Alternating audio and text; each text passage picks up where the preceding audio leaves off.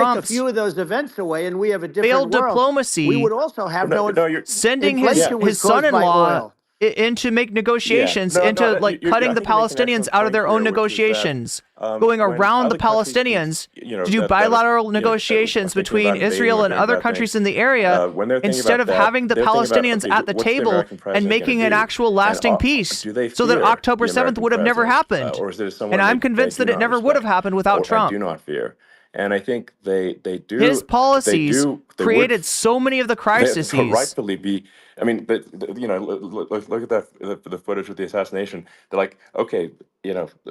And right now, Russia is holding out on talks, on legitimate peace talks with Ukraine, because they think they can get a better deal under Trump. They want to keep more of Ukraine, and they know that if Trump gets in the White House, they'll be able to do that. Of global security, that if the American president is someone that see, Castro's and all the crazies prove it, sweet cinnamon. That makes a huge difference to the security of receipts, the world. or it didn't So happen. I had a good relationship with Putin, despite the Russia hoax that lasted for over 2 years. There we It's just go. a hoax created by Hillary He just Clinton repeats the and, same shit over Adam and over again, and Schiff, people some believe just it. Bad people, you know, just sick people. Frankly, I mean, This is the Schiff guy is that a sick called for person. He's gonna Russia end up to hack probably being a senator. It's hard to Hillary believe. The whole Clinton. thing is hard to believe. But But they no put our country collusion, in no danger collusion, with that right? Stuff too. They actually No when they make up collusion, because the stories, then Republican you have to Congress fight your way out of it for a failed long to time. hold But him accountable. I know Putin very well. I got along with him very well. He respected me, and it's just one of those things. And He respected you? We would talk a lot about Ukraine. It was These the apple of his trolls eye. are making me But I thirsty said, too. "Don't ever Yeah, I'm do gonna it. start Don't to. ever do it." You know, I shut down Nord Stream 2. That was the big oil pipeline, the biggest, I think, the biggest pipeline in the world, going all over Europe. I shut it down. Biden Wait, came, wait, and then wait, they wait. say, Yeah. I you know, I was, Wait, I wait, loved wait, Russia. wait, I wait. was a friend of Putin, and I loved Russia. No, he Okay, actually wait. said to me one time, he said, "If you're my friend, I'd hate to see you as an enemy." I shut down his pipeline. You The shut down biggest his pipeline? They were Wait. looking at that Yeah. to fund, and this Look, I don't think this is a good pathetic thing, president but gets in Biden there, like and the first physically thing he shut did, one of down the that early things he did pipeline. is he shut down. He shut down Keystone XL pipeline, which is our pipeline that would have employed 48,000 So we want the pipeline in people, Keystone. pipeline workers. Shuts it down. That was, you know, a massive job. That Look, he shut down both pipelines, if we're refused to being real, allow. okay? I allowed it in my first week because it was jobs and it moved oil. And by the way, in a much more environmentally friendly way. It's underground. Oh yeah, not it's a truck real that catches fucking on fire Keystone or a XL, train that environmentally catches on friendly. fire. This But guy's think of it. lying to He you. shut down the XL pipeline, the Keystone XL pipeline. Yeah. He shuts that down, and he approves the Russian pipeline. Yeah, it doesn't make any Right? sense. It's inconsistent. Certainly but I mean, I think it's just worth emphasizing to listeners the immense importance of whether the United States president is intimidating or not intimidating, and how much that matters to global security, because there's some real tough characters out there, and if they don't think the American president is tough, they will do what they want to do. I know every one of and them. that puts the, Again, this is just more it puts the narrative. whole world in danger. Elon, I know every one It's of a them, big and I deal. know them well. I know Putin. I know President Xi. So this I know is Kim what you're Jong-un of hearing North right Korea. I know here every one of is them. And let me tell you, people will say, it's like "Oh, this is strongman terrible." He theory, said, right? This is I'm how not saying anything good or bad. authoritarian They're at the top of their dictators game. justify They're tough, their they're government. smart, They they're tell you that vicious, they are strong and they're going to protect and they their can country, protect whether you. they love their country. They probably do. It's just And a they, different form of love. puff but they're out their gonna protect chest and their do all this country. bluster. But Some of these them are even tough wear people at the military top of their uniforms, game, right? And when they see This is what he's Kamala, doing. or This when is they see, classic dictator shit. Biden, Sleepy Joe, they can't even I'm believe strong. it. They My can't enemies believe are this weak. happened. All the stuff that you're seeing Other now, countries all the will horror respect that us. They look will at fear us. Israel. I will make They're them all waiting afraid. for an attack from Iran. And Iran what is would that not be based on? attacking, Him believe me. fucking You know, when I was bending there, over and backwards for I Putin? say it with respect because I think That's we what would have makes been you strong? good with Iran. I don't want to do anything Kissing bad to Kim- Iran, but they knew not Kissing to mess Kim's around. ass in North Iran Korea? was broke. That's what makes you because I strong? told China, if you How buy the fuck from are you Iran strong? oil, it's all about the oil. That's where the money is. But if you buy oil from Iran, you're not going to do any business with the United States. And I meant it. And they said, we'll pass. yeah. They didn't buy oil. Other countries, likewise. Sure. You want to buy, you're not doing business with the United States. And they were at a point where they had no money for Hamas. They had no money for Hezbollah. They had no money for any of these instruments of terror. And it was amazing. In fact, there were articles when I was leaving, which is hard to believe, actually, especially when you look at what's happened to our country. Our country is so bad right now. It's such a different place. We were respected. Think of it. 4 years ago, we were so respected to a point where when I said don't buy oil, they didn't buy oil. 4 But years they had ago no money, was and Israel would have 2020. never been attacked. Zero 2020. chance. Do you remember and again, that year? I said to Vladimir Putin, I said, don't do it.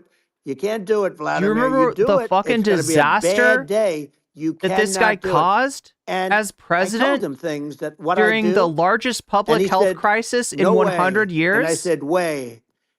And I it's said, the way. last time we ever had the I conversation. said, Yahweh. He would never have done. I got along well with him. I hope to get along well with him again. You know, getting along well with them is a good thing, not a bad thing. So wait, I got thought you were along well with strong. Kim Jong-un.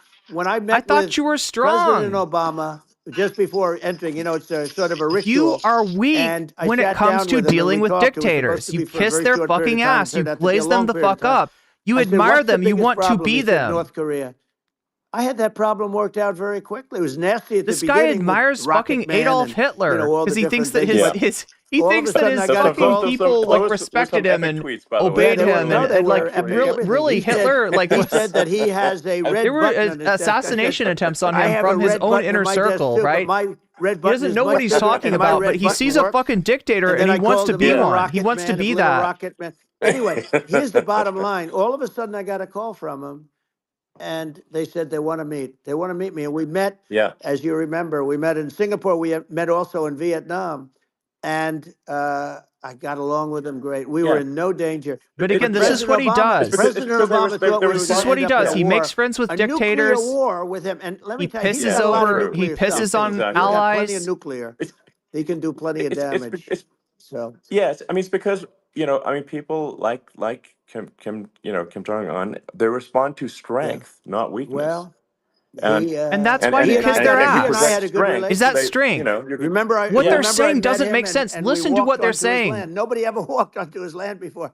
I walked onto. I wouldn't say. Yeah, let's bring that was up cool. Secret Service again. I wouldn't say they were thrilled when I did that. I walked onto his land, and it was an amazing period. But we were not in danger with him because of me. You know, I always say that we have enemies on the outside and we have enemies on the inside. We have some really bad So there he people in our goes, right? government and people that He's an are authoritarian and controlling dictator. of the people. He's not I mean, concerned I with mention names, but dictators. I really don't want to give them the credit. Those But are we his have some really friends. bad, and I say they're more dangerous than Russia and China. If you have a smart president, Instead, a he wants president to that gets it, suppress we are not dissent in from danger inside. from This those is the guy countries that because told they need us and they that need tried our to help. get the I mean, we forced Obama tried to if get you think soldiers about it, to Obama shoot and Biden protesters. and Bush, to a certain extent, in all fairness, forced Russia. This is the guy and that China ordered the together. extrajudicial And if you're a killings history of student, somebody the first thing in you learn is you Portland, cannot Oregon. let Russia and China align. But then they also got, if you take a look, Iran, and they have North Korea. That's, they call it the axis of evil. In the old days, you had the axis of evil. Here we have a modern day axis of evil.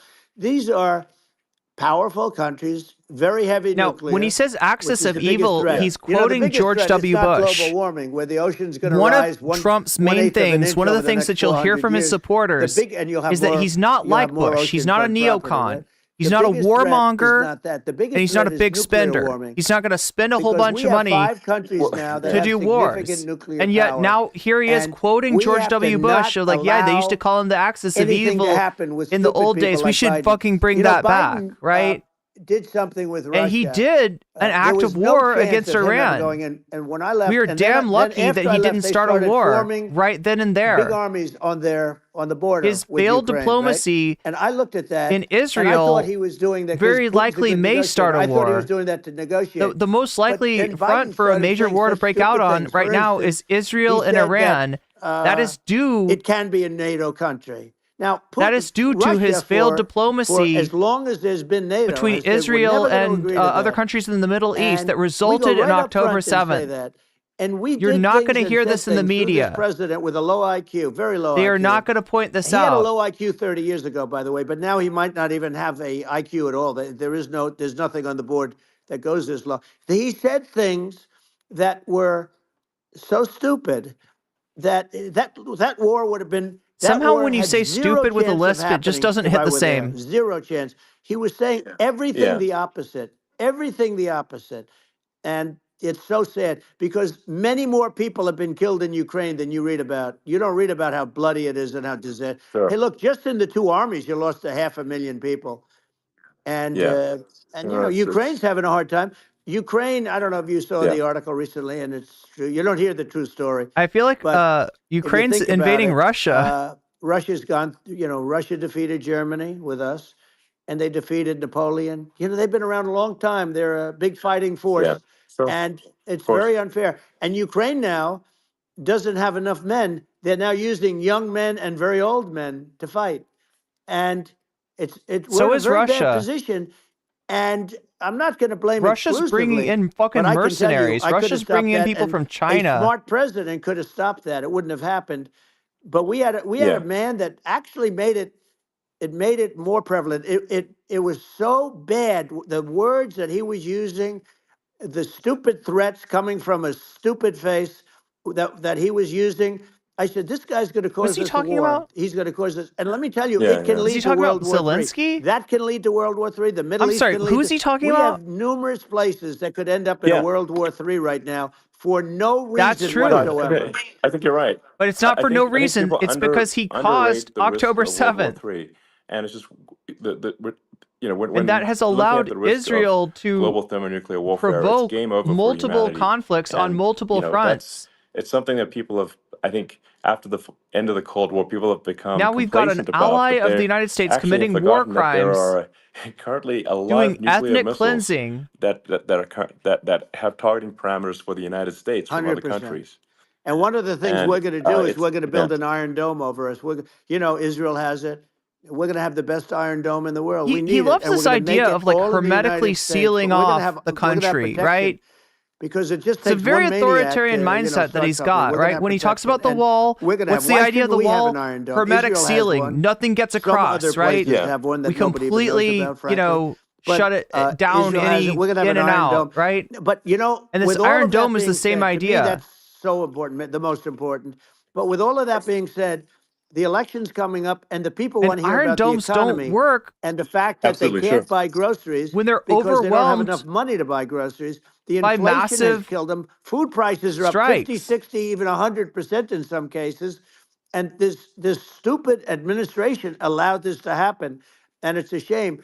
Again, and that's the thing that people most care prices about, went in up my as a opinion. They care about result the border a lot. Of the pandemic, the pandemic that Trump oversaw like where I can discuss something and did a bad job. And by the way, you think Biden could do this interview? Do you think so? Would there be could do this inflation? They would take a pass on you. They could not. With a better president having overseen the pandemic, possibly. Questions. Possibly there could have been less, but when you think that somebody that does this very for a likely living that was can't going to happen answer a question regardless. or is afraid to do an interview. And in her case, with a very the real problem is corporations taking advantage of that situation But the big thing in order to keep prices artificially high because now people are used to paying higher prices. Is the single most important and if they thing, keep the but a lot of prices people don't. higher, A lot they of make people more don't profits. understand that, but it doesn't have to. If I understand it, that's all you need. Because if I was president, you're not going to have that kind of a problem. But the thing that they really is making them angry is what Kamala and Biden have allowed to happen to the economy. It's a disaster with inflation. The inflation, it doesn't matter what you make. The inflation has eaten you alive. If you're a worker or if you're just a middle income person, you can't afford, 4 years Again, ago, at this 5 point, years the ago, problem people is were not saving a lot of inflation. money. The problem is Today, they're using all their greedflation. money and borrowing money just to live.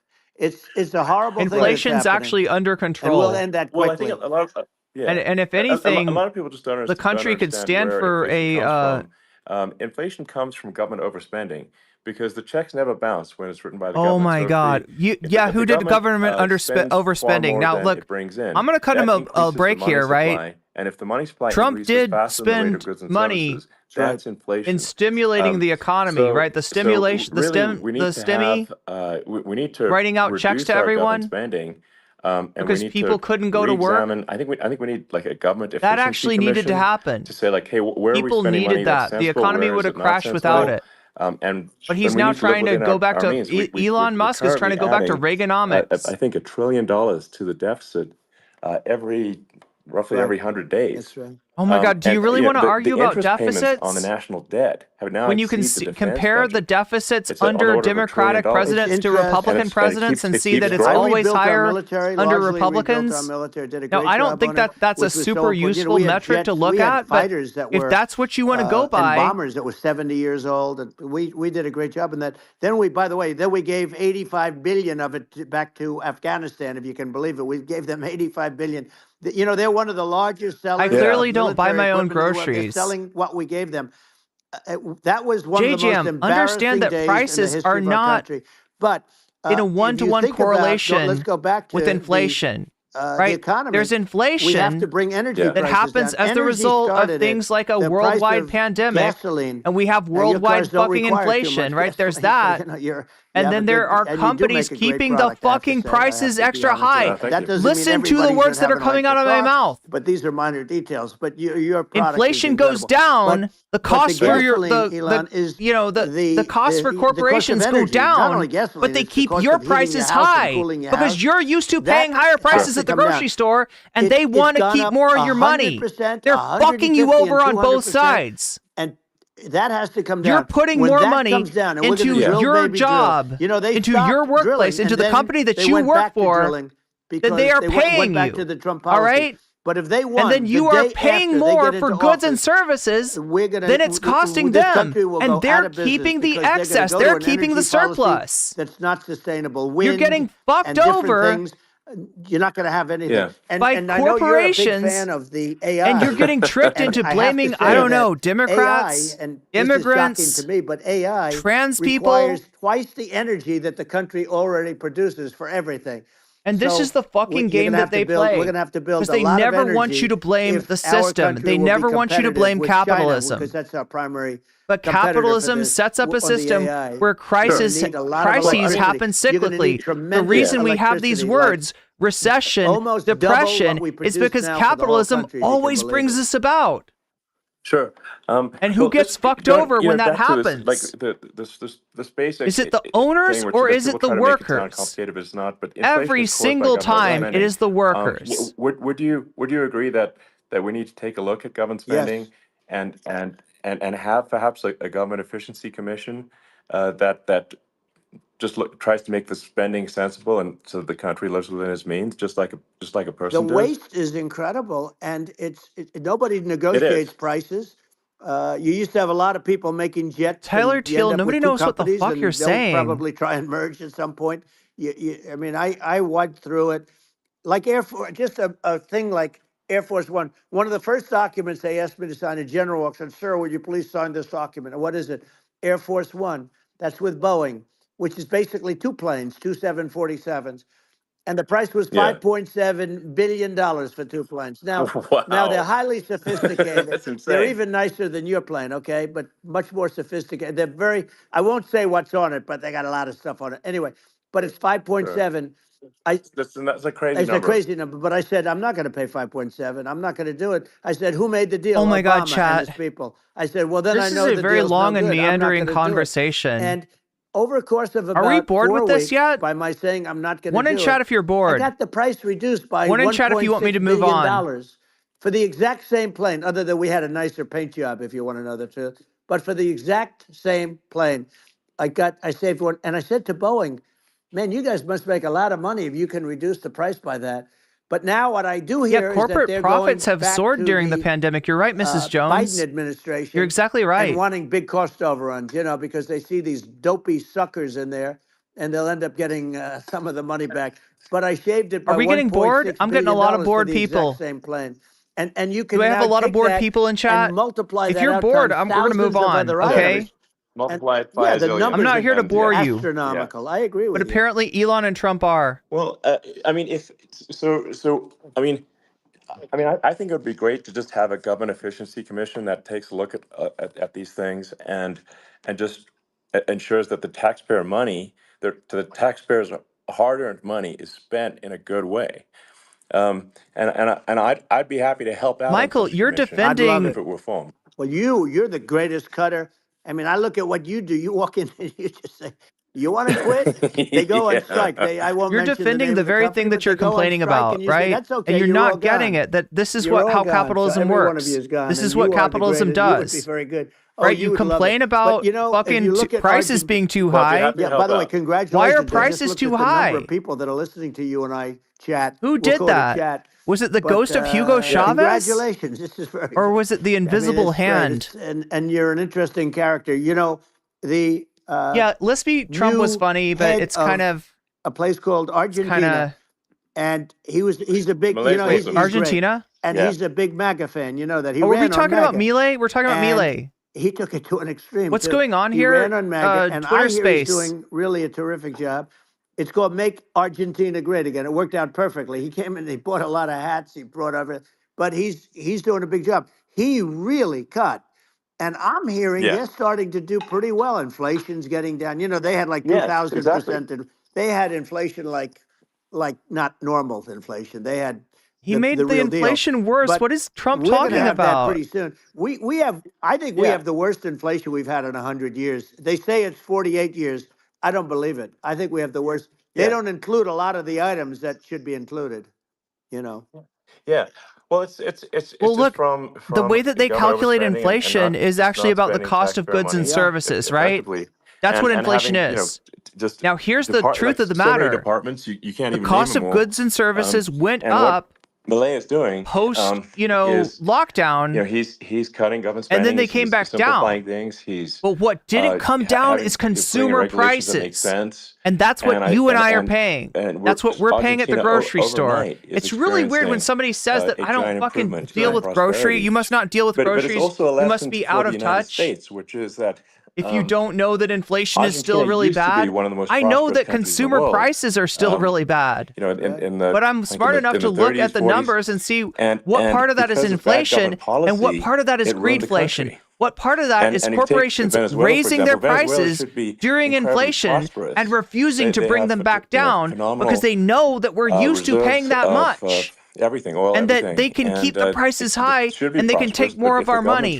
This is literally capitalism bending you the fuck over. I think we should not be complacent. And in the you United saying, States please, and sir, thinking may I that have taking our another? And prosperity it's for sad. It's granted. depressing. Because if I with hate bad seeing government workers policy, we can run the being country bitch for made granted. like this. I And fucking hate it. That's just something people should bear in mind. Don't take prosperity for granted. Well, think of education. So we're ranked at the All right, bottom we've of got every ones. list People are of the saying they're top bored 40. of this. We're Let's ranked do number some other 40, number content here. 38. Norway. Trump, we're going to give you the boot. Switzerland, Sweden. We're going to give you the countries are ranked. boot, Trump, because you're boring. Anyway, it was nice to hear Lisp Trump. That was kind of neat. All right, let's go to Trumpstein. You want to do some Trumpstein content? And then we'll get to Westside Tyler and President Sunday and all the rest. It's not that. It's not that. It's that. There we go.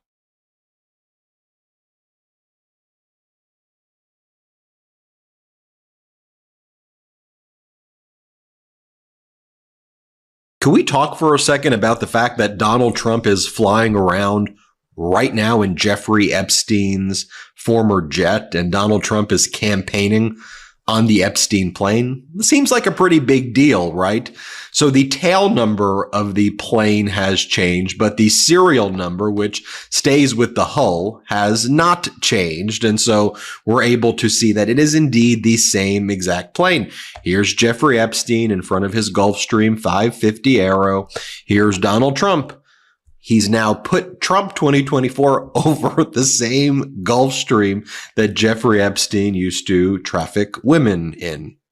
Folks, let's just take a look at the data so we can see it for ourselves.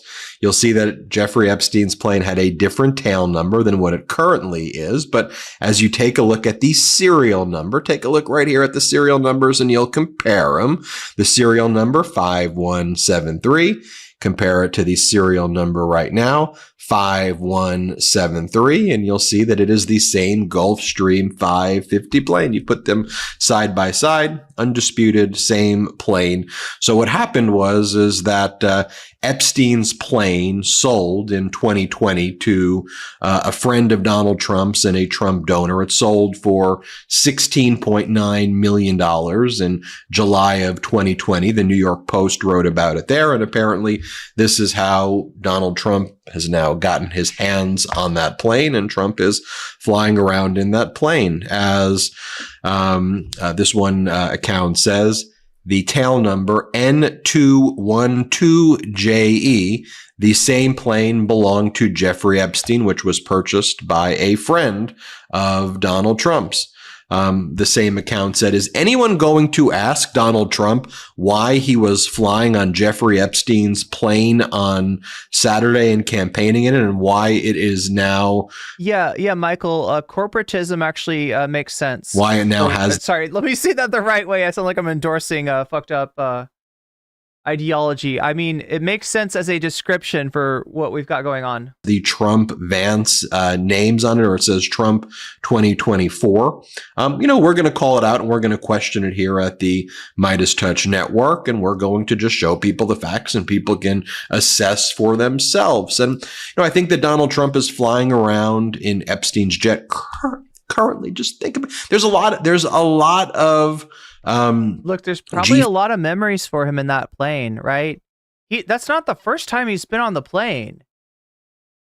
Wait, am I like Trump's been on Epstein's plane, right?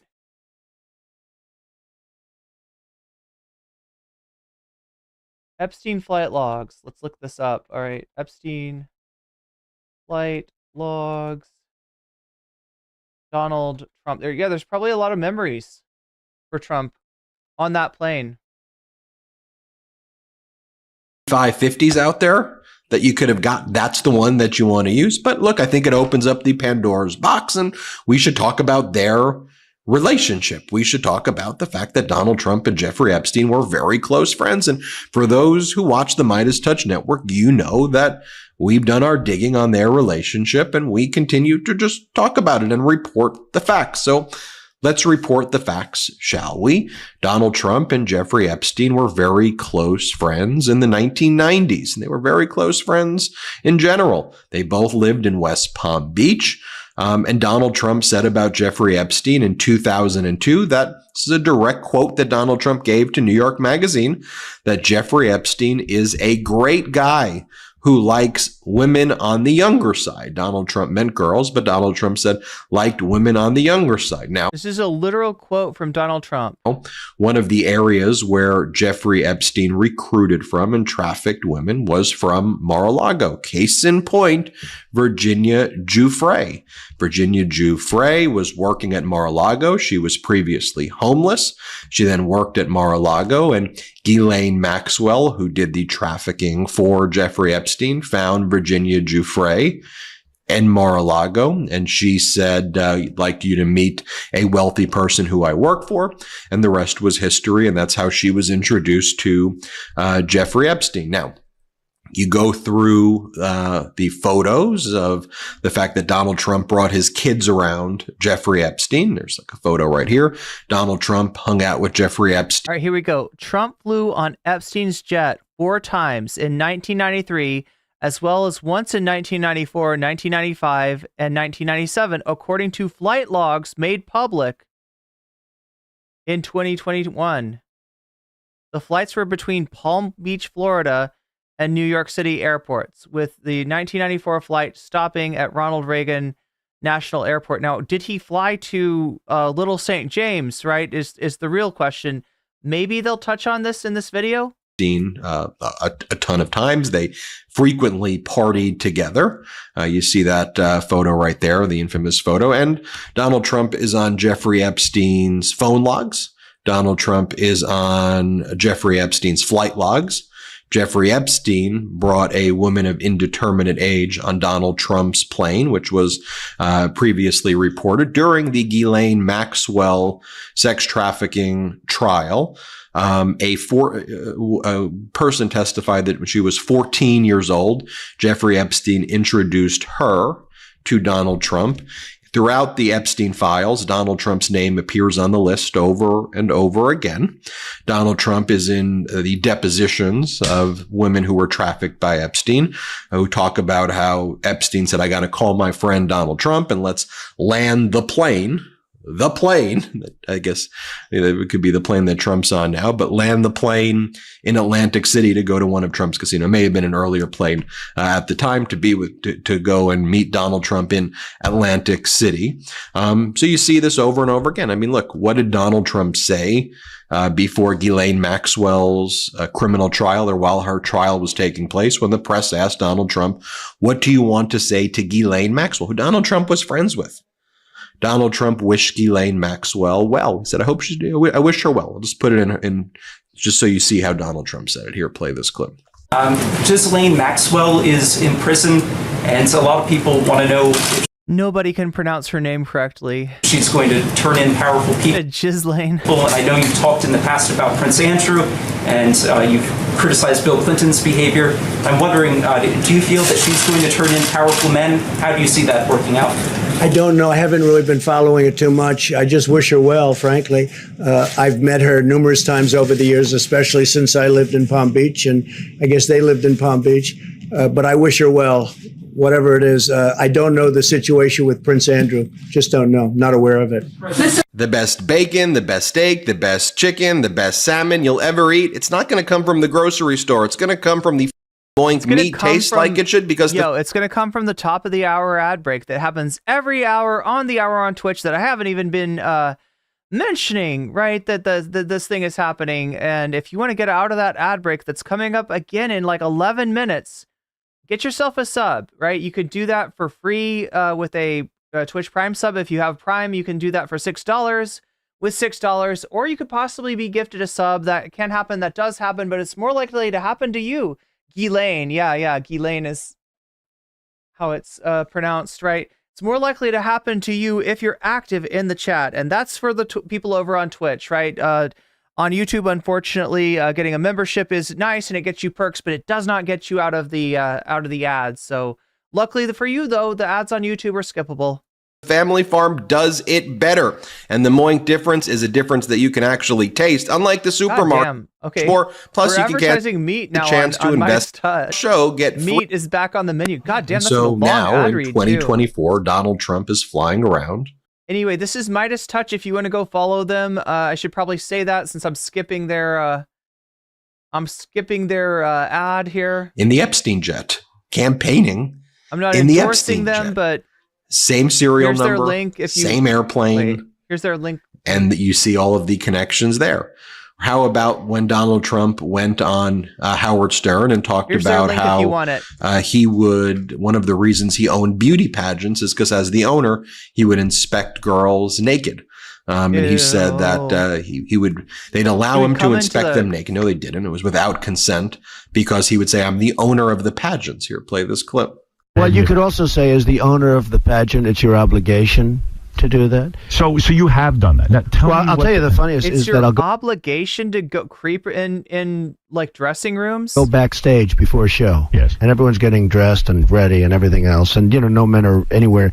And I'm allowed to go in because I'm the owner of the pageant, and therefore I'm inspecting it. I'm inspecting. I want to make sure. Inspecting it. I want to make sure everything. What? Their naked bodies are good. You're like everything a doctor. Is good. You're there. Yeah, and wait, was this pageant one for underage people? I can't remember. I can't keep all the Trump shit. It's just like hard to keep it straight. Is everyone okay? They're standing there with no. Is everybody okay? And you see these incredible looking women. And so I sort of get away with things like. And by the way, I sort of get away with things like that. Numerous women who came forward who talked about Donald Trump engaging in that behavior. Let me just show you a few right here. Play this clip. Is it normal to see men in dressing rooms at pageants and the owner of a pageant? No, the director of the North Carolina, South Carolina, Louisiana, and Alabama pageants, it's very much a family atmosphere. She doesn't even go backstage when the girls are getting ready. Only the female chaperones are allowed backstage in the dressing rooms with the girls. I've never had an experience where there were men or directors or anything like that walking back in the dressing rooms. Yeah. As I understand, there, you have an experience of something that happened the night before the pageant? Well, not the night before the pageant, but when we were in New York City on the media tour, they were doing a book launch at Trump Towers for the Universal Beauty book, and they had a bunch of former Miss USAs and Miss Universes and all 51 of us, and we did the red carpet, and that was tons of fun. And then they lined us all up, and Trump went down the line, and he shook your hand and, looked you over, looked you up and down, head to toe, and was just checking everybody out. And you felt? I felt very dirty. It was very creepy. It's kind of like when you're at a bar and a creepy guy is checking you out. That was the experience for me. Here's Tasha Dixon, Miss Arizona 2001, talking about what Donald Trump would do. Play this clip. He just came strolling right in. Oh my God. Thank you, ADHD. You noticed something I didn't know. Female chaperones, meaning the contestants were minors. There was no second to put a robe on or any sort of clothing or anything. Some girls were topless, other girls were naked. As Miss Arizona 2001, Tasha Dixon competed. He also ran Miss Teen America. In the Miss USA pageant. Donald Trump owned the contest along with Miss Universe and Miss Teen USA for 19 years. Our first introduction to him was when we were at the dress rehearsal and half naked changing into our bikinis. To have the owner come waltzing in when we're naked or half naked in a very physically vulnerable position, and then to have the pressure. I love the quote from Trumpies. What a load of crap. Because you don't like to see the truth about the guy that you're supporting? Really? The truth? Is it like the testimonies of people who were, parts of these pageants that experienced Donald Trump's creepiness? That's a load of crap? Of the, the people that work for him telling. You have been steeped, my friend, in alternative facts for far too long. Telling us to go fawn all over him, go walk up to him, talk to him. And Dixon has strong opinions about what she thinks were Trump's motivations. I'm telling you, Donald Trump owned the pageant for the reason to utilize his power to get, around beautiful women. Dixon, who lives in West Hollywood, was 18 at the time. Who do you complain to? He owns the pageant. So there's no one to complain to. Everyone there works for him. The year she competed, the theme was empowering women. And after hearing recent audio of Trump talking about women, she decided to speak out. I miss Arizona, so I veer more on the conservative side. Wait, I'm intentionally misleading. Brown Trout, what is your problem? Like, in what way? I'm showing you testimony. I'm showing you an interview. Sorry, not testimony, but like an interview with somebody who was part of his pageant. All right. Do you think she's lying? Do you think she wasn't in the pageant? Do you think she's making it up? What's your problem? Like, state your issue. You can't just say, I don't like to see these facts. They're not convenient. They make me feel weird about myself. They make me feel weird about the candidate that I supported. And look, you do have alternatives, all right? You do not have to vote for Trump. I pointed out RFK Jr. has a lot of similar viewpoints to Trump. Now, then again, no, God, that's right. Oh my God, chat. RFK Jr.'s got some shit going on too, doesn't he? Yeah, he creeped on a nanny. He apparently, in fact, he didn't deny it. I don't know. Did we go over that? I feel like I feel like I didn't cover that enough, right? The RFK story, yeah, that might have been, oh my God, chat. That might have been like bonus content that we never got to. But yeah, like with one nanny, he asked her to like rub lotion on his back. With another nanny, he actually physically, kind of, or at least she claimed that she was physically groped by him. When he was asked about this, right? He didn't deny it. He was literally asked about this, and his answer was, I was a different person in my younger days, right? I've struggled with, this and that and the other, and, I've really changed, right? That's his answer. It sounds to me like a tacit admission, but you be the judge. I just like to. I'm trying. Yeah, Joe Biden's creepy too. Too bad, Ro J, that Joe Biden's not running. Roj, who do you think is running for president? What rock have you had your head under for the past month or so? Please try to keep up. Choose what's right. This is what Don. That's all you can say, Rusty, is BS because you're coping and you're seething. And you can't deal with the truth. You don't like seeing the truth. Just say it like it is. You don't. RFK is a climate change freak. There's your. Not anymore, KDR. Donald Trump said. RFK is a political chameleon these days. About Lindsay Lohan when she was either 17 or she had just turned 18. I think she had just turned 18. Stephanie, you might as well say Epstein 2024. Oh, except he's dead. Right around that time period where But hey, we don't know. Trump may be having a stroke. Chat, did you hear that earlier? Now, I said that it sounded like his dentures were slipping. I said that it sounded like his dentures had come undone. But somebody that was in chat earlier that works with, elderly people said that it also kind of sounds like a stroke victim. I guess we'll find out. Trump's not doing well, by the way. Trump is not handling the fact that Kamala's getting bigger crowds than he is. Trump is not handling the fact that Kamala is winning in the popular vote. Kamala is winning in the swing states. Kamala's got all the energy behind her. Trump's talked about. He's not dealing very well. About having sex with her because she had mental health issues, which Donald Trump said this is the Howard Stern interview, right? Was more of a reason why he wanted to have sex with her. Here, play this clip. What do you think of Lindsay Lohan now? I think she's hot. There's something there, right? Yes. But you have to like freckles. I've seen a close-up of her chest. Yes. And a lot of freckles. Are you into freckles? If the father's a wreck, like the way he is. Right. You imagine the sex with this troubled... Yeah, you're probably right. She's probably deeply troubled and therefore great in bed. Back in the day... How come the deeply troubled women... Yes. Deeply troubled... Right. They're always the best in bed. If for some reason what I said is true, I mean, they're just unbelievable. I can tell from the... You don't want to be with them for the long term, but for the short term, there's nothing. Then there's this report from The Guardian, which talked about these yacht parties that Donald Trump would attend in connection with his beauty pageants. His pageant was called, one of them was hosting the Look of the Year competition. These were the girls right here. And Donald Trump, The Guardian talked about at least one party Donald Trump attended on a yacht, the Spirit of New York, where men old enough to be these girls' grandparents would grind on the girls. Donald Trump was apparently there. Donald Trump posted photos of himself. Yeah, of course he was there, like the creep he is. With the girl. So you see a photo right there of Donald Trump. Like the freak he is. Put this in a video recently. So you go through, go through all of the facts about their relationship and friendship between Trump and Epstein. We created this video right here using the famous Kendrick Lamar song. Not like oh shit, Gus, but just I'm sorry, we got to give the tipster. We got to do the tipster.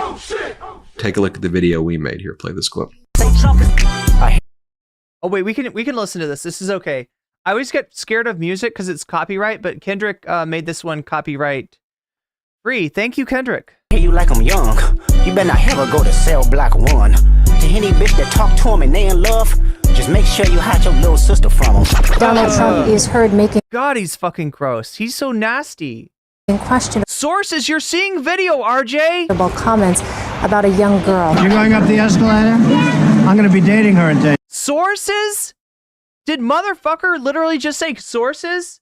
This is video. This is video of Trump. What the fuck do you want? There's the source right there. There's the source right there. My boys certified pedophiles. Wop. That fuck them up. Wop. That's your dude. Come and get your dude, Republicans. Come and fucking get your dudes. I'ma do my stuff. Why you trolling like a bitch? Ain't you tired? Trying to strike a chord. Yeah, look at that. Flew on Epstein's plane 7 times. That's his name on the fucking Epstein flight logs. Source? It's right there, dipshit. It's right there. It's probably A minor. It's definitely A minor. What does Tiffany have of Marla's? She's got Marla's legs. We don't know whether or not she's got this part yet. He routinely... No, god damn. He's talking about his fucking... Is that his kid? Is that his fucking kid? I mean, we already saw that he said shit like that about what's her fuck? Ivanka, right? But that's a 1-year-old. Spoke fawningly of Jeffrey. He admired Epstein's lifestyle. Well, we're going to be fearless in our coverage here at the Midas Touch Network, and Donald Trump is using Epstein's plane right now. We're going to talk about it. God, you should share that information with people. I mean, we are. There you go. Creepy and disgusting. Now you make up your own fucking decision if you want to vote for this creep. Right? And you can't go to fucking, well, Biden smelled somebody. Oh my, you can't do that anymore. Biden's not running. Biden's not on the ballot. Kamala and Tim Walz, they don't do this shit. This is Donald Trump. He is a very special kind of freak. Anyway, chat. Anyway, let's see. We got a little bit more of this. And I quote him, "This is what the Democrats do to their Republican opponent who is leading them by a lot in the polls. This is AI, and it is very dangerous for our country." Oh, crap. I forgot about this. Wait, what? Okay. Also, I was never on Epstein's plane. Yo! You bought Epstein's plane. What are you talking about? We just saw this shit. This guy's a straight up liar. Oh my God. Or at his stupid island? That's how he's going to push back? It's a stupid island anyway. Little St. James, I own Big St. James. Or at his stupid island. Strong law. Why does he put stupid in quotations? I don't understand. Laws ought to be developed against AI. It will be a big and very oh, this is what the AI story is about. Dangerous problem in the future, end quote. Here is the problem I have with this, not the AI part, that was awful. I have a problem with what he said because only part of his denial may be true. There is no record of Donald Trump ever visiting Jeffrey Epstein's Caribbean island, Little St. James. That is clear. But there is plenty of hard evidence that he rode on Epstein's plane. And as we saw, he's flying Epstein's plane right now. That's where he's at. And not just one time, 7 times, at least 7 times. And we know that because his name appears in... Like, how old? This is 7 months. Oh my God, chat. This is 7 months ago. Right? So she doesn't know. The irony, like, I guess this is a more recent development. We just got this from Midas Touch, right? That he bought the plane, that he's flying around in the plane, that he's doing campaign stuff in the plane. This is fucking bad. This is wild. Flight logs that are submitted to the FAA. Here's what they reveal. Trump flew 4 times in 1993. He flew once in 1994. And that JE, guess what that stands for? Guess what JE stands for? And again in 1995. Jeffrey. Those are in addition to a flight that was previously Jeffrey Epstein reported and documented in 1997. All of the flights were between Palm Beach and New York City. And the logs show Epstein was on board the plane with Trump as well, each of those times. The 1994 flight is notable because Trump's then wife Marla Maples is also listed on the flight log. And according to those logs, they decided to bring along their then infant daughter, Tiffany Trump, as well as the family's nanny. They are all on the log. On the flight in 1995, the logs say that Trump also brought along his then 12-year-old son, Eric Trump. So, again, these are documents that are submitted to the FAA. These are not just claims made by someone in a deposition. So it is hard to sort of reconcile when the president says, I was never on that airplane. Thank you for watching. God damn. All right, we got one more video of this, right? The sex trafficking trial of Ghislaine Maxwell entered its 2nd day and first full day of witness testimony this morning. The longtime associate of Jeffrey That's a family affair, isn't it? Epstein facing multiple charges for her alleged role in recruiting underage girls for abuse. Fox's Stephen Goen joins us live outside of the federal courthouse in New York with the very latest. Hi, Stephen. Hi, Daytona. Maxwell was back in court today as the prosecution called some of their first few witnesses to the stand, including one of Epstein's longtime pilots and one of his accusers, who says she met Epstein and Maxwell when she was just 14 years old. That accuser, testifying today and taking the stand with the pseudonym Jane, says the abuse first began after she met Epstein at a summer camp in Michigan, where she was told he was a donor. Prosecutors have said Maxwell was sometimes in the room when that alleged abuse happened. The testimony supporting the government's case that Maxwell was Epstein's partner in crime in the trafficking of young girls between 1994 and 2004, resulting in her 6 indictments.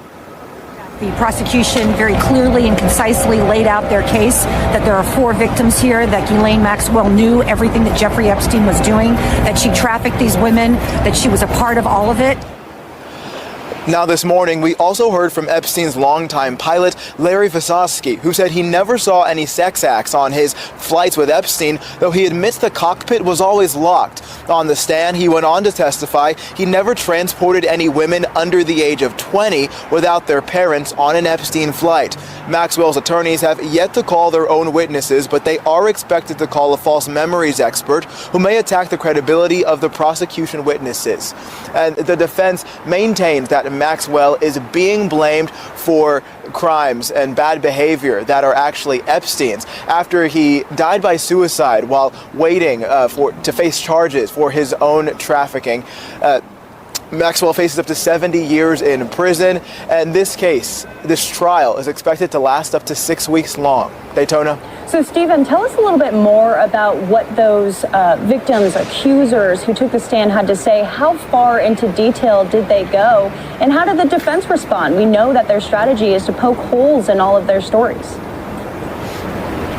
Yeah, Daytona. It was a pretty revealing testimony that we heard today. This victim, like I said, she went by the pseudonym Jane, so we still don't know her identity. She said that when she... So yeah, like, I mean, Clinton's implicated in this shit too. Like, not that I'm not trying to just like only talk about Republicans or only talk about Trump here, right? There's a lot of creeps. First met Ghislaine Maxwell, it was kind of like a big sister figure. She's very comfortable with her, but that very quickly turned. She said that she was groomed with shopping trips and money for her family that was coming directly from Maxwell and Epstein. But then once that turned sexual, she said she was ashamed and terrified by that abuse that was going on. And then when it comes to the response from the defense, yes, they're poking holes in this. These memories are more than 20 years old at this point, so they are definitely calling into question the credibility of everything that was said today. And also the pilot taking his stand, as you can imagine, probably very close with Ghislaine and also Epstein. What else did he have to say about who was coming on and off of that plane? Well, it's a few things that we have heard before, but this really confirms it. That pilot said that former presidents Donald Trump and Bill Clinton had been on those flights. Actor Kevin Spacey, he said, had also been on those flights. And this is a man who worked for Epstein from 1991 to 2019. So that's quite a long time. And he said he saw several important people on those flights, but he was very specific when he said that he didn't believe he had seen any women under the age of 20 on those flights alone. If they were on those flights, he said they were with their parents. Daytona. Stephen, last question for you. What are you going to be looking for tomorrow on day 3 of trial? Well, on day 3, we'll be looking to hear from potentially more witnesses. We know that there are potentially 4 that could be speaking, and we've just heard from 1 today. So looking for more of those witnesses who are accusing Epstein of abuse, I should say, and just waiting to hear those testimonies and their memories from all those years ago. Daytona. All right. Fox's Stephen Goen. All right, so let's see. We've got an article from Daily Beast here. Let's take a look at this. So I may have misspoken earlier. I guess I assumed they meant that the campaign had bought Epstein's jet. This article says they rented it. So I'm sorry for giving you fake news, right? They didn't buy the jet outright. They rented Epstein's jet. And like I said, there's probably a lot of memories on that jet for Donald Trump, right? Probably sentimental. Donald Trump's campaign confirmed the former president chartered a private jet this weekend that once belonged to Jeffrey Epstein, but said he did so by accident. That's just like Elon's story about Ghislaine Maxwell, right? She photobombed me. That's why I've got a picture with Ghislaine Maxwell. She photobombed me. It was an accident, I swear. A campaign official told the Daily Beast Monday afternoon that Trump and staff had no idea the Gulfstream G550 was once owned by one of the country's most infamous sex traffickers. The official said that the jet was provided to the campaign by a charter flight company. The campaign had absolutely no idea the aircraft was rented previously and owned by Mr. Epstein, the official said, adding that it's just too fucking coincidental, right? I mean, this is potentially a jet that Trump flew on before. I'm sorry, I'm not buying it. I am not buying their explanation right here. Adding that Trump's advisors only learned of the jet's shady past once journalists contacted them on Monday. Trump's camp said that he only took one flight on the jet, a relatively short 363-mile hop from Jackson Hole, Wyoming to Aspen. This is not what Midas Touch was reporting, though. There's a discrepancy here, right? I feel like Midas Touch talked about more than this flight, where he was attending fundraisers on the campaign trail. Instead of doing rallies, which Kamala was doing, and she was packing those stadiums. She was packing the same stadiums that Trump is now failing to fill. He's falling off. He's coping and seething, and he's really losing it. Trump's not doing well right now. He flew back to Florida on Saturday night in a separate chartered plane as his private aircraft. Trump Force One, not to be confused with Weasel Force One, was still undergoing repairs in Montana. The official said Trump's campaign instructed Private Jet Services Group, a charter jet company who provided the plane, not to pull out Epstein's old aircraft again next time Trump calls. The Trump official said the company, who's been used by it's like a weird thing. Like if there's it's like staying in a room where there's been a hotel room where there's been a murder or something. You'd think that they might retire that jet or dismantle that jet or strip it down for parts or something, but no, they're keeping it around.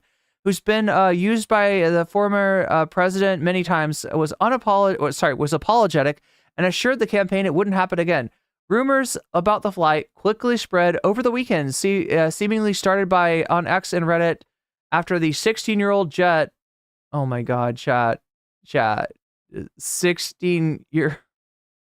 It's a 16-year-old. Oh no, chat. That's just like more unfortunate coincidences, I'm sure. Jet was photographed on the ground in Aspen by a local photojournalist and a plane spotter. Online sleuths. No, really? That's like some serious plane spotting there. I don't know. Online sleuths noticed that the jet looked familiar and dug into its past using the Federal Aviation Administration's public registry to look up the tail number, serial number, and history. This is what Midas Touch was talking about. That appeared to uncover that the jet, which seats up to 16 people, was the same private plane Epstein purchased in 2013 and regularly flew between Palm Beach, Manhattan, Paris, and the U.S. Virgin Islands. That is probably including Little St. James. Redacted records showed. The aircraft is not the same. Okay, so it's not the Lolita Express, right? It's not that plane, which was a Boeing 727 he allegedly used to shuttle underage girls around the country, and the Caribbean. Flight logs listed Trump as being a passenger on the plane previously. So Trump had flown on this plane. I was kind of guessing that there might be some memories for Trump there, and it turns out I was right. Do you think it was a Gulfstream G550 that Epstein was flying on just before he was arrested at the airport in Teterboro, New Jersey on July 6, 2019, his final day of freedom. He just returned stateside after a trip to Paris and was found unalived in a New York prison a little over a month later. The Gulfstream 550 G550 was put up for sale a year later at the asking price of $16.9 million. Said the Palm Beach Post reported. The Palm Beach Post reported at the time. A Trump campaign official said that the plane had changed hands twice since then, and which included a tail number being changed. That official added that the jet's livery on Saturday, which said, okay, that's part of a plane, which said Trump 2024. There we go. You'll get banned for posting this in chat, by the way. Painted on the left side was painted by the plane's current owner. Once they heard that the jet was going to be used by Trump. Once the owner found out that the plane was being chartered to the campaign, he made the decision to put the decal on the plane himself, the official said, noting that noting the font used is different than Trump's campaign. Okay, so they're trying to distance themselves, but seriously, you're flying Epstein's jet. You are flying Epstein's jet. Just a little, speaking of, memories for Donald Trump. We got to mute that because that is definitely copyrighted music. But there he is back in the 80s, being a creep, hanging out with other creeps. You could see some of his gestures, some of his facial expressions, still the same. From the younger Trump to the older Trump. What would this be? This would have been, the 80s? So we're talking about like 40 years ago. And here he is with his BFF, his bestie. What do you think he's pointing at? What do you think he's saying? What do you think this conversation between Trump and this absolute fucking creep is about? And I wonder, are those his real teeth? Maybe he had real teeth back then.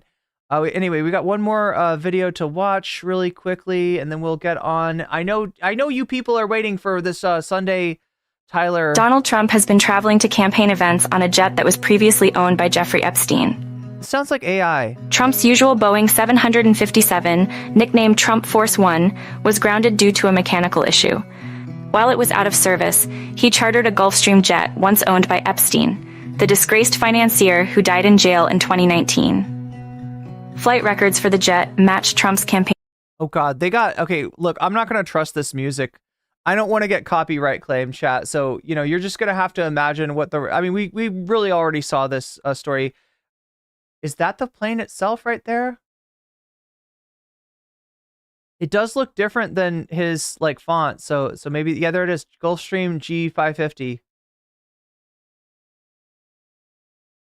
Wow. Seriously, every time I look into this guy, I'm surprised and shocked. Trump is going to lose, very likely.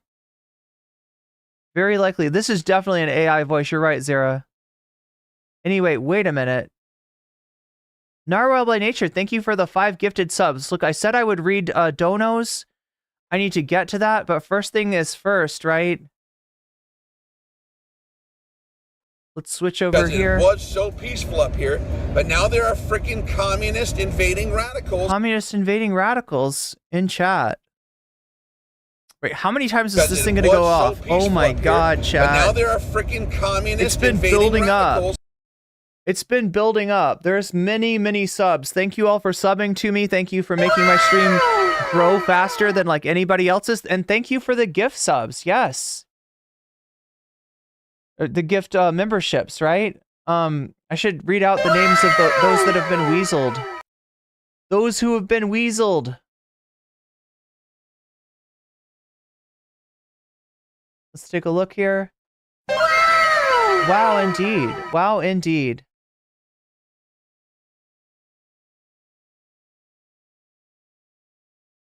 Wait, how far up was that? How long ago was this? The good news is you have a lot of good content. The bad news is that you're going to start picking up this. You're going to have to start picking up the slack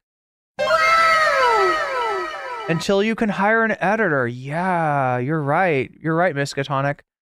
Cops asked Trump if there were any There was a complaint. Let me see if I can find. Oh, there they are. There they are. All right. Style and rail woodworking. You've just been weaseled, and that's a good thing. Felix Rios. You've just been weaseled, and that's a good thing. Digital K. You've just been weaseled, and that's a good thing. Wooden Teeth. You've just been weaseled, and that's a good thing. Peaceful up here, but now there are freaking communist invading radicals. Chase the Devil. You've just been weaseled, and that's a good thing. And thank you, Narwhal. Thank you for the gifted memberships. Yeah, that is, what does that add up to? Geez, look at this. We're at 95% of the dono goal. There's some of you that I have not gotten your preference as far as what you want to see. Now, I realize we kind of already gave you some of the content, right? I actually already gave you this MAGA turns on Joe Rogan story. So I guess we'll do the second, the second highest rating one. So yeah, once again, if you, when you donate, let me know which of these topics you want to see next, which of these topics you want as bonus content. And I'll try to, if we hit that dono goal, I'll do the content after the stream. That goes for, if you are, doing a super chat, if you are doing a super sticker. I got to read out the super chats, by the way. If you are signing up on Patreon, oh my gosh, chat, I almost forgot the Patreons. If you're donating on Twitch, if you're donating through Stream Elements, if you are donating on any of the links down in the description below, if you are helping me crowdfund cool stuff in my throne, right now I've got two 16 gig, they're called RAM sticks, right, to help my computer run better. So hopefully we'll have less technical difficulties. Hopefully the stream will get better. I put stuff on there to, help the stream run better. So if you support me on Throne, you can also support me in trying to pay the bills there. That's on there too, right? But let's see. We gotta read off the patrons. Patreon signups. Those also count. Basically, any kind of donation that you send my way, you got the ability to direct that donation where you want, and I will put it. I will put your money where your mouth is and help you. Help the content that you select win. So it'll add points to the polls basically. So Omega Star, thank you, and shouts out. Jules K shouts out. Just Julie shouts out. Moe Noape shouts out. Shaxpie shouts out. Funky Monkey shouts out. Temporal Insanity shouts out. And that is those are all my fancy weasels. Everyone over on Patreon that is supporting me with $5 or more per month, you get a fancy shout out every single stream.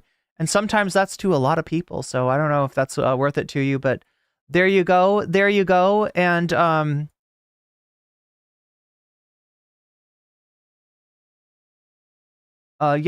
subs as well on Twitch. Cat ears, please. Wait, cat ears. I got a request for cat ears. Let's do the cat ears. So there you go, cat ears. Twitch is asking me for cat ears. Twitch, don't think I forgot about you. At the top of the hour, there's a 3-minute ad break.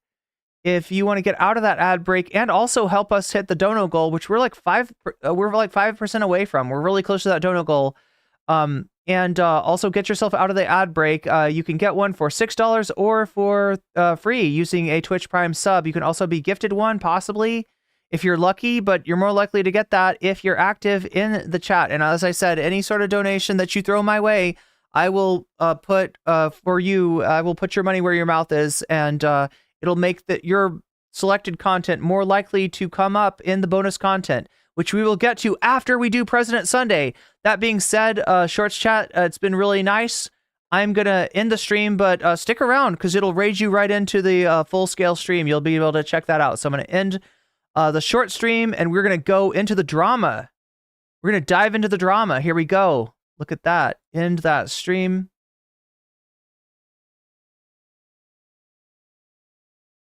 New Anna with the $2 super sticker, bringing us ever closer to that dono goal. Thank you for the super sticker, New Anna. Oh yeah, let me read. I need to read the donos. Wait, live chat. No, I need to fan funding. That's where we go to read the donos. So, Thomas Jerome Newton. super chats. I think that's about $5. Racist Rogan is comical, also funny, and not in a ha-ha kind of way. Shakespeare says Mustela nunatorum, nuntiorum. That is, oh yeah, you're saying Newsweasel.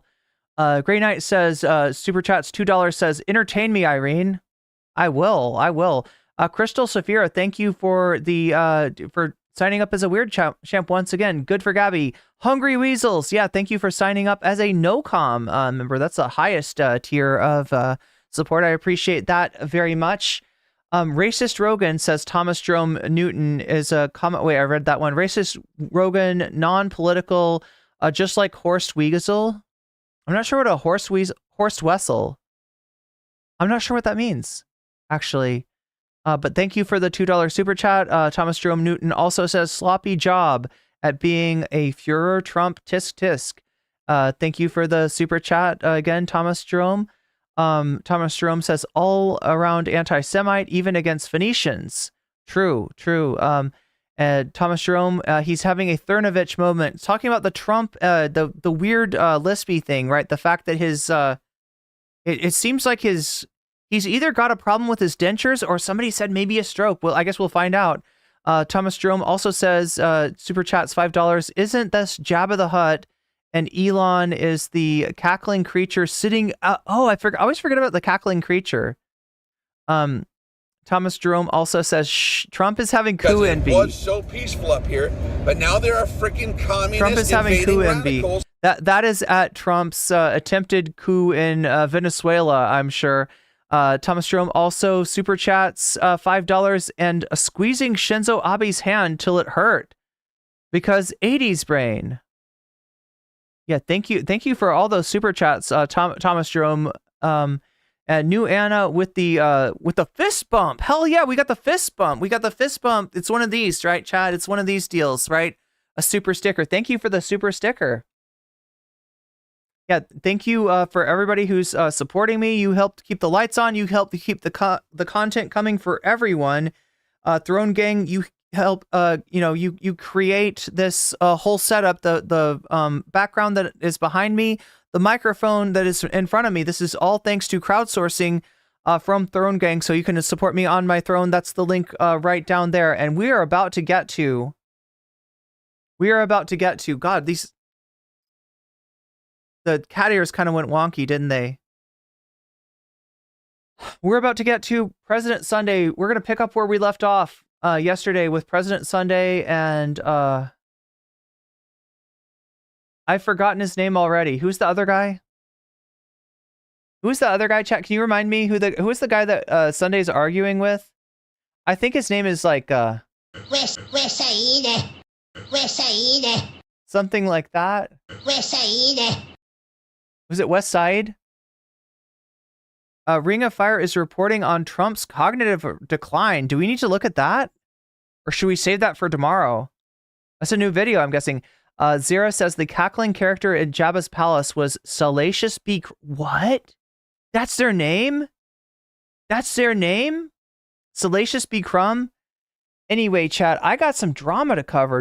We've got some unfinished business here, right? In fact, there's more unfinished business because Sunday did another stream and Tyler did another stream and they both fucking talked about it. God damn it. I need to get done with this drama fucking side. I need to finish this, right? We need to be done with this. I hosted the debate last night. Check it out on my stream. The video's up now. There is one little section that I might want to go over again from my video, right? Where it was really late at night. Sunday was showing me some screenshots and he was explaining, what the point of those were. It part of it went over my head and I just wanted to, sort of recapitulate that. So I might go over that a little bit. But other than that, I think we're good to start this Sunday, the Sunday train. Let's do the Sunday train.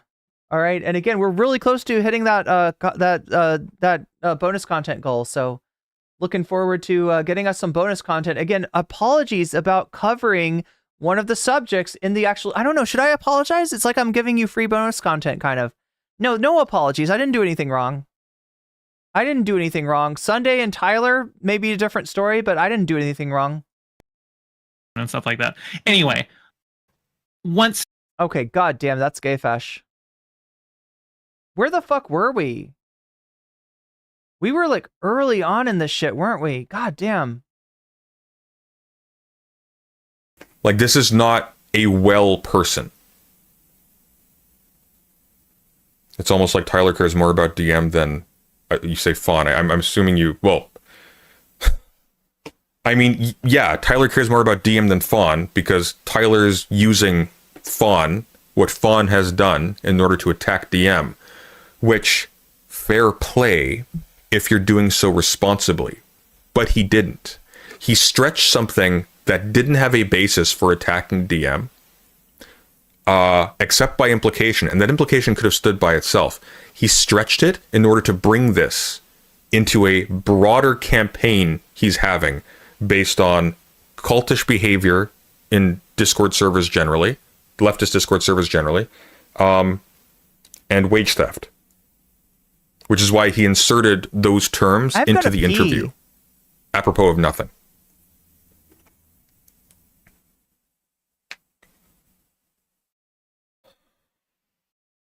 Like, I'm trying to, like, remember when Tyler went after Lore Lodge? And he was really going hard on these people. Okay, because they were failing to provide sources. Back, okay. They were failing to properly source their information, I'll try to listen their to this B-roll, on their headphones, their images. I'll be right back. Their documentary sources, like when they would quote from original recordings and then not say they were from the original recordings. When Tyler has been asked, not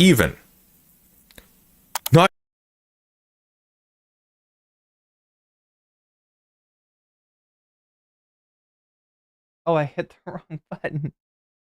Sorry about that. Let's do this. Not even to provide sources, but just, hey, there are gaps here. Maybe we should look to fill those. Maybe we should look to fill those gaps. There's other stuff we haven't looked at yet. You clearly didn't comb through any of the VODs. You clearly didn't actually do any research. Nobody said this, but like this is the case. You've never actually dug into anything. You didn't even bother to ask the person you were interviewing, hey, do you have additional screenshots maybe that corroborate what you're saying? Didn't bother. I talked to Glooby the night after that, and he was very accommodating. He provided a screenshot demonstrating that he had been talking about the episode that he described with Demon Mama and Fawn, not mentioning Demon Mama to be clear, but the same episode, or episodes like it, to people at least a year ago. That's very important. That establishes his credibility if anybody is skeptical. Like, this is such a no-brainer. And he didn't bother. A little journalism was too much journalism for the professional journalist. I'm kind of flabbergasted, actually. What got him going this hard at DM? I mean, I can speculate. I think what got him going this hard at DM is he was never let into the Cool Kids Club back when he was trying to rub shoulders with Vosh et al. And then he decided to go ham on them afterwards because they suck. And power to him for that. Unfortunately, it seems also to have given him internal license to just throw any standards or ethics to the wind. I remember a while ago, he was talking about how Demon Mama never returned his messages. It was like,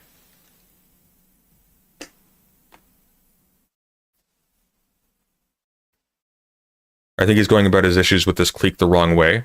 It looks like he's mad that he doesn't have his own clique, bluntly. Judging by the fact that he cannot stomach criticism. You'll say he can stomach criticism, but if you criticize him, and by criticize, by the way, I don't mean criticize. I mean, if you question anything, or if you say something that he interprets as questioning by implication, he will insult you and he will prevent you from being able to speak.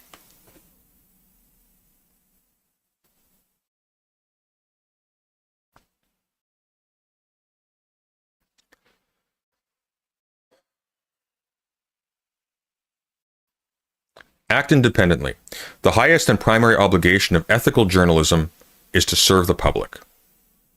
Journalists should avoid conflicts of interest, real or perceived, disclose unavoidable conflicts.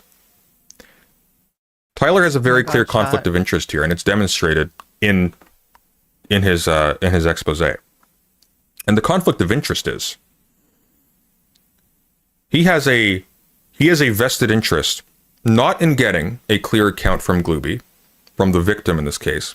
He has a vested interest in getting information from Glooby that, and framed in such a way that he can particularize it to an attack on Demon Mama and White Forest and Vosh, which is why he inserted the language of cults into the interview, apropos of nothing, which is why he inserted the language of wage theft, apropos of nothing. Okay, so again, this is the one area. So I told you, like, I don't agree with Sunday on everything. Obviously, there's some problems, that I had with, the way that Tyler's piece went and the way that Tyler's been conducting himself, right?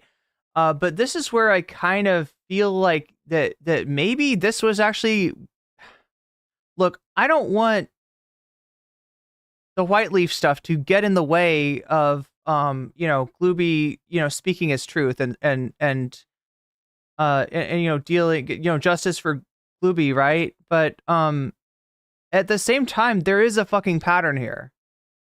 Maybe not the pattern that like Tyler was trying to drive home in terms of like, trying to make it about like wage theft, because Demon Mama had been, that makes it so Demon Mama had been hypocritical, right? But I think I went over this extensively in the last stream. So if Sunday ever wants to talk again, this would probably be a good subject. This would probably be a fruitful subject. I'd like to pick his brain about why he thinks what he thinks, and really talk. Like Sunday, I said that we weren't going to argue last night. I was more interested in just your side of things, but this is something that I don't entirely agree with Sunday about. Anyway. Which is why he included Demon Mama's docs, and which is why he mentioned White Forest and Vosh, despite the fact that they have nothing to do with this story. Have I been mispronouncing? Do you say click or cleek? It's actually either way. He says cleek. It's either way. It's either way. They're both right. I think I've heard them both right. Sunday as ASMR literally puts me straight to sleep. Oh my god, I'm sorry. At all. Because his job, as he really saw it, what his goal was not to do ethical journalism. What his goal was to draw as many eyes as possible, because Vosh content sells. That's it.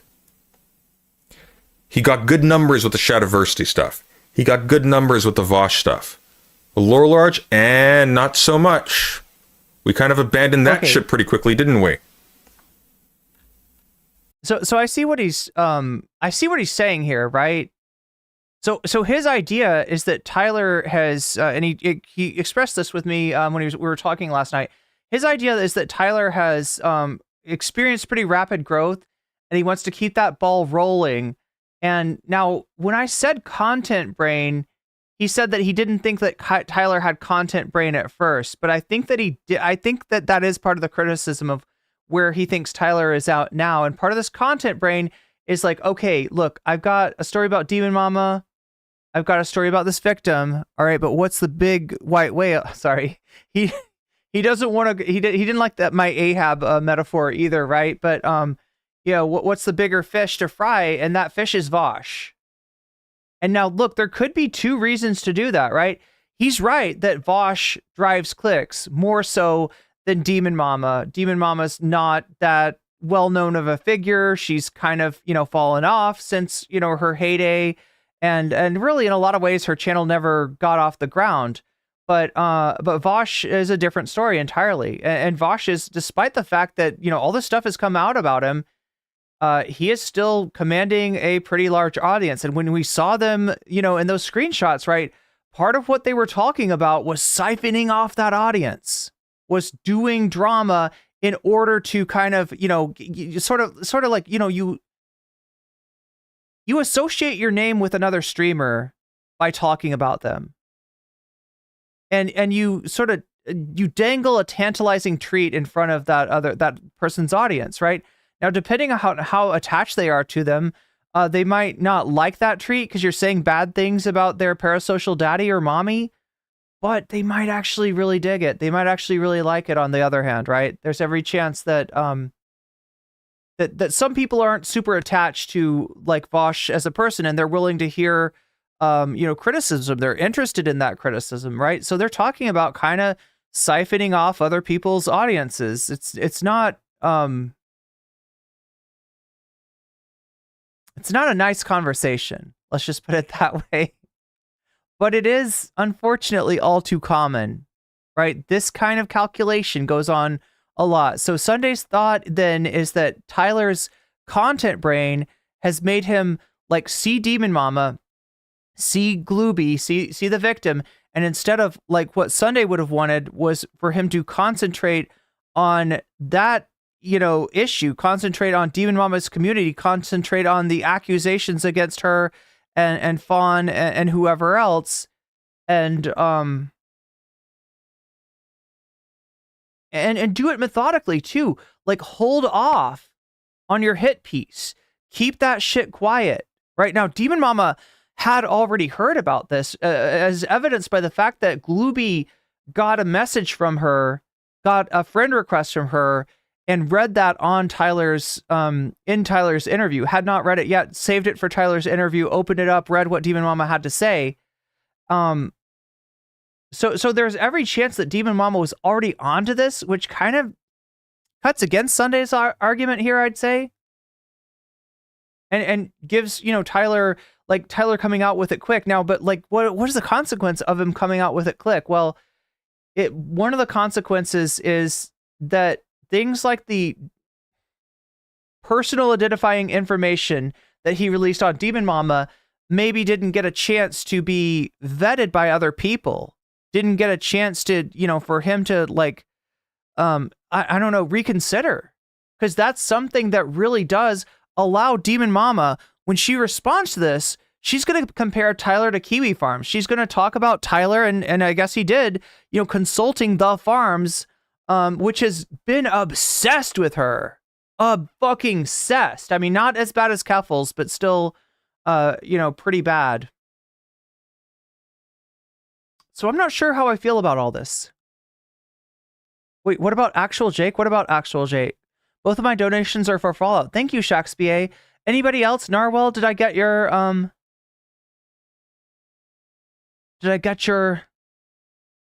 preference on topic? Omega saying there's a sub you missed on Twitch. Yo, I'm sorry.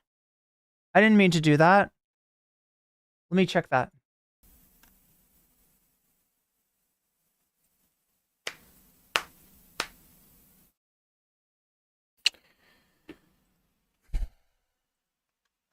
Refuse gifts, favors, fees, travel, special treatment, avoid political and other outside activities that may compromise integrity or impartiality.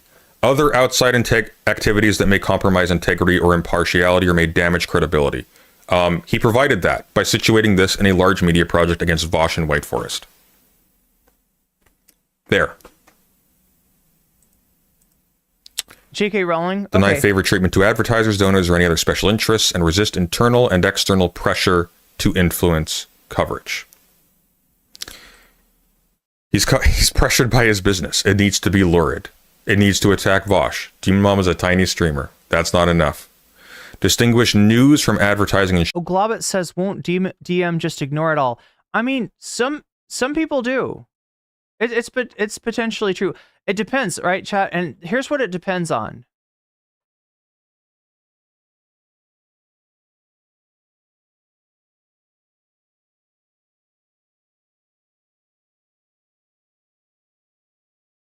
Let's open up Social Blade again.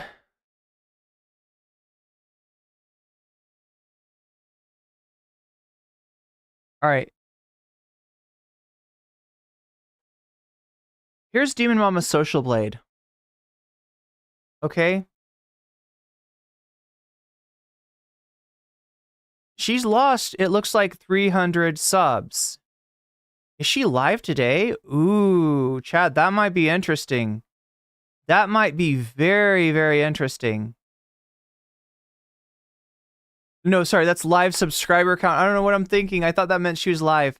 Anyway. Yeah, she's lost 300 subs. That's not much. It's there. It's definitely associated with the hit piece, because look at this. Thursday, Friday, Sunday, 100 subs down. Started on Thursday, right? Yeah, this makes sense. So, but that's not huge. It's a very superficial wound that she's experiencing to her channel so far. Shun hybrids that blur the lines between the two, prominently labeled sponsored content. The entire video was couched as a So this is Sunday talking about journalism, journalistic standards, professional organizations, and the standards that they establish for what is good, what is responsible, what is ethical journalism.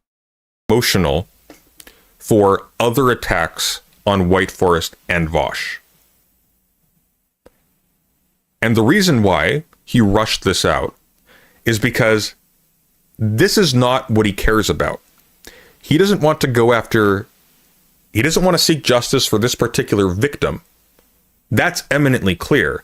What he wants to do is start snowballing a campaign of criticism and investigation, quote unquote, against White Forest and Vosh. And really, against Vosh. And lest we forget, lest we forget. Like, look, this is the ending of this, okay? Let's hear this one more time. This is a minute. Very much appreciated. Thanks again to Glooby for reaching out. To reiterate, I've confirmed Glooby's real identity through photographs of their state ID, and they are the age represented in that conversation. I am profoundly disgusted by this situation, and I believe without reservation that these issues will not self-correct without a robust response and intervention by the authorities that be. I believe Fawn's actions specifically, and Demon Mama's actions to a similarly egregious extent, violate federal law regarding transmitting pornographic materials to minors pursuant to United States Code Title 18.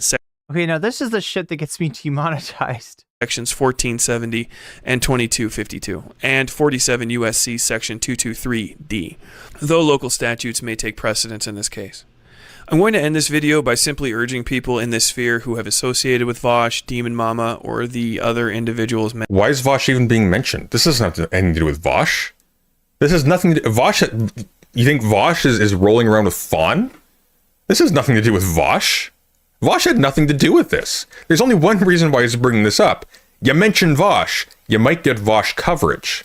Mentioned in this story to question everything you know and everything you think you know about your relationship. And we have no evidence of DM sending CP to anyone. This is also true. We do have claims that there was NSFW material shared in a server by DM. I'm inclined to believe Glooby. I think Glooby's telling the truth. The problem is, when you're making a criminal accusation against someone, which Glooby, to be clear, is giving an account, Tyler is stretching this to something else because he wants this to attack other people's media platforms. Why? Like, here's a question. Why didn't he, if he cares about the victim in this case, why didn't he continue to slowly aggregate more and more information? Slowly try and reach out to more and more people as they become disaffected from Demon Mama's community.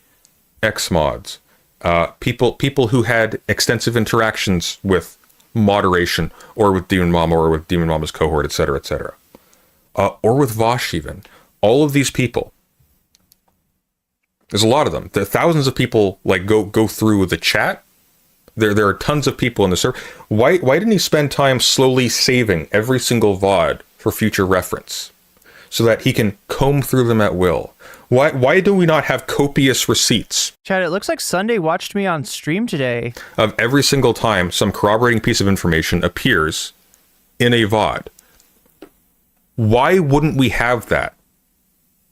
And to be clear, it's not a question of you need perfect, oh no, holistic. chat. Oh no, what do you want to do? What do you want to do? I'll give you the choice, right?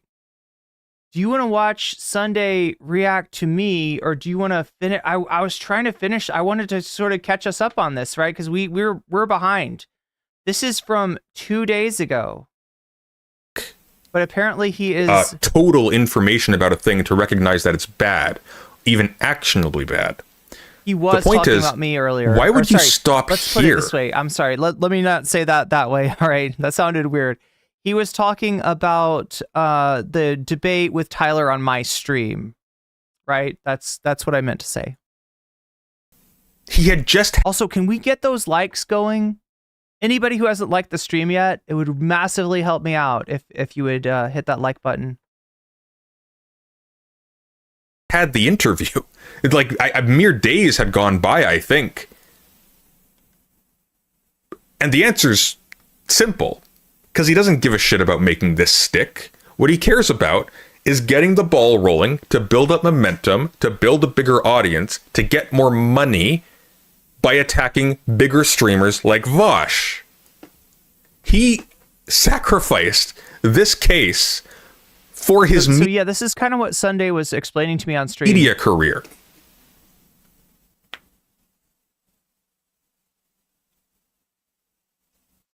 And why Vosh chat members?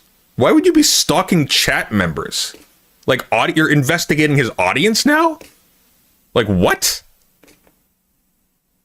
And you're investigating his audience now after you just doxed someone for no reason. There was no justifying reason. He didn't even end it with like, hey, here's the laws where Demon Mama lives. Boom, check here. At the end, when he mentions the laws may differ by locality. Like, for example, what he could have done is say, Demon Mama is in this state. Easy. We've confirmed Demon Mama is in this state. So I've checked the laws actually myself, because why wouldn't he do this? Is it money or clout? These are the same thing. These are the same thing. They're related. For most people. For me, it's not. Okay, you're better. I see. Did you watch it? He said it wasn't actually chat members, but the core, and named a few with Xylee not in that. What? Yeah, the Gayfest threat does hit a little different now, doesn't it? To be clear, the Gayfest threat, is that a threat of doxing? I don't know, but he didn't threaten Demon Mom with doxing, he just doxed her. Relationships with them. There has never been an excuse for any of this, and it cannot be permitted to continue. There is no conceivable excuse I can think of that would justify these behaviors or people covering for them. At some point in the future, I'm going to be looking more deeply into Vosh's other close associates, including his major donor. Listen, Vosh's other close associates. Why is Vosh figuring here as like the center of the wheel, of which Demon Mama is but a spoke? Like, why are we not further investigating? Okay, this is what makes me feel weird about what Sunday's saying here, right? Is that why would you focus if you're talking about Mercury and you're talking about Mars and you're talking about Earth? Why then are we going to talk about the sun, right? Why would that come up?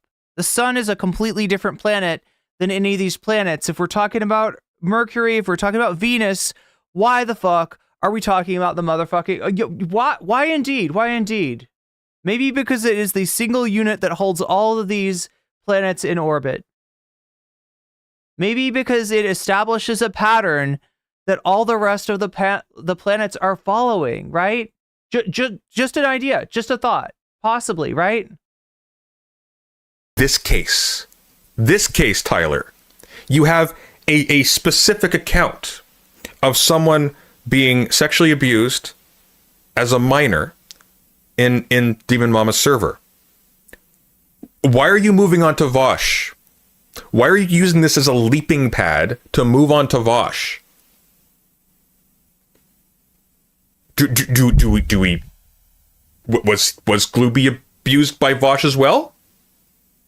What are you hiding? Nothing? There's no connection here. No Sunday, Poppy was abused by Vosh, right? And then somebody else was abused by Poppy and Xena. And then and then Cherry was treated like shit by Xanderhall, right? Do you see the pattern? The fish rots from the head down. What about this does he not get? What about this does he not understand? What is he missing? How is it that he's failing to make the connection here?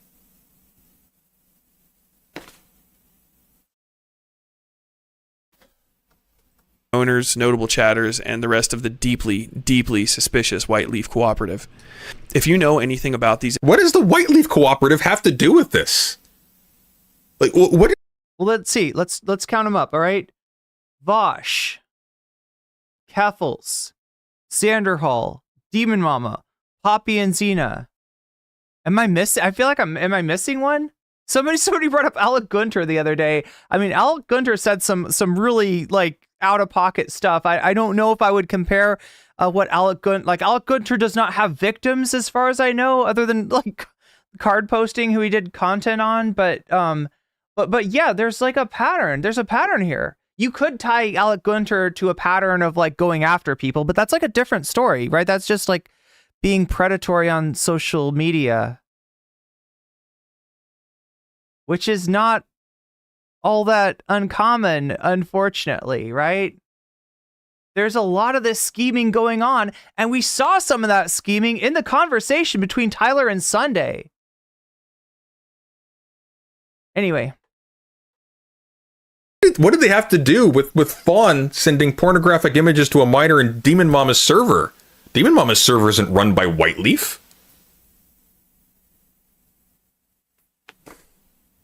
Her fucking thing is facilitated by White Leaf with somebody like Demon Mama who is kind of barely scraping by, and I'm convinced has to be doing, some sort of has to have some kind of full-time gig outside of content creation in order to support herself. And,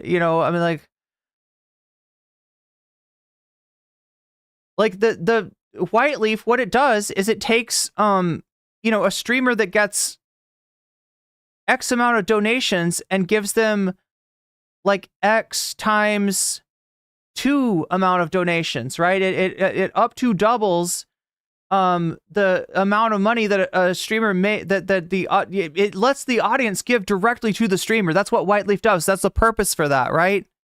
There's other purposes too, and part of that purpose is to sort of bring everybody into one community, sort of bind their fates together, make it so that they have a shared common interest, let them know in no uncertain terms that Vosh is their meal ticket, and they got to keep that meal ticket viable. And there's very few cases, only in extreme situations do you see White Leaf creators actually turn on Vosh, right? Only after the folders thing, which I think is pretty fucking extreme, do we actually see that. Like, this isn't journalism. This is a fucking fraud.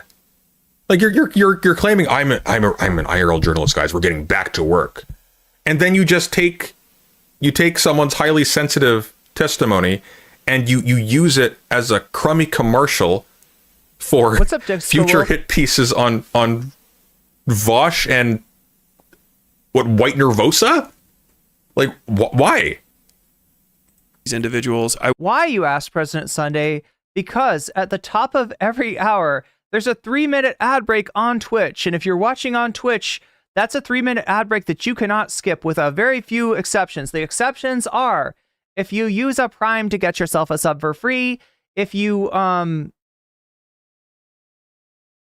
I thinking? If you pay $6 to get a sub from Twitch, or if you're gifted a sub, which can happen, it does happen, and is more likely to happen to you if you're active in chat. Speaking of which, Omega Star, did I get what you wanted you said there was another gift sub that I hadn't counted yet. What did you want that going to? Where are we at our donor goal? We're at 95%. We're pretty damn close. Will be discreet, professional, and receptive of any information. Wait, I'll just credit Dr. Horrible.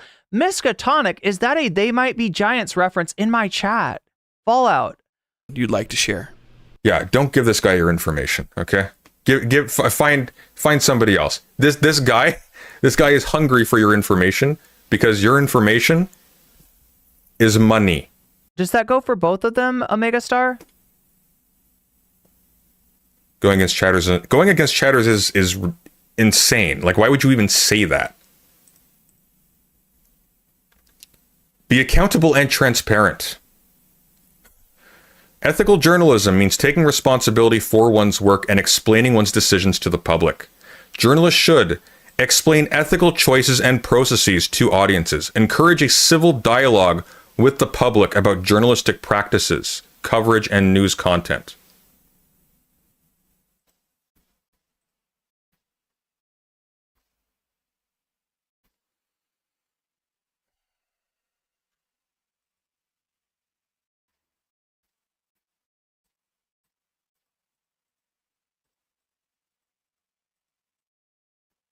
Okay, so chat, here's my angle.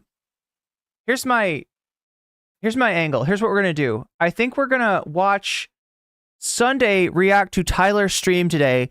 That way we kill two birds with one stone.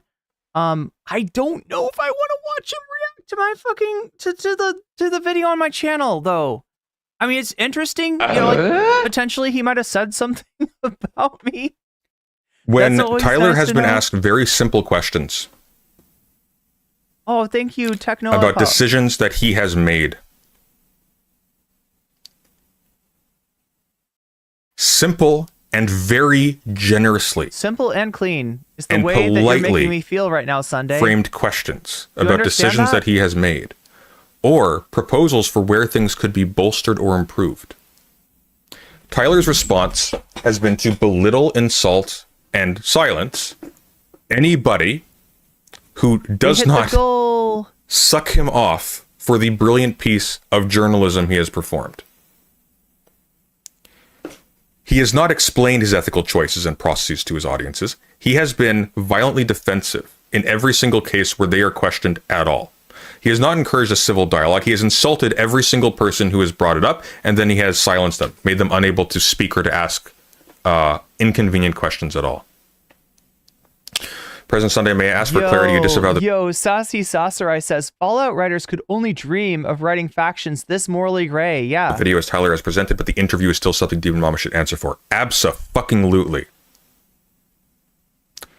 But by the way... Let me go ahead and read off your super chat, Technoepoch. Pushing this to 100% time for bonus content. Wait, is that... You want that to mean that we skip right to the bonus content? You want to skip the drama? Is that I mean, that look, we could make our goals work like that. That's how Sunday's goals. That's how Sunday does his thing, right? I proposed that. People didn't seem super keen on that, so we're staying with the thing for now. Well, the interview was good in the sense that the existence of the interview as such is good. The publication of it and the way it was conducted leave, let me put it diplomatically, a major fuckload to be desired.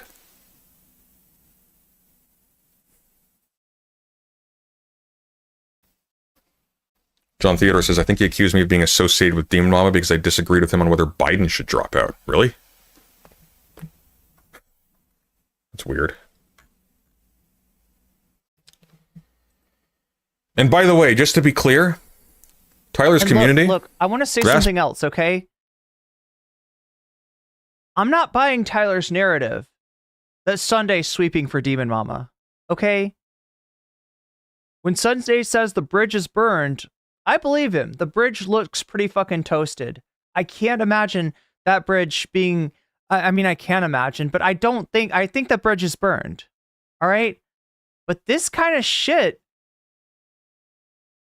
makes me wonder if there's some sort of thought put towards future relations, let's just say diplomatic relations with, I mean, White Leaf's a pretty big place. There's a lot of people on there. For Tyler to say, I'm going after White Leaf, I think White Leaf is dirty. I think that the fish rots from the head down. I think that there's a pattern here, right? That's kind of a hard line to toe. If you're trying to keep, some of these bridges viable, and considering like how kind of, I don't know, like, obviously There's some DGGers that Sunday's okay with. I think Lycan. I think Sunday's okay with like Beckett of Crabs. I think that Chud Logic's okay with Sunday.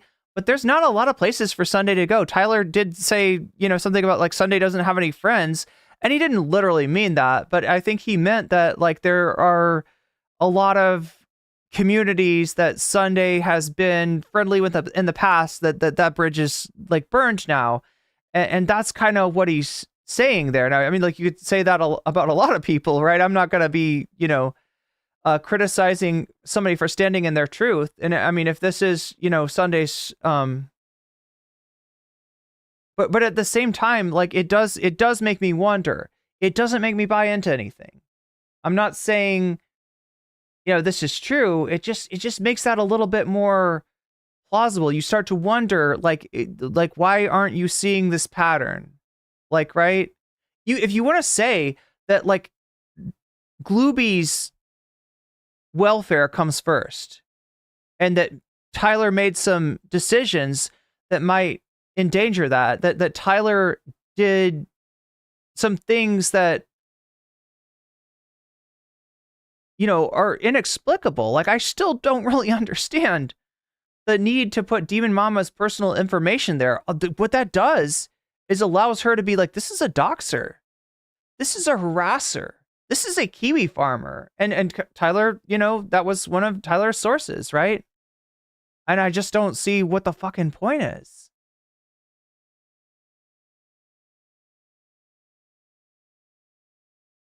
But at the same time, this is, it's a strange thing not to see the parallels between different creators on the White Lady Network, and to think that it's just completely by chance. These people happen to all, and it's not the network. It's not that they're using the software. The software's not like corrupting them. That's not what I'm trying to say here, right? It's not about that. It's to get the software, to get the sysadmin, to be approved for that, you got to be okay with Vosh. And you got to be okay with White Nervosa. It's that connection that I am, that I'm truly curious about. It's the fact that there's not just like one example of abusive patterns of behavior. Oh my God, chat, I need to get a new, my chair is breaking. My chair is breaking. Look at this. Oh my God. I'm falling all over the place. This chair is fucked. Ah, that's not good, chat. That's not good. I kind of do need a chair to sit on. I don't want to put another item on fucking throne, though. God damn it. Oh. Anyway. Majority of them that I've seen, every community's got like their odd ones out. Vast majority of them, and this is one of the reasons why this sucks so bad. You guys are great. I love you guys. You guys are fantastic. I'm thrilled when you guys come into my chat. It's the best thing in the world. Not because there's a lot of you, because you guys don't suck. It's great when you guys come in. I love seeing you guys talk. You get along with my community great. It's fantastic. His mod staff, the ones that I talked to, been fantastic. Utterly fantastic. And by the way, when you all realize he's gotten too unhinged to be around, when you realize that what he really wants is a cult of his own, my doors are open. And I don't kick people who challenge me. In fact, I encourage people to challenge me. That's how I keep from atrophy. That's how I don't rot. I'm sorry. That's how I get better. Wait. I'm sorry, Sunday. That's not what I heard. I know a certain streamer who challenged you named Shakespeare, and Shakespeare was definitely blocked. Now, I know some other streamers that came at you in absolute bad faith, right? And these are people that I was associated in the past until my eyes were opened about who they really were. And I do think that, he's dealt with, like everybody does, right? There's some really crappy people out there. There's some really disingenuous people out there. There's some people that are literally try to make drama for clicks and start fights for no fucking reason at all. And I think I've seen Sunday, be the victim of that. But there's also people that bring up real fucking concerns. Real fucking concerns about how marginalized people in your community feel. And that is not the reaction that I saw Sunday have. Anyway.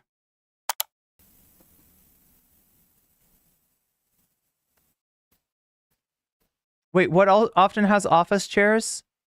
That's how I bring books on to yell at me. That's correct. Me and Sunday have never disagreed. No, I have never been foolish enough to let you think that you've lost Ico. That's the difference. Because Ico will kill me. Ico has a way of just... Look, I'm sorry. Just squeezing. Everybody will kill you. Xander Hall, Tyler. Like, this is a dangerous place that we live. This is a bad neighborhood that streamers live in. You in her fist. But I digress. Respond quickly to questions about accuracy, clarity, and fairness. There has been a refusal to seriously address questions about accuracy and fairness, certainly about sources. Acknowledge mistakes and correct them promptly and prominently. Tyler makes no mistakes. Explain corrections and clarifications carefully and clearly. We have had exactly one mistake addressed, and that was a slip of the tongue where he involved Doe's name instead of Fawn's by accident, which is understandable. But also incredibly sloppy. Like, did he not pass this by anyone before he published?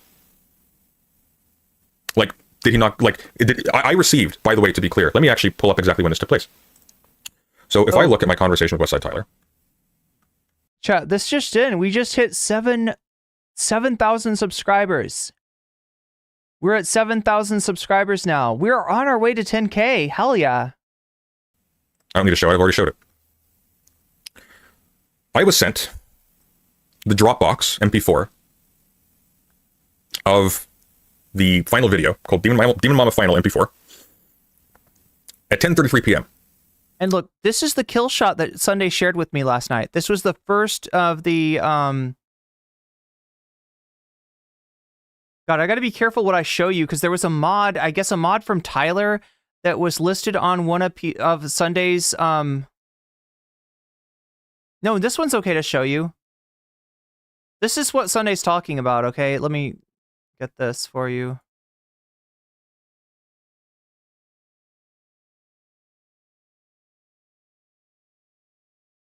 All right, so here we go. Did it?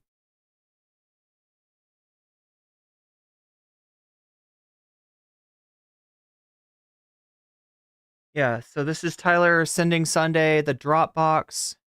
Meant to send this earlier. Now, I think that real version drops at 8 a.m. So this is 10 p.m. Oh, God, this would be what? This is from Sundays. I don't know what time zone Sunday lives in, to be honest. Maybe Eastern? I don't know. I saw this going to cover it tomorrow. So, yeah, Tyler, I think, had released this maybe to his members first. Real version drops at 8 a.m. Eastern. It's already members only. It's already members only. There we go. Sorry things went this way, dude. So he's saying sorry because he's got this underlying assumption that Sunday is like friends with and with Demon Mama and with Doe. He said, I'm going to be extremely impartial.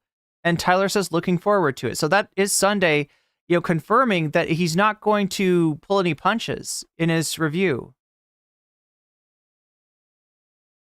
Hour and 15-minute video, 10:33 p.m.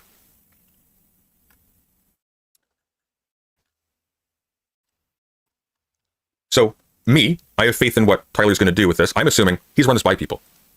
Somebody's gone over this. He's got a bunch of people working with him in the server. He's got a whole bunch of people who are like mods. He's got a whole bunch of people who are, artists and writers, people who are, good at editing. I assumed Tyler's not an idiot. Tyler's going to get someone to look at this and say, hey, you probably should include this. Is this such a good idea? No, it was a hastily slapped together epilogue and prologue on a terribly conducted interview that was bent to promote further projects against unrelated parties, so that Tyler can make money off of the attention. No notes, no chapters, no like nothing. This was churned out as fast as possible. So there was no time. There was not time given for people to review this. He wanted this out now. He had places to go and be. He had to go get sushi, right? God damn, sushi sounds good. Expose unethical conduct in journalism, including within their organizations. Well, someday, chat, someday. Someday I'll have the ad money to afford sushi for myself. I guess I'm a journalist now, because that's what I'm doing. We're in my business, I guess. abide by the same high standards they expect of others.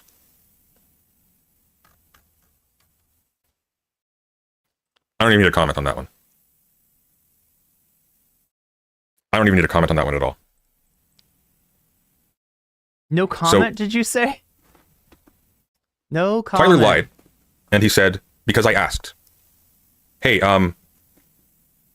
there's some claims in this thing, and you've stated at the conclusion of it that Demon Mama, and you've mentioned Vosh as well, but Demon Mama, just as the focus of the interview, had engaged in like criminal action, right? I didn't see a screenshot in that video that actually like demonstrated that proved the existence of Demon Mama in that call. I didn't see a recording. I didn't see any quotes that refer in the past tense to a call in which Demon Mama was there. It's like, hey, that was weird. That happened with Vaughn. What the hell? Something like that. Nothing. And that's not Glooby's problem or fault, because Glooby was among friends and Glooby was a minor. Glooby should not be expected as a victim to have been compiling an encyclopedic document with every single encounter that Glooby had with these people. But for Tyler to be insisting that the absence of that information is simply irrelevant when he has weaponized that interview as a public spectacle to motivate a campaign of video attacks on other content creators is reprehensible. And to call that journalism is an insult. Not just a journalism. It's not just a pretentious wearing of actual journalist skin while he engages in a petty hack job and unethically exploits a victim's narrative to drum up hype for another attack that has nothing to do with it. It's an insult to you because he thinks you're stupid. He actually thinks you're stupid. If you disagree with Tyler, you're stupid. Because only Tyler knows what he's doing. When somebody panics, by the way, in the way Tyler has, when somebody becomes immediately hostile to mild questioning, by the way, again, that wasn't just very gently and politely couched, but was also couched in reassurances. Tyler, we're on your side. We need to get the information that's there before Demon Mama and company scrape it, if there's information to be gotten, because you haven't done this. For him to be attacking people in his community. New Anna, thank you for the super sticker. Wait, do we still have do I have the alerts turned off? It should have made a noise. Did I turn off the YouTube alerts here? I must have. I did because of Sunday. God damn it. I did because when Sunday was on, the alerts were going off, and I thought it would make it harder to. There we go. Well, anyway, wait. I think you should have gotten. Wait, for a super sticker. Do you get one of these? Thank you, New Anna, for the $10 super sticker. It is a hippo doing an uppercut and making a KO. For real though, I don't know who this Tyler character is. He is kind of new to the scene. He's been making content. He's been growing really fast. He had a debate with Vosh that went very badly for Vosh, and he embarrassed Vosh, and Vosh basically ran. Vosh ran back into his fortress, right? Now, I think the debate was actually about fashion, so it's not anything of like super substance, right? But, you know, he's just been, he's been growing really fast, right? He was, I don't know how small back in December of last year, and he's like at 12K now. He's getting close to Sunday size. Oh my God, Chad, I'm going to fall off because the chair is fucking broken at this point. He's from the West Side. That's right. He's the West Side. I'll give you another West Side. Another West Side for West Side Tyler. Have a California roll. Oh my God, that sounds so good. I love the avocado rolls and what are the ones called that they're like? It's like avocado, lettuce, cucumber, and something else. Maybe radish is rolled into there. It's almost like a salad roll. Those are really good. And of course, I always love umeboshi rolls. Chat, can I put this into chat? And I'm looking at the chairs available on Throne. They seem kind of expensive. I don't know if maybe I can find one or somebody can find one on Amazon that's cheaper. Here's what it looks like on Throne. These are kind of expensive. I don't have to buy a new chair. I'm gonna try to see if I can tape this one back together when I get off stream. It's holding up for now because I'm just like kind of holding it in place with my feet, but yeah, it's pretty much broken. Like it's completely the pedestal that the chair's on, it's broken off from. Over whom he has some influence, for asking really basic questions, calling them stupid and worthless, etc., etc. It's encouraging people to be basically that's for mold symbiote. Gotcha. Allow themselves to be bullied into accepting bad standards when Tyler does it. It's degrading everybody around him who invested in him as somebody who cared about truth, as somebody who sold themselves as a journalist. Immediately hostile can also be signs of brain damage. Then he's not fit to do this and he should know better. Bluntly, if he wants to say he's brain damaged and all the stupid, reckless, dangerous decisions he makes, the lies he tells, because he has told some. He told some about me most recently. Which is a mistake, by the way. But he told some about me most recently. If he wants to say that that's due to brain damage... Yeah, so the reason that lying about President Sunday is a mistake is because President Sunday, he watches Columbo, so you shouldn't mess with him. And he also was raised by the most insane lawyer you could ever imagine, apparently. Then he has to recuse himself from handling victims' narratives when there is a clear conflict of interest swirling in his head that his ethicality cannot win, between doing proper journalism and doing a stretched to the sinew smear piece on somebody else and potentially sacrificing the credibility of an actual victim's case to do so.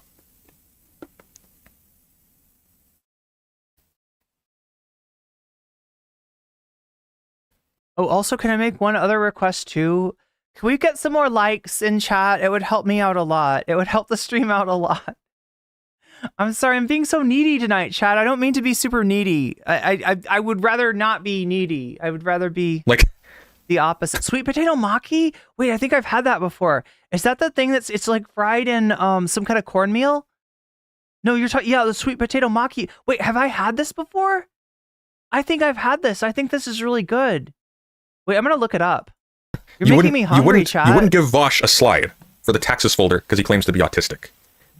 You should not give Tyler a pass for this because he claims to have brain damage. I'm sorry. Brain damage is not an excuse. Brain damage is a diagnosis, and if it hinders your ability to act responsibly, then sort of like when you're drunk, you are responsible to not get behind the wheel.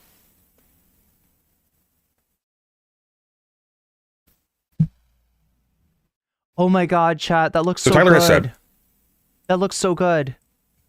Check this out. Wait, let me... Because he was in his server all day long, just fighting with people. Tyler, who can handle criticism really well. Just fighting with people, banning them, muting them. He had his Demon Mama containment chat on like an hour-long delay. And here's the despicable thing. He was using the fact that Gloopy was in his server to justify it. That's sweet potato. We don't want to upset Gloopy. It's fried No, in cornmeal. Tyler doesn't want you to upset him. It's got avocado. It's got some kind of sauce and sesame seeds sprinkled on top. That sounds so good. So Tyler said this. Someday, chat, someday. Yeah, it's sweet potato tempura. Oh my god, that shit is so good. Sorry. I'm salivating now.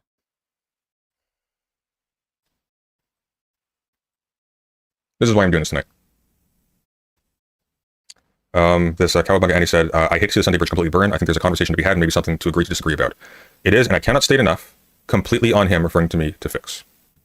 And then I asked, should I infer from this that you are not going to walk back your false claim that I have defended Demon Mama at all and downplayed how far anything they've been doing extends in multiple conversations? This is his reply.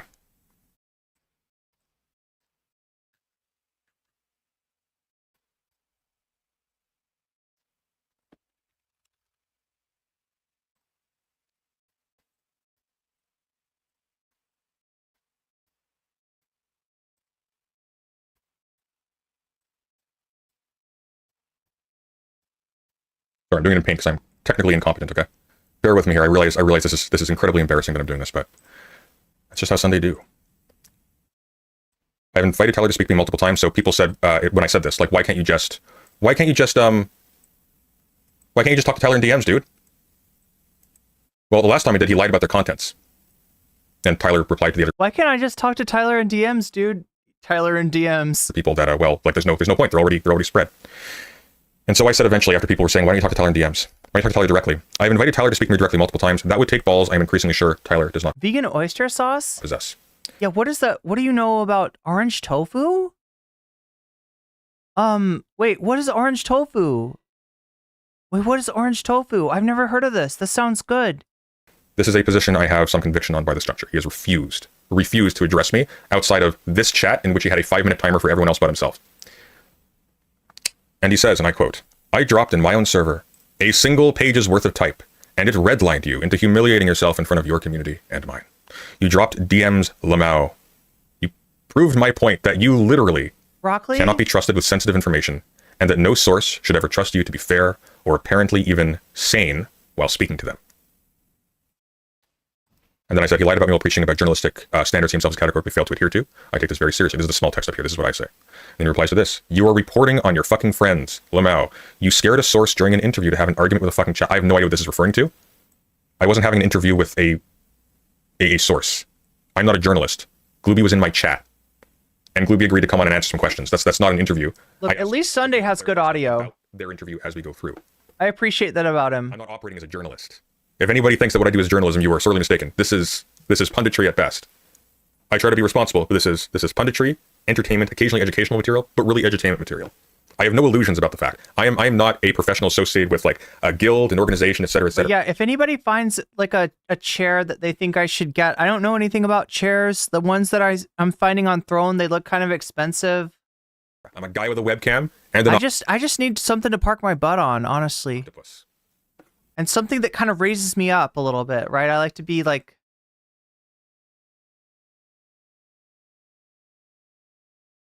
I don't know, chat. I'll make it work somehow. Anyway, back to the content. Back to the content we go. Sunday.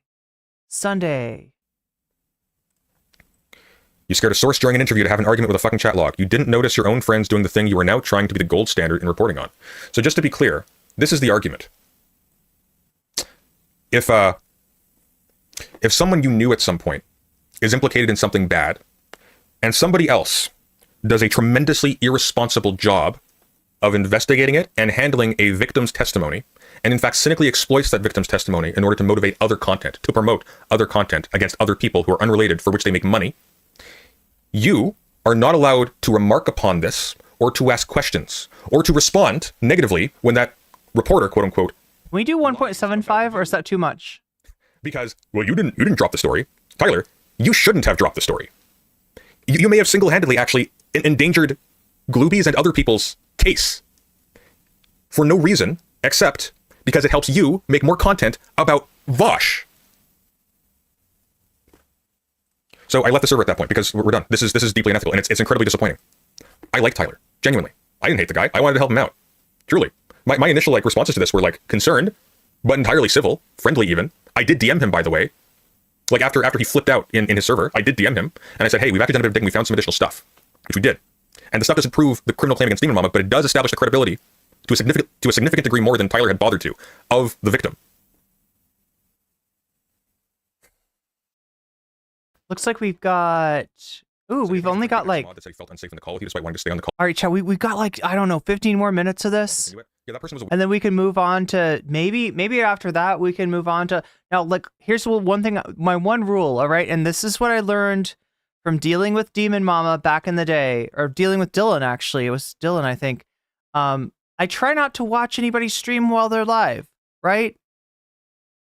You know, if there is something relevant, and they're streaming and I'm streaming, and I need to cover their content. I mean, it's not my preference, but I'll, if it's relevant, I'll go ahead and watch it. But I try to avoid even watching the beginning of somebody's stream if they are currently streaming, because it's the idea of kind of competing with somebody with their own content is something I would want to avoid. We'll see if we can avoid that for tonight too. Weasel.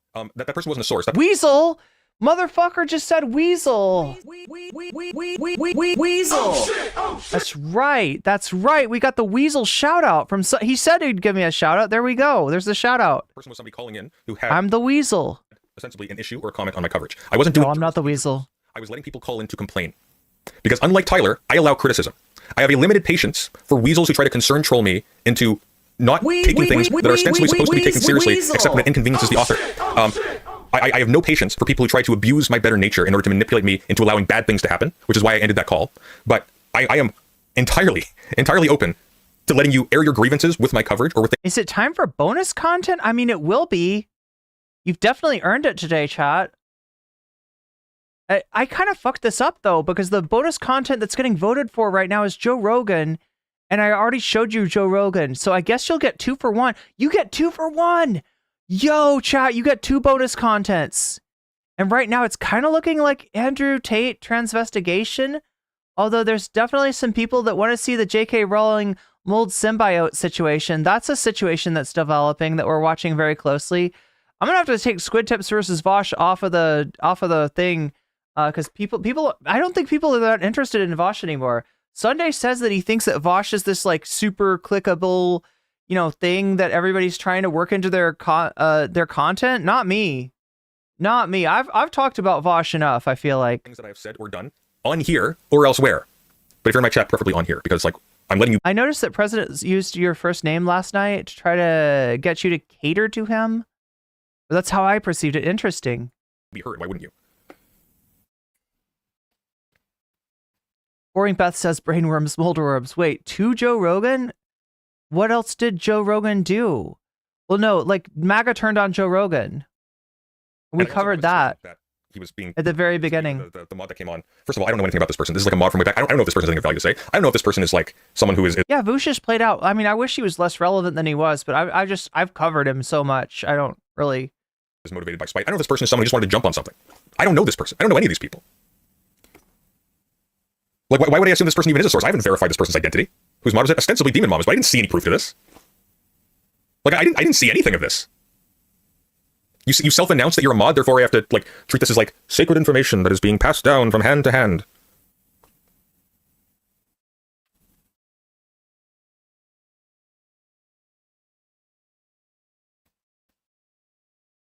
So, I can't endorse Tyler anymore as a consequence of his grotesque unethicality in how he handled and manipulated a victim's testimony for his own ends. Okay, so you saw that this is 2 days ago. We saw the stream from 3 days ago, right? In that one, Sunday ends the stream saying, "Vod Gang, I like you. Tyler, I like you. Don't lie about me anymore." Right? That was his bottom line. He left that bridge open. This bridge is burned. This is the VOD where the bridge burned, right? He's changed his mind, right? He's got these cryptic titles that he always used. What does this mean? That will be mended, will not be mended? Well, he means not. I don't know if he decided this in the course of events over the course of the stream, or if he decided this earlier or what, but here he's sticking to not.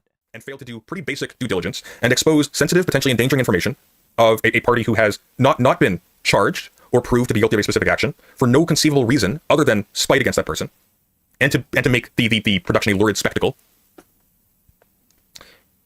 His hostility and incredible arrogance.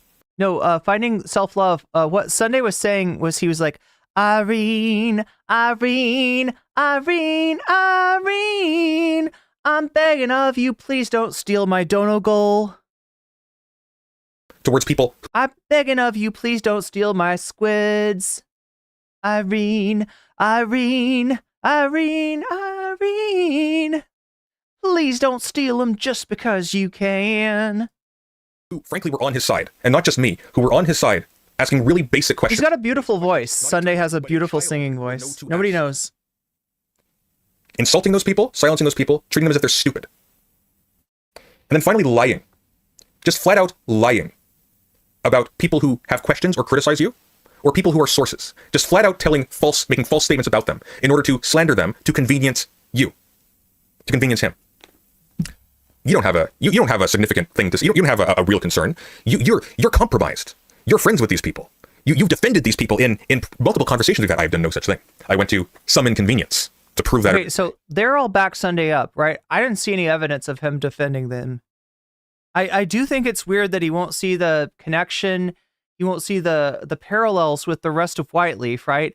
And even in his freaking DMs, right? He was talking about Whiteleaf as a fucking broken stair. So at least in private, Sunday's willing to admit this. Sunday's willing to acknowledge this, right?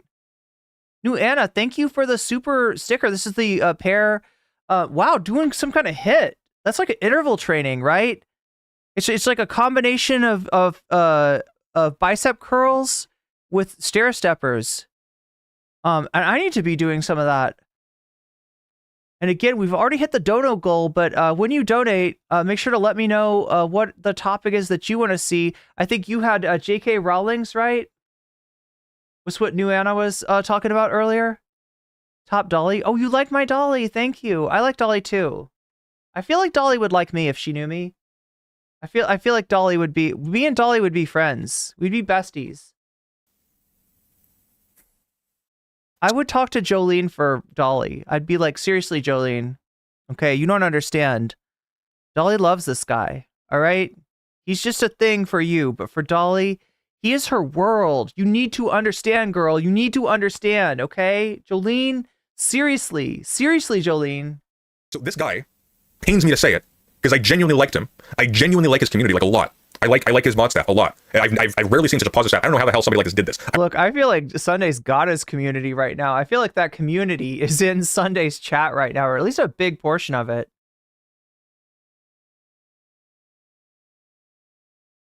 What button am I supposed to press? I'm supposed to press this one. I don't know if this decline is recent. But I can't endorse this guy or his platform because he's fucking dangerous. The decline of Tyler. He has zero ethical, zero sense of responsibility, zero sense of responsibility. Meow, meow, meow, meow. Basic journalistic standards. Just none. Meow, meow, meow, meow. Sensitive information. He has meow, meow, meow, meow, meow, meow, meow, meow, meow, meow. Who assist him with a minimal degree of good faith. Jolene's a good name. I feel like it'll come back. I feel like there's going to be I feel like a lot of kids now are going to get named Jolene, right? It's been a while, right? It's been a while since Jolene was cool. And wasn't Jolene kind of like it's like a Southern name or something? I feel like Jolene's going to be like all over the world now. Oh, thank you, Moinope. Like this guy is either I don't know chairs, so it really helps if anybody's got thoughts about chairs, if anybody's got suggestions, right? On Throne or on Amazon, let me know, because I'm going to be looking for a new place to park my butt now that this chair is... I'll try to see if I can... Maybe I can somehow, like, tape it up or something like that. Maybe I can keep it going for a little bit longer. I mean, I'm sort of, like, you know... Like, I'm holding myself up with my feet, really. Malicious and needs to stop. He probably needs to stop in both cases. When Tyler's talking about... Lobbit says... What about a couch? I would, but JD Vance, I got to make sure JD Vance didn't get there first. He's a much better person. He should talk about art then. This is not for him. He doesn't have the constitution for it. He can't handle it. He likes the tough guy routine, but this is a fragile, damaged, dishonest, predatory person. Predatory. Because when he says, hey, come to me with your stories, immediately after abusing that story to attack an unrelated party, he's fishing. He's not fishing for more information on Demon Mama. He's fishing for information on bigger people. This has been like miserable. This has been probably the most depressing display I've ever seen. Truly.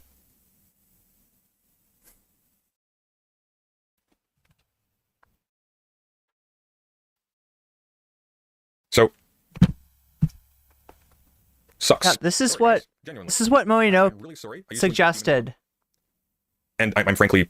I like it. That went down. We did a lot of good stuff together, truly. We helped some people in our community. We did some stuff that was great. I like it. And it's really cute. That's poisoned. Now, as a consequence of... I don't think Doe's guilty of this. I think Doe's been dragged along for the ride, and I feel sorry for it. But as a result of Demon Mama's arrogance and carelessness and selfishness and possible complicity, for all I know, in some really heinous stuff, and for not disclosing this to me, all that's poisoned. Interventions that may have been made in concert with each other on people's mental health, those might be like... Those might be compromised in ways I don't know if they'll have consequences. I hope not. You're more of a puppy girl? Puppy girls are adorable. If they do, if you're one of those people, like somebody else said earlier, I get along with pups. it might have been Tyler even perversely. The growth that you experienced is not theirs; it's yours. And I'm disappointed about this. Like, here's how I roll, just to be clear. If somebody, I don't care who it is, comes to me and says, I have found extremely disturbing information about someone you have associated with in the past, and I am investigating this person to make sure that victims are okay. In fact, I've discovered victims who are giving an account. I'm making sure this is... The Gayfesh diss track that was brought up is relevant because, it had jokes about Glooby being underage. I saw that. So that's in his logs that he's showing with Tyler, right? That this is stuff that Sunday was essentially getting Tyler on Demon Mama, on her community, on Gayfesh, on all of his targets, right? So I don't buy the idea that like Sunday was acting as the inside man and somehow sandbagging Tyler's investigation. It did come off as a little bit paranoid. And I could understand how the space would make one paranoid. It's a fucked up space. It's a fucky place. Brought to light and dealt with so that people aren't being hurt. I don't care how entangled I am with those people on a business level. I don't care how friendly I am with them on an interpersonal level. I am assisting to the extent that I can in getting the information they need to make their case, and I am not alerting those people because I'm not getting in the way of that because these are my priorities. Person I live with, top of my priority. I'm sorry, chat, you go down first. The second one is you, though. I do political... You hear that, chat? ...content. I recommend people things based on education and sometimes mental health, and I have people who work with me in my server who do the same thing. I'm not going to... Sunday cares more about his partner than the Squid Gang. I guess that's cute. ...place my interpersonal and business entanglements above making sure that people who come to my channel are safe.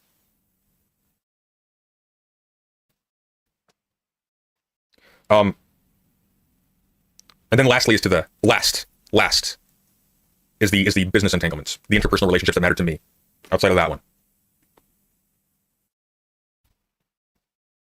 And then there's then at the very bottom there's Smith. Sorry, Smith. You're the last one on the lifeboat. But I'll come for you, don't worry. I don't know who Smith is.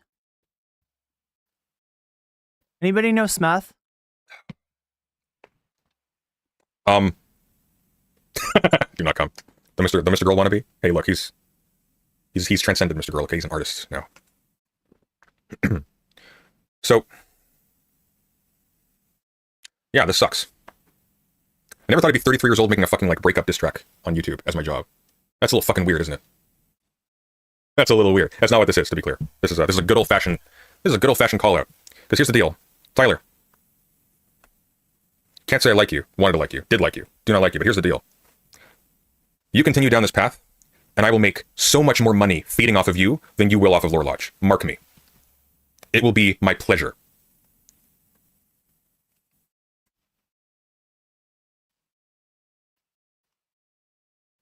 Let's talk about Gayfesh. Gayfesh sucks. Gayfesh is fun to hate. Okay, so that's Gayfesh. When I've had some fucking sleep, okay? What do you think, chat? Is Gayfesh fun to hate? Do you want to see this Gayfesh content that he's got for us? Are you interested in that? Or shall we move on to greener pastures, perhaps? Greener content pastures. What do you think, chat? Do you want to see this Stardust interviewing freaking Gayfesh? I mean, I'm kind of curious what Gayfesh sounds like. Oh, what do you think? Days have just been goddamn miserable. Miserable. Absolutely miserable. This has not been fun. I am enjoying none of this. It's A-Log and Tyler's content time. We'll have to redo it. Final word, just to reiterate this. VOD gang. VOD pieces. I like you. Really do. You guys are swell. You're locked out in the rain? Oh my god. Nuana, take care of yourself. Smith is a Mr. Girl orbiter. Okay, I guess I don't know Smith. Tyler, in his own way, once upon a time was swell. I hope Tyler reflects and thinks about what it is that he really wants to be. But in the meantime, if you find yourselves in a situation where Tyler has descended into the same cultish behavior that he's criticized others for, my community is not a cult. You're all welcome in. I'll make sure Caress is not too warm.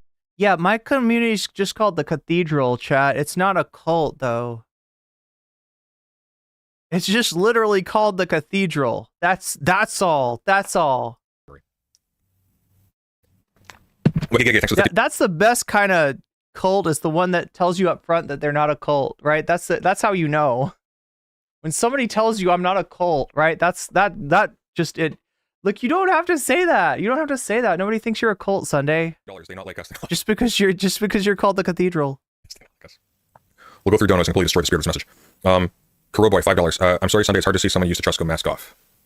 This sucked. This really did. David Crackle, thanks for the $1. Another board person, thanks to $5. Was Tyler ever able to substantiate any part of the NSFW content being shared on DM server? Because NSFW stuff is already against server rules. I haven't seen it if he did.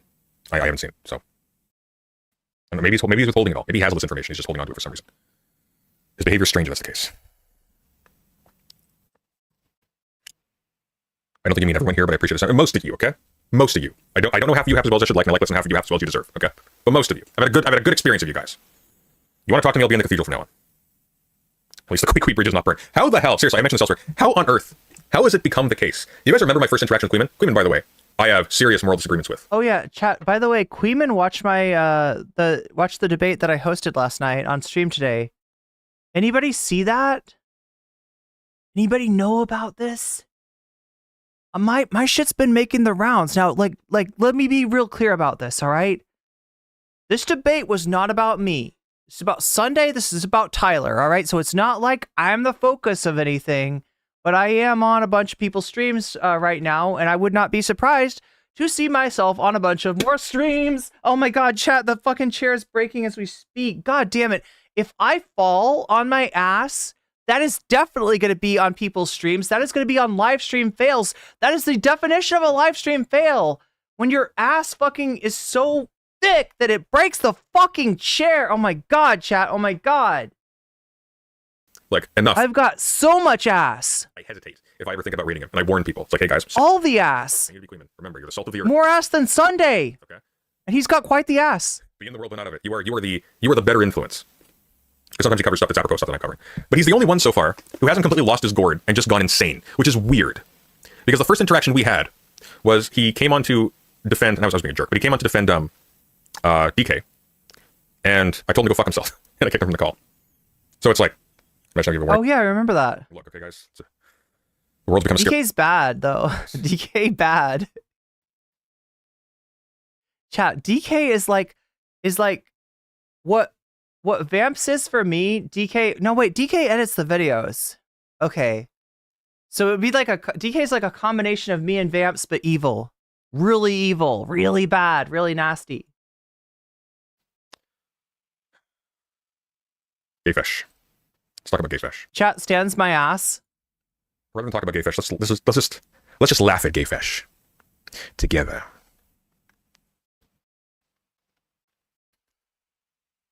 Oh, she must have uploaded it separately. Let's see.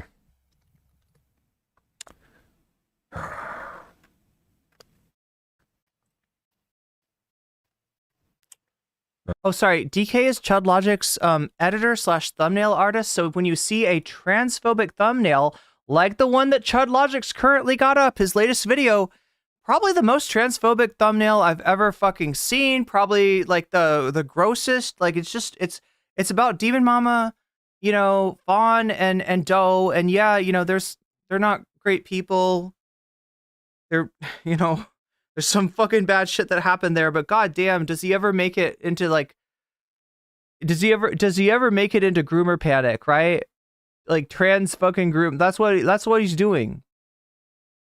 That's Chud Logic's content strategy right there. That's a big part of it, right? Are we gonna see the stream of President Sunday tonight? Wait, do you want to see that? Oh, sorry, the stream of President Sunday from tonight. I mean, okay, so here's the deal. I don't like. It feels too much like stream sniping. If I were to, you know,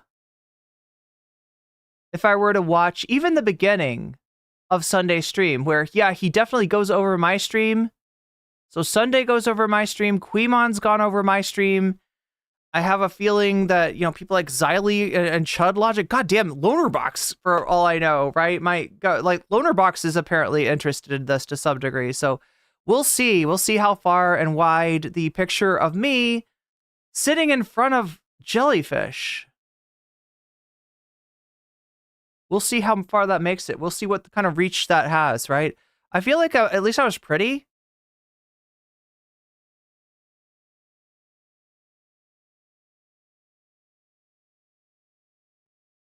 Hey, Germ.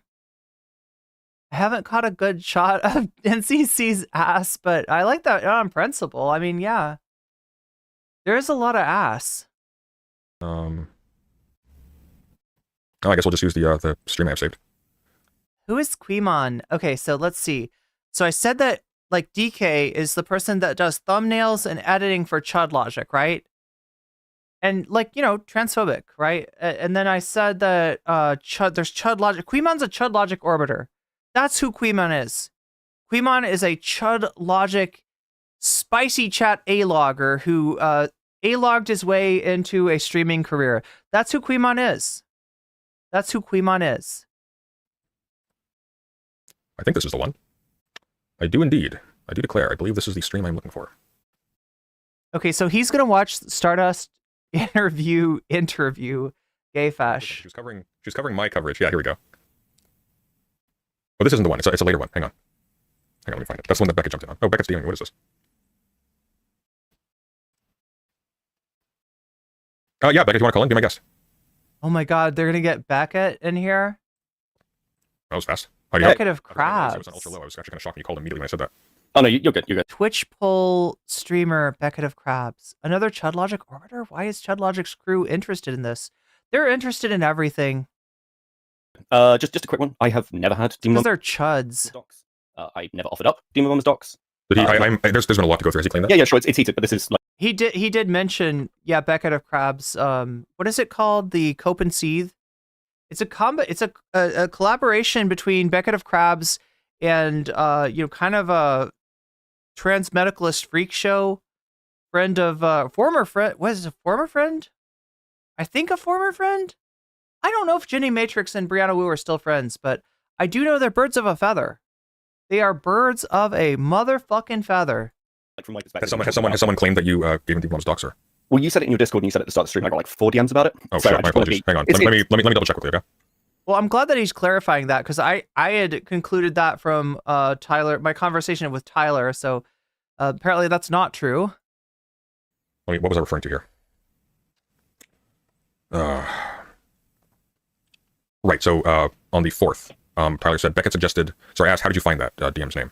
Tyler says, Beckett suggested looking at Kiwi Farm, so I did, and they said her name was that, provided no confirmation. Then with the next step further, connected a few more things. I found out through her streams, etc., that she was an amateur writer, her LinkedIn. So I wasn't actually aware that. I don't think I was aware that DM's docs was even on KF. No, okay. You may have. This was in reference to Gay Fesh because it was over the Rakita stuff, and it was a question there of like, has that ever come out? And I've been talking. Oh, he was asking you about Gay Fesh's identity. Yeah, not about Demon Mama. I actually never seen that information before. Wasn't aware of it. So this has nothing. So when you recommended KF, this had nothing to do with. Yeah, it's to do with the reports of the bar that Gay Fesh made that. Basically, Tyler's journalistic research here was he went to Kiwi Farms of his own impetus and just found Demon Mama's docs and published it for no reason. That's great. Well, this is interesting. You don't have to. It's okay. Like it's a thing, but. Like as a clarifying thing, because I've been open on stream with Gay Fesh's history. Yeah, that's fair. I don't know that information, so I just wanted to be clear on that on a big stream. Yeah, that is fine. Okay. Because what he told me is that he went there looking for Demon Mama on your recommendation, but you're saying this you weren't even talking about Demon Mama. Brianna Wu and Jenny Matrix were both in the Transmed group chat together. Yeah, I think my exact words were like, I don't have that information on Demon Mama, though I think they have been around for a while. I think was my exact wording in a DM. So I was, because I have no idea with the history, I believe. From like looking at things, they've been around for a while. Sorry, so he was asking about DM, or? Yeah, so like because he asked generally like whether we had any information like that. Meow meow meow meow meow meow meow meow meow meow meow meow. So he was meow meow meow meow meow. But you directed him to Kiwi Farms as a possible avenue. Yeah, if there was any information on Gay Fesh, but that's only repeating stuff that I've said on stream already. Right.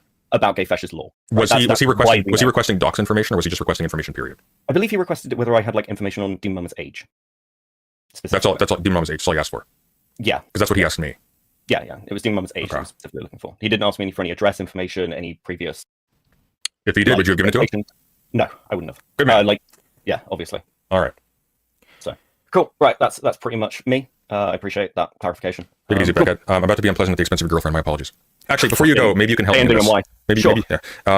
Do you have a link to the video? Okay, so Sunday's referring to the fact that Beckett of Crabs, who he's talking to here, and Stardust, who he's about to watch, and who is about to defend. Stardust is on the side of Demon Mama and Gay Fesh, right? Basically. So, and Sunday doesn't like Stardust either. It's a funny thing, right? Really good friends with Stardust's partner, but not a fan of Stardust herself. Interviews Gay Fish. I'm having a little trouble finding it. Meow meow meow. So I don't think I've got a link to it. Give me just a second. It was the day before you had the debate with her. Yeah, it would have been. Yeah.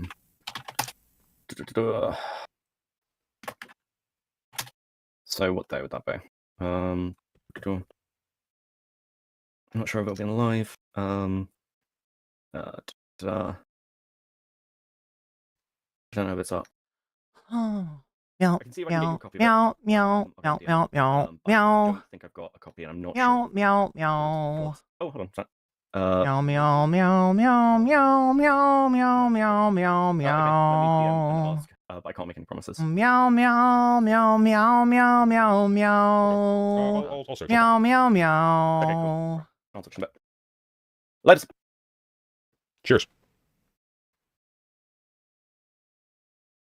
Yo, I hope I don't fall out my ass or knock over the backdrop tonight. All right. Meow, meow, meow. Meow, meow, meow, meow, meow, meow. Meow, meow, meow, meow, meow, meow, meow, meow, meow, meow, meow. Playlist? She do. Oh, Frapchiste. Kalu. Calais.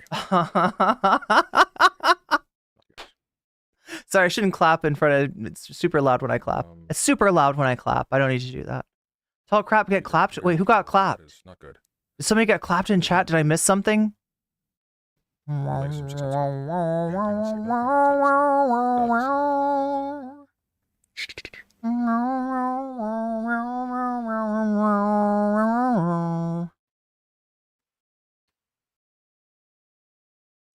sun will come out tomorrow. Wait, is that a request? Do I not have it on a playlist? That would have been really stupid of me. I must have been distracted this week. Oh, I wonder if I put them on the Theory playlist. You're not as distracted as me. You didn't put like you fucking something you were covering that day on your bonus content. That's really distracted. You just got here? What's happening? We're in a holding pattern, deciding if we want to watch any of this Gayfesh interview or if we want to try to move on to something better. Greener pastures. Greener pastures. Greener pastures. There we go. Let's Gayfesh. It's Gayfesh. Gayfesh. Gayfesh. Gayfesh could be a Pokemon. Chat, do you notice this? I've never heard Gayfesh speak before. I'm looking at the drawing, right? This is a drawing by Gloopy, by the way. This is Gloopy's art style, right? It's possible at this point. I don't know any different than that Gayfesh might be a Pokemon. Like it might be like if you ever meet Gayfesh like Gayfesh, boo boo boo boo, Gayfesh, right? It could be that Gayfesh is a Pokemon.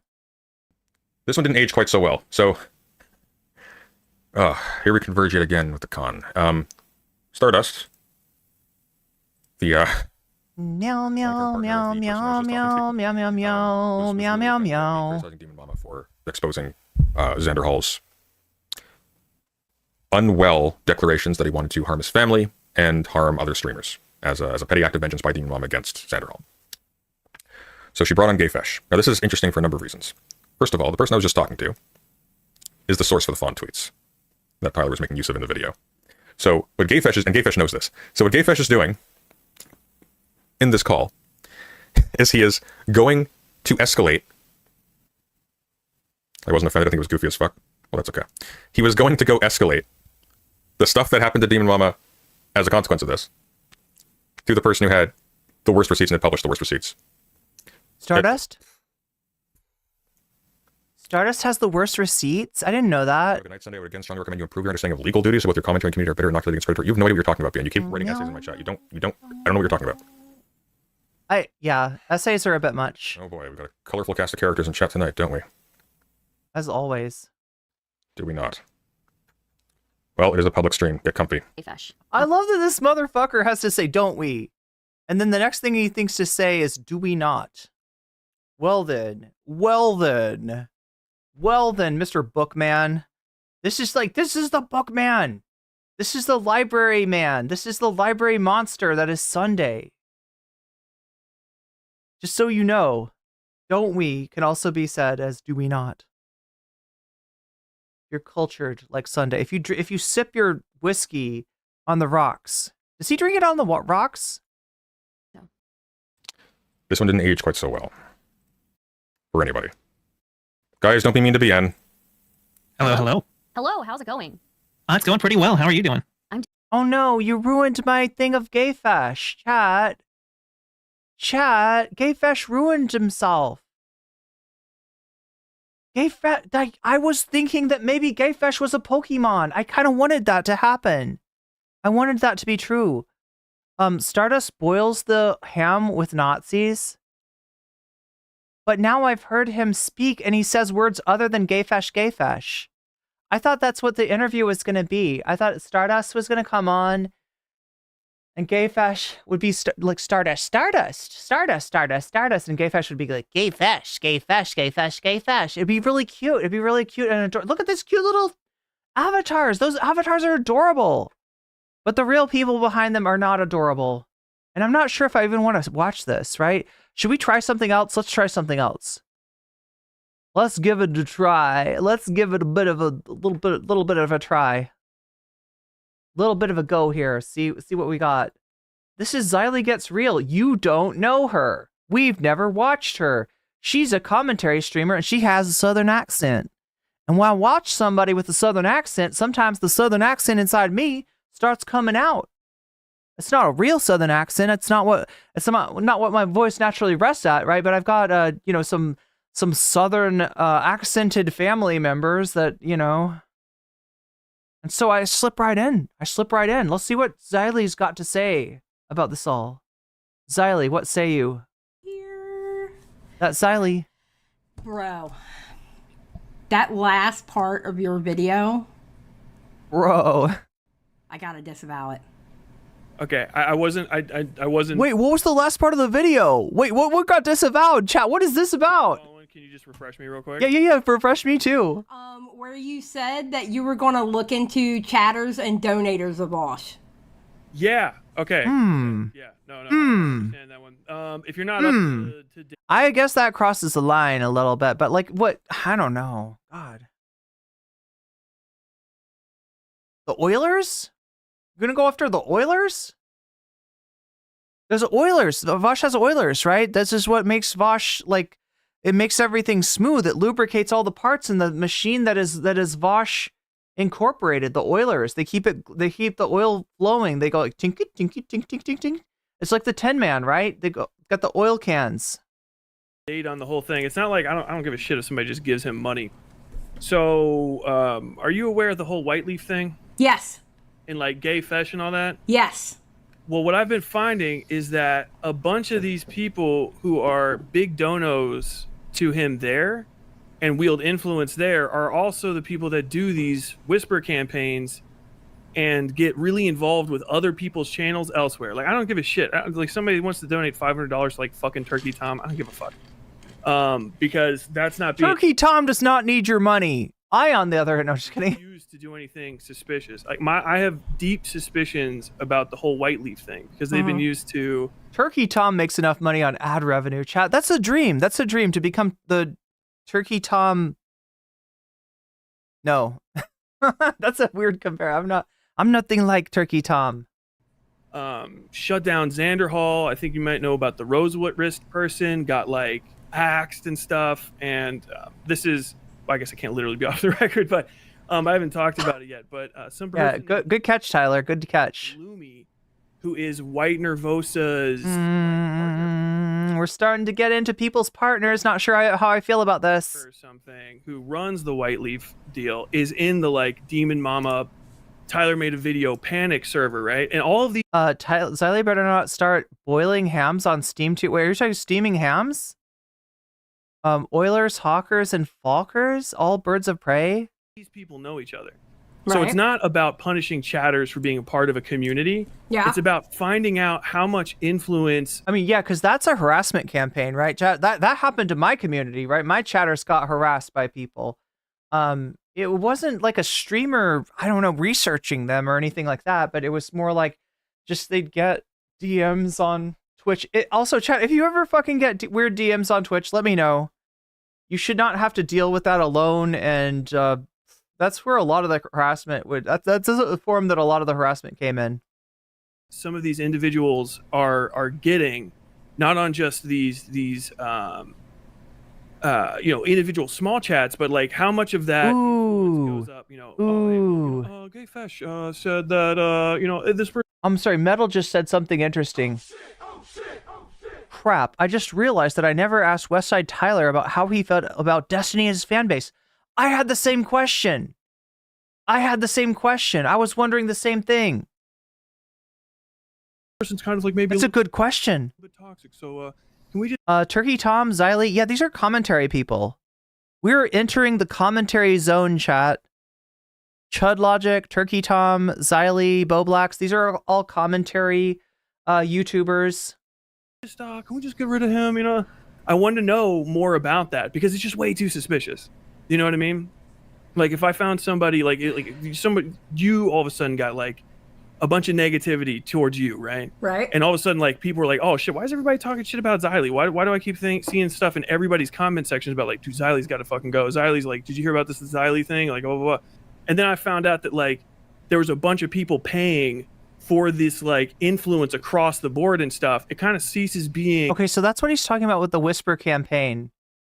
And I mean, I don't know. Look, I mean, that's not a Whisper campaign, though. To be real clear, right? Online, a Whisper campaign would be conducted through DMs, right? It would be that's what a Whisper. It would be conducted in Discords, through DMs, in places that are not exactly public, right? I feel like somebody's chat is not, that's not a Whisper campaign. That is just chatters talking shit, and I have to deal with that too. I have to deal with that every fucking day. Look, chat, let me put it this way, okay? When I see somebody talking shit in somebody else's chat and then they show up in my chat, I just have to take it. I just have to deal with it. I don't ban them. I don't talk shit to them. They are a chatter. They can hate my guts. They can hate my guts. They can come into my chat. They can enjoy my content. It's fine. It's fine. Right? That's professional. I'm professional, all right? That's the difference between, I guess, me and Tyler. It ceases being just supporting people, and it looks like it's actually literally paying to advertise slander against individuals or pressure against individuals. And I think that's bad. And so I want to know more about that shit. But as far as like, just punishing any other chatter, that's absolutely ridiculous. Do you ever feel like some YouTubers are just people who end up having some unexamined issues come to light, except they are constantly in public, so they're manifest explosive drama and stuff? Oh, you're seeing mental health stuff with people because they're YouTubers? Or are you talking about like drama? Are you talking about drama finding self-love? That you see more drama from YouTubers because of that? Yeah. But that's what it made. Okay. In my defense. If it sounded like that, that's my mistake. Yeah, it sounded like that. That's legitimate to call me out for. So I definitely wanted to clear that up. I was getting a vibe that was the issue. I just wanted to make sure that. Yeah. Because listen, like I was explaining before, Boit does that. Bottom of YouTube. These little anti-communities that literally they will never do anything on YouTube. They just talk shit, like just for the sake of talking shit. Okay, I have no idea what Boit is. Chat, anybody ever heard of Boit? Bottom of YouTube? Wait, boo, wouldn't that be Bout? No, Boit with a Y. I don't know about Boit. And they will do that. I've had people from my own community threatened to be doxxed, kicked out of Discord just because they were my chatter or a donator from me. You know, it can create a slippery slope, and yeah, I've had that shit too, but it's not from like small communities. It's not like from, you know what I mean? It's not from small. It's like the opposite. Well, I mean, I don't know. I guess there are small streamers. I've had a few small streamers focus on me, but you never heard about them because, like, picking a fight like that would be pretty. That's something that I very much want to avoid, and especially when I suspect that that something like what Finding Self-Love was just talking about is sort of behind that, right? And I've had that experience before, and it doesn't feel good to have somebody shit talking you, but you sort of feel like you can't punch down like that. You don't want to punch down. And how you there's chat, you don't know how much drama I have fucking avoided. How much drama has come my way that I've just been like, nope, not doing it. Nuh-uh. Not gonna happen. Not today. Not today, Satan. Not today. Not today. Not today, Mecha Karen. Anyway, we're not here to talk about Mecha Karen. That's what it sounded like. And I was like, whoa, wait a minute. I gotta disavow. That's why I want to be completely available. You can criticize me on that 100%. Too late to fix the video. By now, everybody's Destiny's watching it right now, apparently, which is I'm a little nervous about. Yeah. But it's your big moment, Tyler. It's your big moment. Destiny's gonna compare you to Daniel Radcliffe. Yeah. No, just random bottom of the barrel chatters. Who gives a fuck? You know what I mean? Even if it's somebody that's like constantly coming after you, you can block them. But what changes it is when these people start getting highly placed in things like this cooperative, where you see control. It's not bottom of YouTube. It's over top of YouTube. You know what I mean? Like if somebody like these chatter, Gayfesh or whatever, can say, I don't like an individual, or Cherry Bread can say, like, I don't like an individual, whoever, and that Mecha Karen, no, that's the stuff of nightmares. You're telling me, Izzy, you're telling me. Might actually affect somebody's ability to make any more money or make any more content. That's what Gayfesh does. Then they're not chatters, and they're not really bottom of YouTube when they're putting themselves above the above the fucking the video itself and trying to control what goes, like literally bypassing. You shit talk me all you want. You call me literally anything. I'm from the fucking I don't give a fuck. Well, he's from no chat.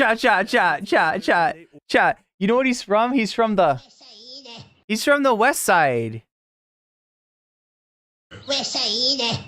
Or they anyway, organize takedown campaigns. I don't know if I put the Gayfesh thing in here, but he's trying to gin up. I got spicy. I talked. You got spicy? If your viewers aren't aware, I'm very rarely doing the. You got spicy, Tyler? I've never known you to get spicy. Fucking the journo kind of disposition, but I was just serious enough that I wanted to get it across. Yeah. This guy's ginning up, a spicy comment and saying like, oh, we'll just if I have any friends that can go ahead and start reporting this. And the thing is his friends aren't just bottom of YouTube fucking nobodies. His friends are Demon Mama. His friends are fucking Vosh Video. Yeah. Together. He's their number one soul. To be fair, that may not be the bottom of YouTube. But that's not the top. That's the mid. That's mid YouTube. 500K. That's why my community. It's very mid. Okay, listen. Gayfesh has a reputation in my community because when Kevels was at the high. Gayfesh banned me, chat. Gayfesh banned me. I was going into Tipster's chat. You remember Tipster, our friend Tipster? Cheers, my dude. Love ya. No homo. That guy. I went into his chat to just say cheers, my dude. I didn't even say the you love you no homo part. And Gayfesh called me a tanky and banned me. Of her cancellation tour of canceling people and getting people off their platforms, Gayfesh was the one that made some of the bigger people in my community having to delete their tweets every day or every other day because he was actively bragging about people losing their platforms and actively bragging about flagging people down. No, yeah. Wait, I get it now why his name is Westside Tyler. Yeah, I mean either that or maybe West Side Story. Do you think he's into musicals? Maybe it's West Side Story. Maybe it's like Maria. It could be. It could be. When you're a jet, you're truly a jet. Is that these people? Yeah, they're chatters, but they're not just chatters. They are. I am wearing a tank top. True. Self-created network of individuals who want to influence what content can and can't go out to people, and that. Oh well, yeah, that's what they do. That's obviously what they do. It's like people who get paid by PV. Oh hell yeah! Streamers for a reason. Oh hell yeah! She hates PV. Yeah, Xylee, you hate all the right people. We're not dumb. Yeah. What do you think about Xylee so far? Do you like this? Same thing. And PV, like, literally, they're all connected because PV and fucking White Leaf were both started through donations from Vosh, which is just, even if that's not directly, literally what happened, it's all so odd and suspicious to me that I want more people talking about it because I'm asking questions. I can't say for certain. He's just asking questions. You're just jacking off. But like literally a lot of these things, there's a lot of suspicious activity, and there's a lot of people related to this suspicious activity that are in their quote unquote fortress arcs. And then once you peer into the fucking fortress for more than 5 fucking seconds, it's like, oh no, everybody knew about this? For years people knew about the font. Wait, is Xylee part of the Chud Logic crew? I mean, I think she's friendly with Chud Logic, but I don't know how connected that she would be. I don't think that she's like friends necessarily. And there's how many thousands of people who are like, oh yeah, I'm just a young at-risk trans youth, and I can I hang out in your community? I'm like literally about to be homeless. Like I'm not from the East Coast. I'm not a coastal guy. All right, I'm from fucking Cincinnati, Ohio. And when I'm from the trying to collect of Cincinnati, risk youth and shit in a little area, and that's not being overseen by like some legitimately accredited individuals, I start getting suspicious that you're fucking building a profile of victims. You got a book to look through. You know what I mean? That's like a fucking unfucking supervised playground to fucking Subway Jared. I find it deeply suspicious, and I think more people should have eyes on it. Sorry for getting hype. This has been I had to see some shit. I had to see some shit this week I did not want to look at. Okay. Oh yeah, no, I understand. I've done stories like that before where they've completely burnt me out, where I had to stop the story mid. I had to stop it. I couldn't go any further with it. No, that was very much the case with me. People are like, the criticism's fair. Could I have done more work? I could have done endless work on this. I could have sat on this for like months. Right. The guy, Glooby. Glooby. Very stressed out. They have Lyme disease. I can't remember if he says in the interview, but he's back to Glooby. To seizures and vomiting. Yeah, he did say that. Yeah. And so people are like, Tyler, you're kind of handling him with kid gloves and stuff. Like I'm trying to walk somebody through. Yeah, it's JD Vance territory. That's true. I wonder if Tyler's got a hillbilly elegy. Their victimization as a child that has a possibility that if they get too stressed out, they might start puking, vomiting, having seizures. And you only get one shot at a conversation like that. You only get one shot. It's like Eminem. Nice of him. It's like Eminem. And brave for him to talk to me fucking at all. So if you're anyone's my like, butt is sore, chat. May have been a victim with literal kid gloves. That's fine. I'll take that on the fucking chest. To be honest, knowing that he had the Lyme disease, and honestly, because of how old I am, I probably would have done the same thing, not gonna lie. Yeah, I'm gonna be honest with you. I have a heart when it comes to young people. I can't help it. I was getting choked up when I was doing it, which, people can judge me for that if they want, but it's very... Oh, yeah. People can judge me if they want, but I'm a compassionate man. I'm 36. I'm not a young person, very, very young anymore, so...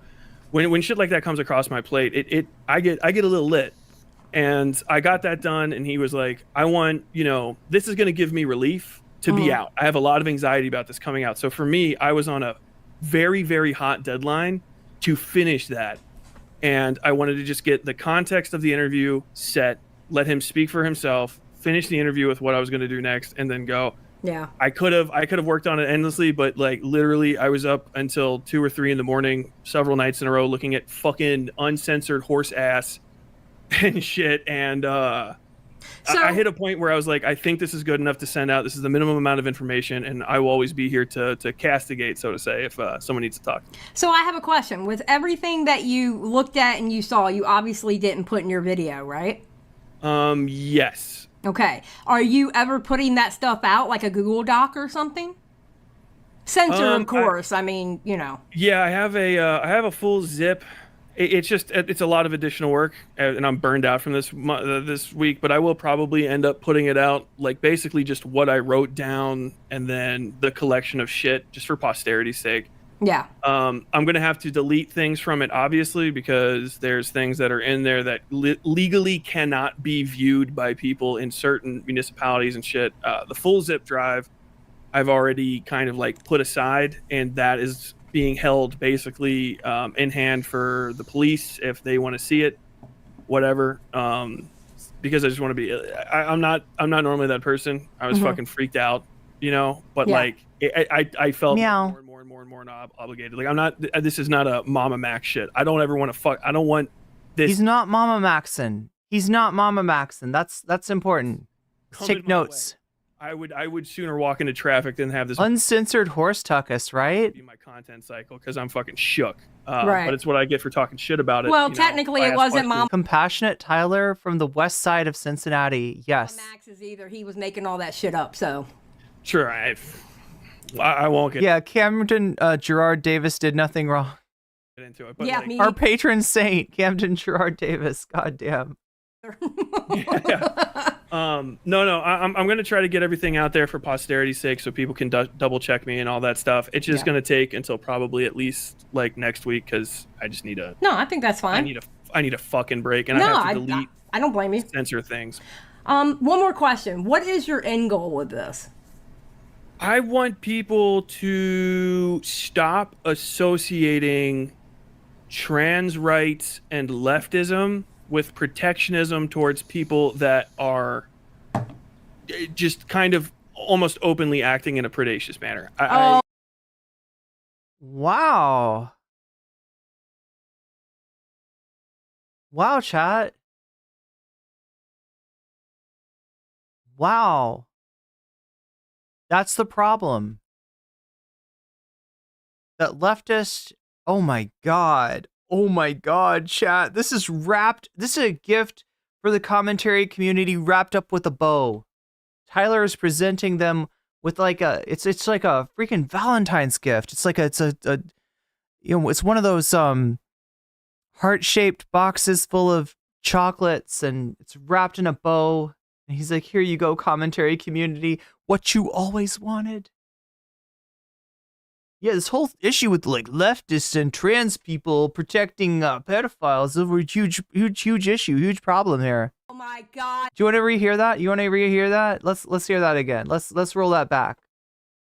What is your end goal with this? What is your end goal, Tyler? I want people to stop associating trans rights and leftism with protectionism towards people that are just kind of almost openly acting in a predacious manner. Oh my God. Thank you, Jesus. Chat, am I strawman? Am I? Is there a Steelman version of what he's saying? Like, could he be saying that I don't want people to associate trans people with this stuff? Is he a right-wing guy? No, he's, well, I mean, he called Sunday a liberal. He said Sunday's not a real leftist. I mean, he's not trying to be a right-winger. That's,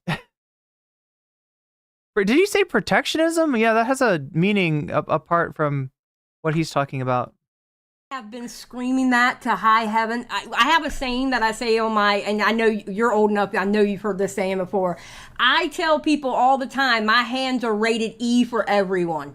Yeah, that's the case for me too. And I don't want... Just like South Park, everybody gets dunked on, right? Well, see, a lot of things that happen, especially with commentary, YouTube, I don't know what it is, but every time we talk bad about Keppels or we talk bad about, like not talk bad about, but like cover what they're doing, we're automatically transphobic because of it. Well, that's I the dare thing, anyone to come say I'm transphobic. That's another fucking white leaf creator is Keppels.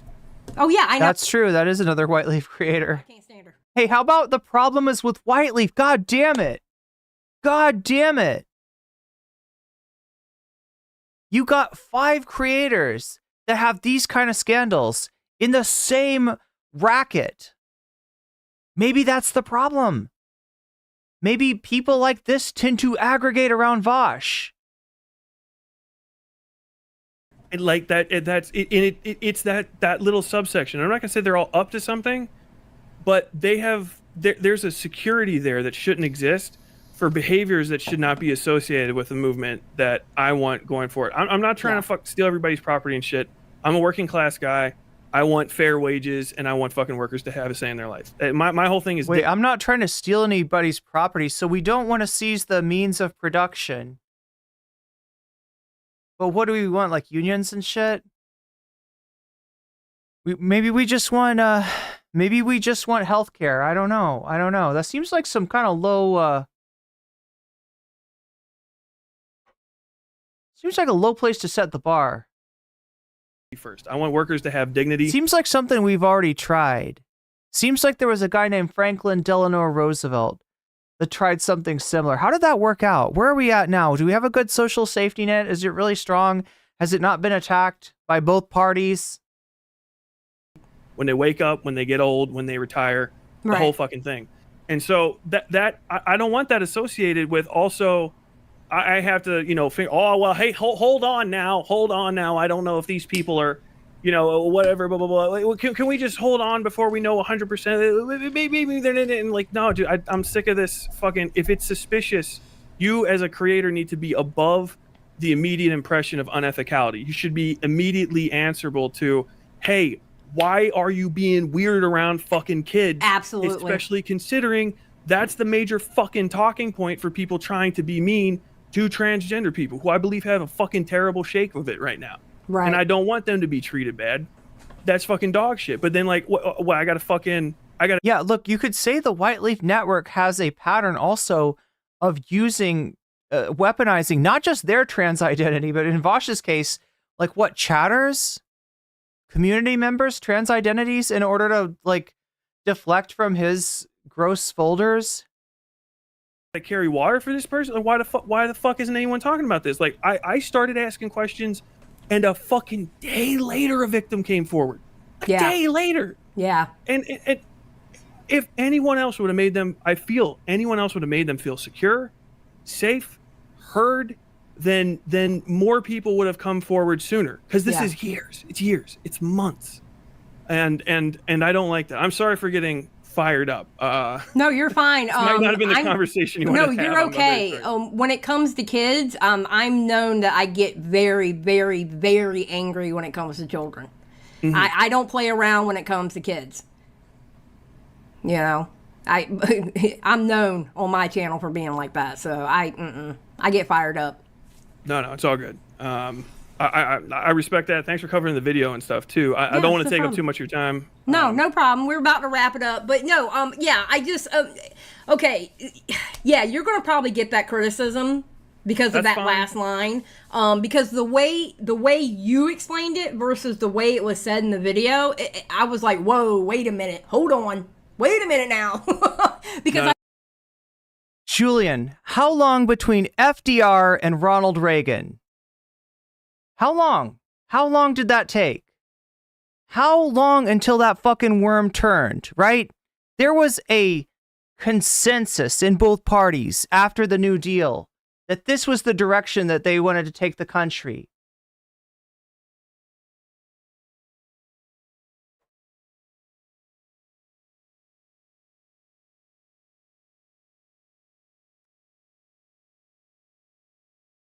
FDR, president until 1945. Ronald Reagan, president in 1981. Bill Clinton, president in 1992. How long until the Democratic Party started clawing at the social safety net? So I ask you again, are those rights durable? Is that something that held steady? Is that piecemeal approach practical in the long term? Or do you need to actually hand back dignity and self-determination and, yes, leverage to the working class? Do you actually need something stronger than what the motherfucking Democratic Party is willing to hand you? Are you okay with those peanuts? Because that's what they are fucking throwing you. And that's what this approach will get when you're like really clear. Oh yeah, no, I don't want to take anybody's property away. I don't want to take the rich people's fucking property that they have aggregated from generations of exploiting people just like me. I don't want to take that from them. No, you've earned that. You've earned that. You can keep that. You can keep your leverage too. You can keep your power. You can keep the politicians. I don't want a fucking shot at self-determination because I am a bitch-made Democrat, right? That's what you're saying. That's what you're saying here. God damn. See, like that, you know how to get me heated, right? FDR, there we go. I don't fucking hate the guy. I don't think this is the worst thing in the world. I just feel like that's the horizon, and it's not far enough. That's as far as anybody can think. It's like, oh yeah, you know, New Deal kind of policies, like some social safety net stuff, a little bit of social democracy, maybe, I don't know, you know, right? It's not enough. It's never been enough. It's never going to be enough. And it's not going to last. It's not going to last. You get it when there's fucking threats to the system. You get it when there's communists nipping on the Democrats' heels, and also fascist. You get it in a really, like as the solution in the best case scenario in a really dangerous situation, and it doesn't fucking last. It doesn't take long to flip back around and get a Reagan. It doesn't take long to flip back around and get a member of the Democratic Party that is selling out those same fucking policies, that is demonizing single mothers, that is demonizing black people in order to tear down the social safety net for everyone. It does not take fucking long. I've had that happen in my own. God damn, did we just get some politics in the drama segment? Is that what just happened? Did we just have politics break out in a drama? You know what supposed I mean? To be a, I'm supposed to be a drama streamer, Chad. I'm supposed to be doing drama here. But I think you explained it very well. I appreciate you. Yeah, and I appreciate you coming on and explaining it. I think you explained it very well. And yeah, no, that's good. And you know, just really, be prepared. Honestly, you know, from the other hand, thank you for giving me a chance to explain it. You know, yeah. Obviously, it is what it is. And if you want to talk about anything else, feel free to reach out. Thank you, Xylee, right? Yeah, Xylee chat. Yep. Thank you, Xylee's chat, for not eating me up. Oh my God.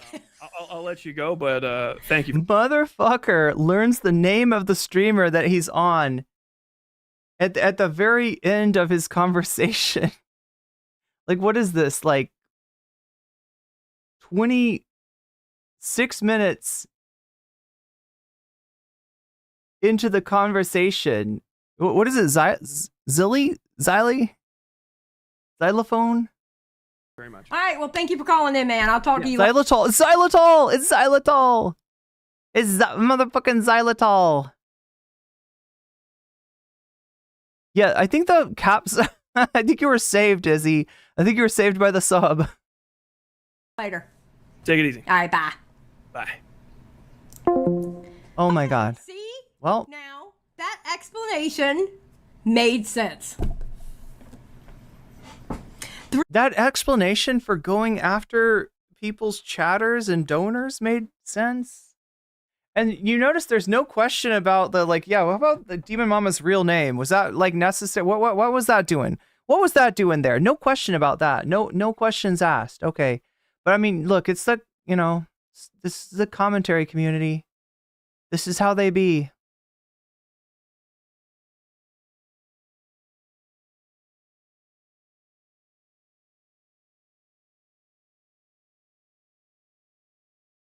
I'm kind of glad we watched that. I wasn't sure if that would be worth it. I wasn't sure if that would be good.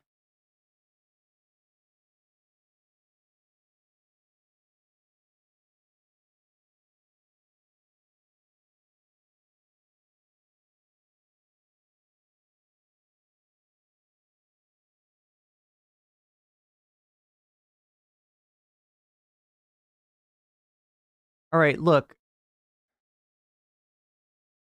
I don't know what to do, chat. Elizabeth Warren, this is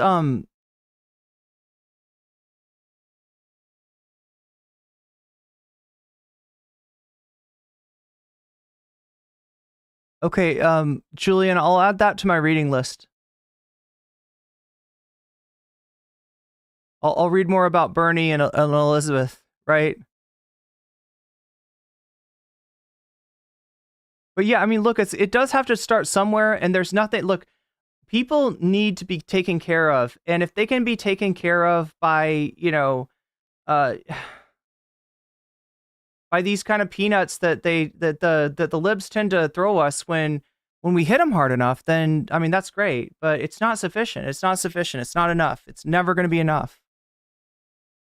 And you can't let capitalism force capitalist realism down your throat. because it's too easy to have. It's too easy to have that That's capitalist realism. That's what Tyler's talking about here, right? That's what we're hearing from Tyler.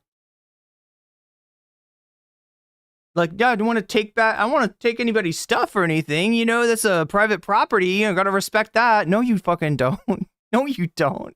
That's the labor of your fucking ancestors there. If you really respect that, you would liberate it. You would take that power back, because that's power too. That's power, that's leverage, that's everything that you need, and you got every right to it. The rich are hoarding that, but it belongs to all of us. And you should not be shy saying that you are entitled to take it the fuck back. I'm 44 years of age. I've never seen my paycheck getting smaller there's not been like a real rise in the real wage. What I mean is like wage versus inflation. It's since the 70s. And there has been all kinds of rise in productivity. In other words, every person on average is producing more value for the company that they work for. And it's just lining their pockets. They have literally pocketed it ever since, probably, I always want to say Reagan, but I've got to be real and say that Jimmy Carter, for all the good that he's done, also had a hand in that. Jimmy Carter also had some really bad economic policies. Unfortunately, I hate to say it, because he is one of the best, as far as like living presidents who actually, do something for people. Jimmy Carter is it's one of the better ones. But yeah, no, it's not about hating libs. That's not where I'm coming from. I don't think that's useful either. I'm really nice to libs, right? I'm pretty nice. Unless it's useful to punch, right? For some, right? When I'm in shorts chat, people fight 15 minimum, but 15 is way too little. Let's try 27 minimum. Let's try something like that. So yeah, like I said, chat, you make 25 an hour and you struggle. Yeah, I mean that's real. That's real. I was just looking at a chart that Shakespeare shared with me that shows you how much you need to live comfortably. And it doesn't mean comfortably. It doesn't mean like posh, right? Comfortably as in like you are not going to have financial crises. You're not going to have anything like that, right? In most states, and even the cheaper states, it's like, 40, 50,000. And in the more expensive states, we're talking like almost 100,000.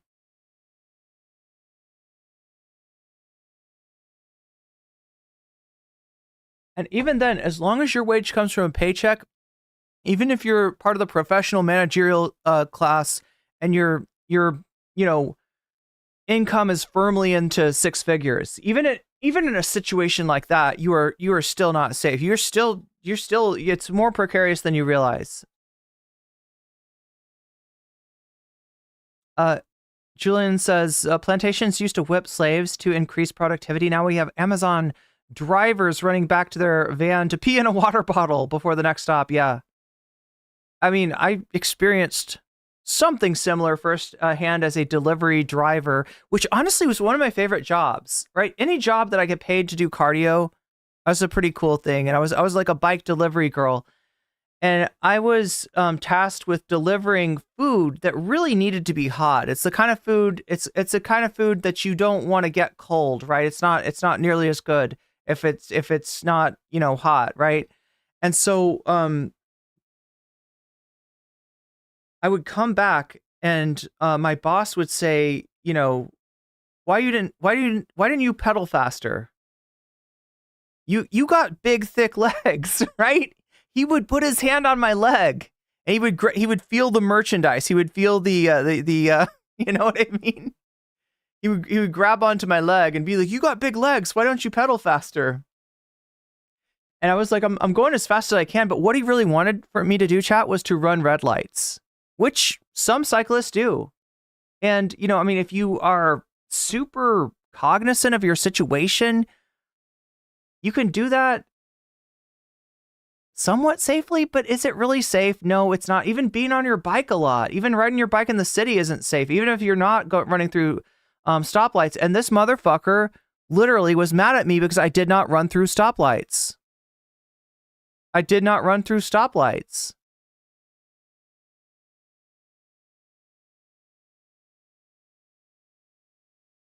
You're FedEx and you got that shit too? My granddad used to be a labor union leader for his branch of TVA, which was, Tennessee Valley Authority. You're talking about was started by FDR, and he had to go to court to make a case for better working conditions. Literally had to represent himself and the union in court because no one could afford legal representation.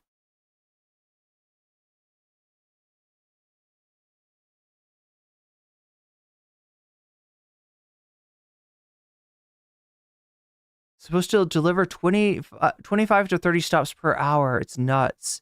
Yeah, and they always want to raise it, right? That's part of their whole productivity thing.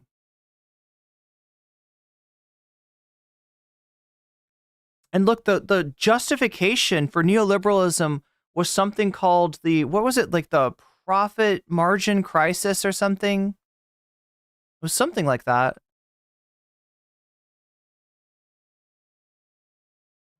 What am I thinking? Something falling profit crisis?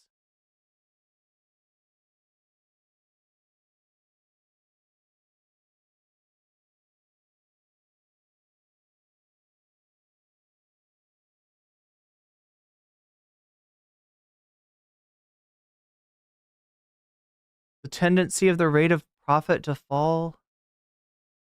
There's a theory in the crisis theory of political economy, according to which the rate of profit, the ratio of profit to the amount of invested capital decreases over time.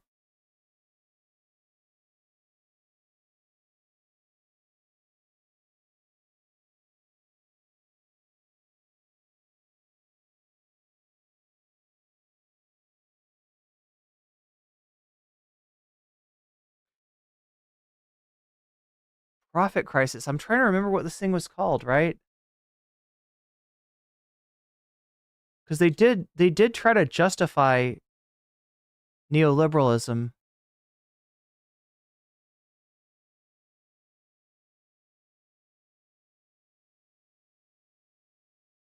All right, so I am trying to decide what to do.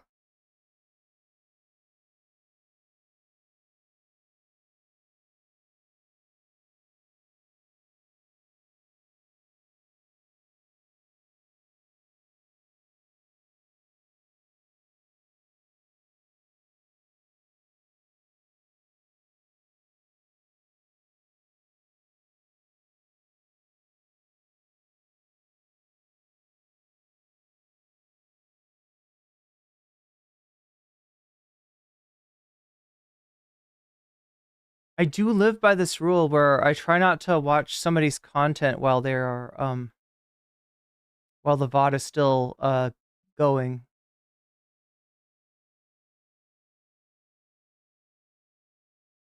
Wait, somebody had something for me to watch, didn't they?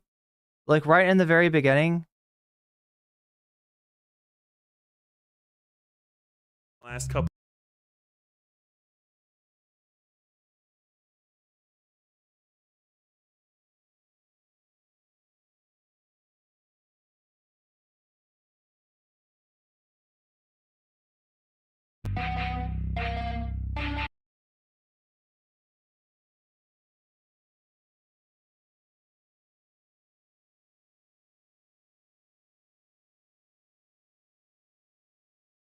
It's just Tyler today.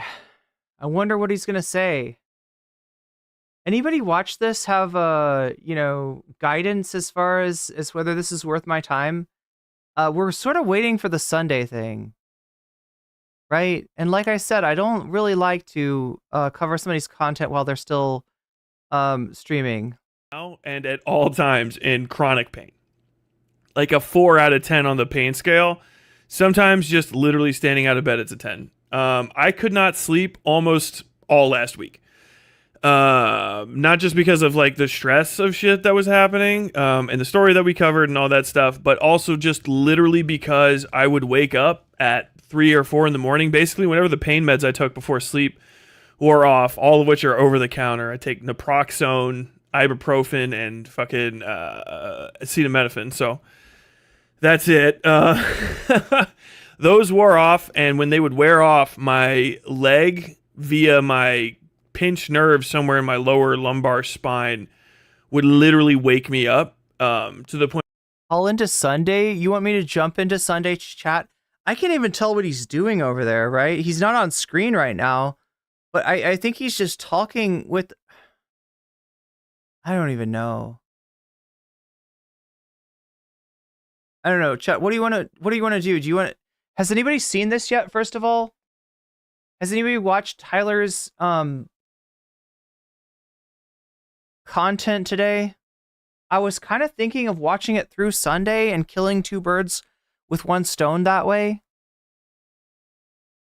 But again, like I don't like to open up a VOD until the VOD is closed on the other end, right? You know what I'm saying? Point where I was like crawling around the house trying to get comfortable. It was just it's nightmarish levels of pain. So on Saturday that happened again, and it was so bad I was basically like fucking in tears, because it feels like you're getting shot if you've never had nervous pain. It's not an injury. That's rough.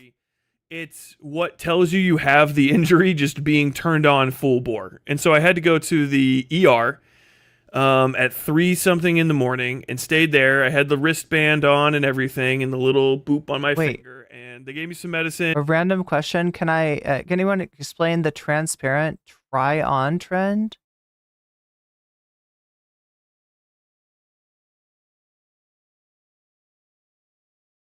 I get trying to push boundaries, but it seems to have the transparent try-on trend. And they gave me a... We could get into a live war. Wait, chat, do you want me to go ham on President Sunday? Is that what I'm hearing? Should I go ham on Sunday? A therapeutic shot of morphine in my arm to help me sleep. I am very... Wait, you see boobies and that explains the trend? Try on transparent?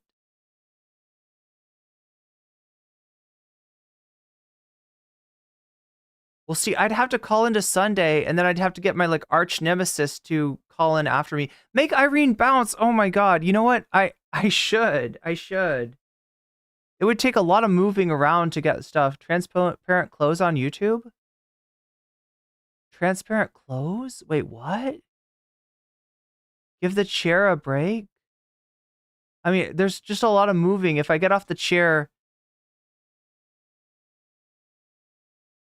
there's a lot of moving I'll need to do. What if we read theory? Should we do some theory, chat? Very large, and they're like, this might make you loopy. It didn't at all, but I did sleep like a fucking baby, and it was wonderful. It was the most sleep I've gotten in months, really. And during all of this, President Sunday has been like going crazy. Here we go. Me criticizing his coverage, his criticisms of my video. I'm not going to get into all of them again, just to say literally a lot of the times he's lying. I ended up getting onto a nocommentchick stream last night and having it out because she was covering his thing, and Sunday's like little rat fuck community and Demon Mama's rat fuck community, who are very integrated, have basically formed what I can only call the Groomer Defense League. Oh my god, what? What? Mind you, my story in the reporting is about somebody doing sexual abuse of a child, basically. Literal grooming. And Sunday, his community, his literal community, and Demon Mama's community, through which there's a lot of overlap, have basically been sea lining, doing the McNamara fallacy, and trying to throw a lot of aspersions on my reporting, which even I've said isn't completely perfect, that even the drama community hasn't stooped to. Like I watched Chud Logic cover this. I saw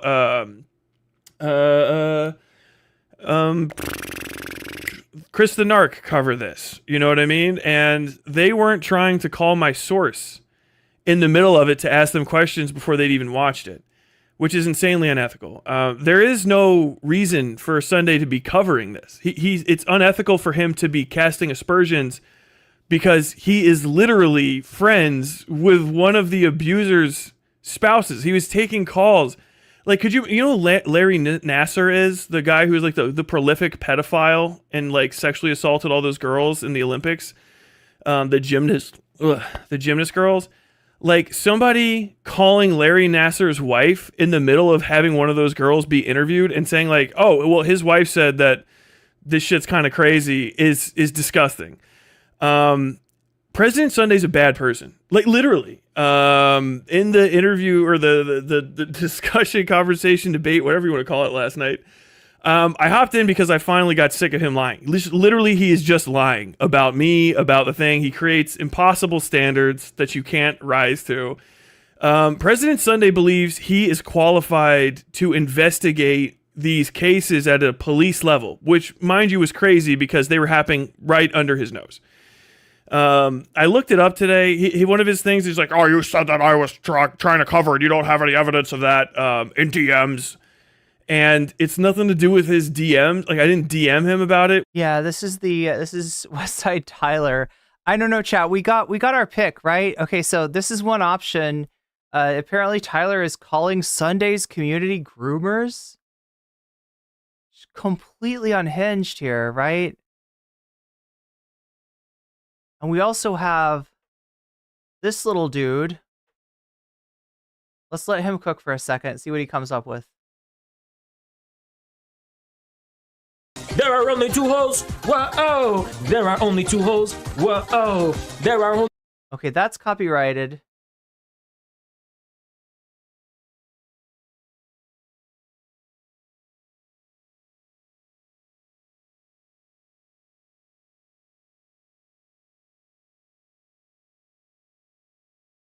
Yeah, I wonder what this is about, chat. What's going on here? Okay. Oh shit! Oh shit! Okay. Who's that? Not sorry. Not sorry. I'm gonna do that the whole time. I almost did that earlier. Am I not so erudite? Comment chick? Not so comment chick? Chat, did I just get mixed up with not so erudite? I'm gonna have to tell erudite about that. Not so comment chick. What do you think, chat? Do you want to watch this or do you want to watch this? Right? We're kind of waiting on whatever the fuck this is. I can't tell. I think he's maybe talking to Beckett of Crabs or something. I mean, we shouldn't watch this though. Wait, what the fuck? What is this? What's going on? Take this off mute, see what the fuck. That's not even fun. That's not even. Okay, so we can't watch that. That's live. That's stream sniping. We're not actually doing the stream sniping, okay? We're not dirty dealers, right? But if I go back here, I see Sunday is watching me.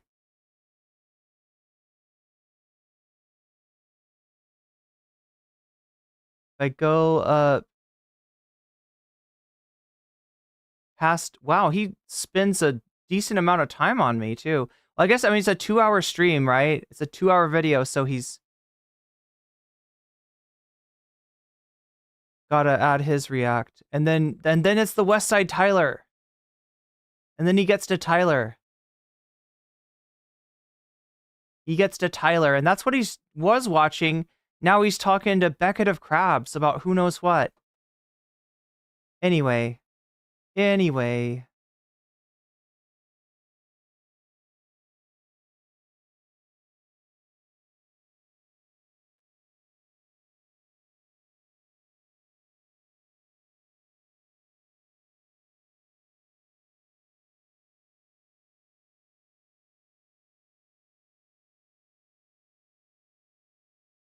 What do you think? Which of these sounds good to you?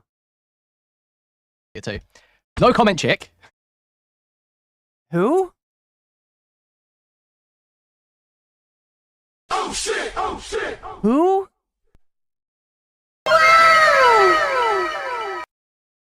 Was accused of having folders on people, okay? Yes, the folders, yo! We got some deep lore. Oh my god, are we going back? Are we going back to the folders? Okay. The folders. She had folders. Not like Vosh's folders, though. These were folders with, I don't know, receipts, supposedly. I never got to see them because they didn't exist.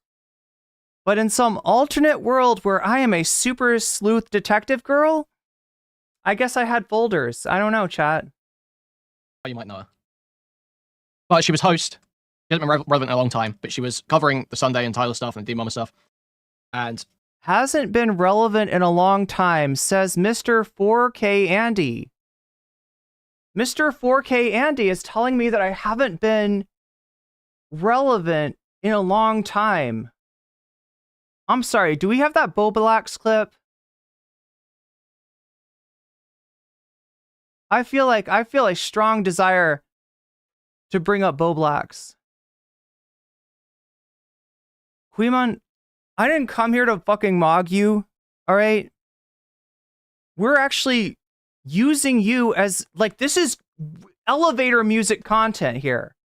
This is content while we're waiting for the real content. Because guess who doesn't fucking matter, Queemon? Guess who doesn't matter? Guess who is the fucking glup shitto in this equation? Queemon, who I passed long ago in terms of subscribers. Oh my god, bitch. You have nothing. You have nothing, Queemon.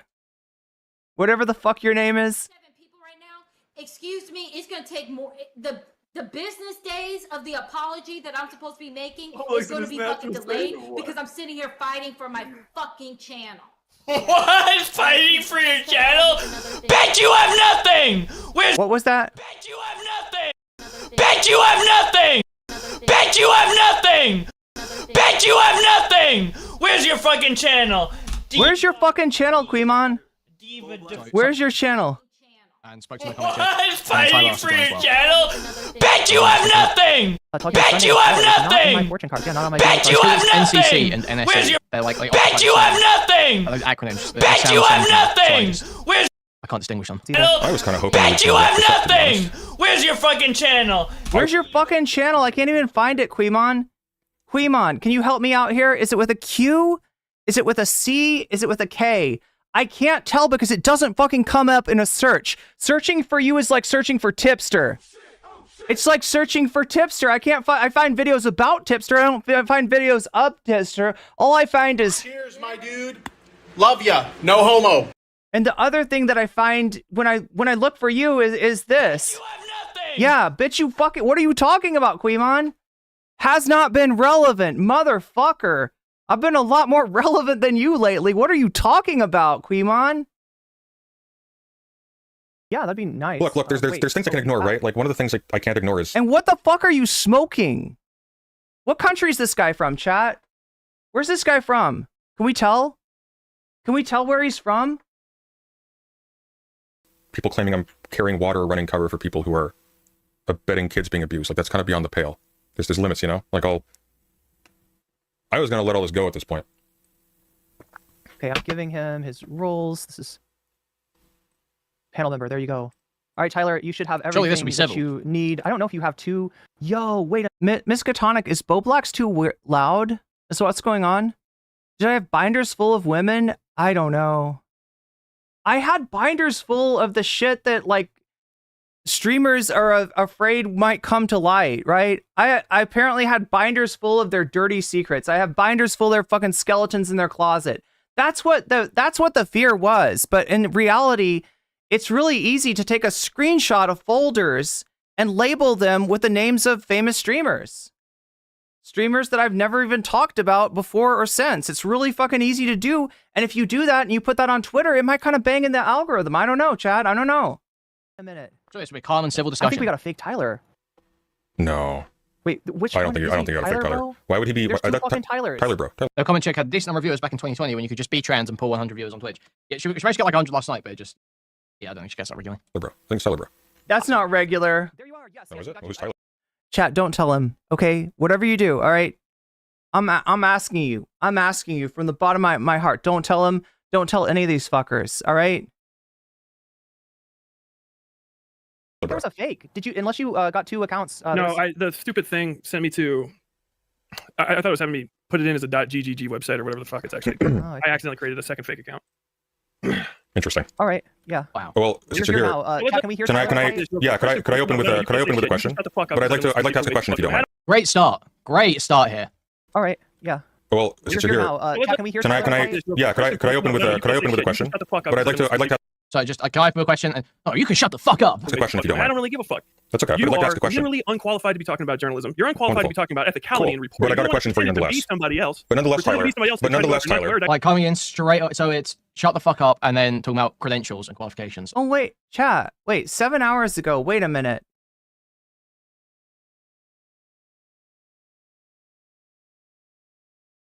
He stream sniped me.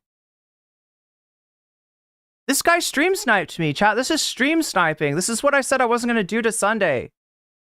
He's doing it. This fucking glup shitto nerd is literally stream sniping me. At the very... Oh my god, he's going to get mad, though. When he sees where the viewers went, right? Because it didn't stay at 93. Spoiler. Awesome. That's just an amazing start. But nonetheless, Tyler. I do have a question for you. Really. But I do have a question for you if you don't mind. But I would really like to ask a question. Questions. I heard you. But I haven't asked a question yet. Actually, you started reading something mid-season. And you scared the fucking source away, didn't you? What source? Because you are a fucking. Okay, is the scare in the source? Is that one of the mods? That's not about Glooby, is it? It's about Glooby, the alleged victim. That's about one of the mods, right? Well, I'm sorry. I'm not. That is about Glooby. If you'd paid attention, you'd know that. Tyler, as you just said, I wasn't speaking to a source. It's literally, they're literally talking about Glooby. Let me help you out here, Quimon, since you don't get it. Then why are you talking about any of this? I have the only source. Tyler, brother, breathe. We're not brothers. I'm breathing. Breathe. We are all brothers in Christ. Breathe. Wouldn't Queeman be British? Like Chud Logic? Is that right? So he's British. The fucking well breathe. Find your peace. This is already a total shit show. You freaked out on Tyler. your show. Yeah. Lost your mind. I'm sure everybody. It's the X mod that came on Sunday stream that said he felt unsafe on call but wanted to stay on. So how old is this person? This isn't a child, is it? Like, why do I care? I guess. Why is Tyler bringing this up? Someone felt unsafe on a Discord call, but stayed there anyway. In fact, it sounds like they were asked if they wanted to stay there. And they said yes. Wait, is Queemon gonna act his age? I think he's like 13 or something. How old is Queemon? How old is Queemon? I think he might actually be Chud Logic's kid. Is that right? Are they relations of each other?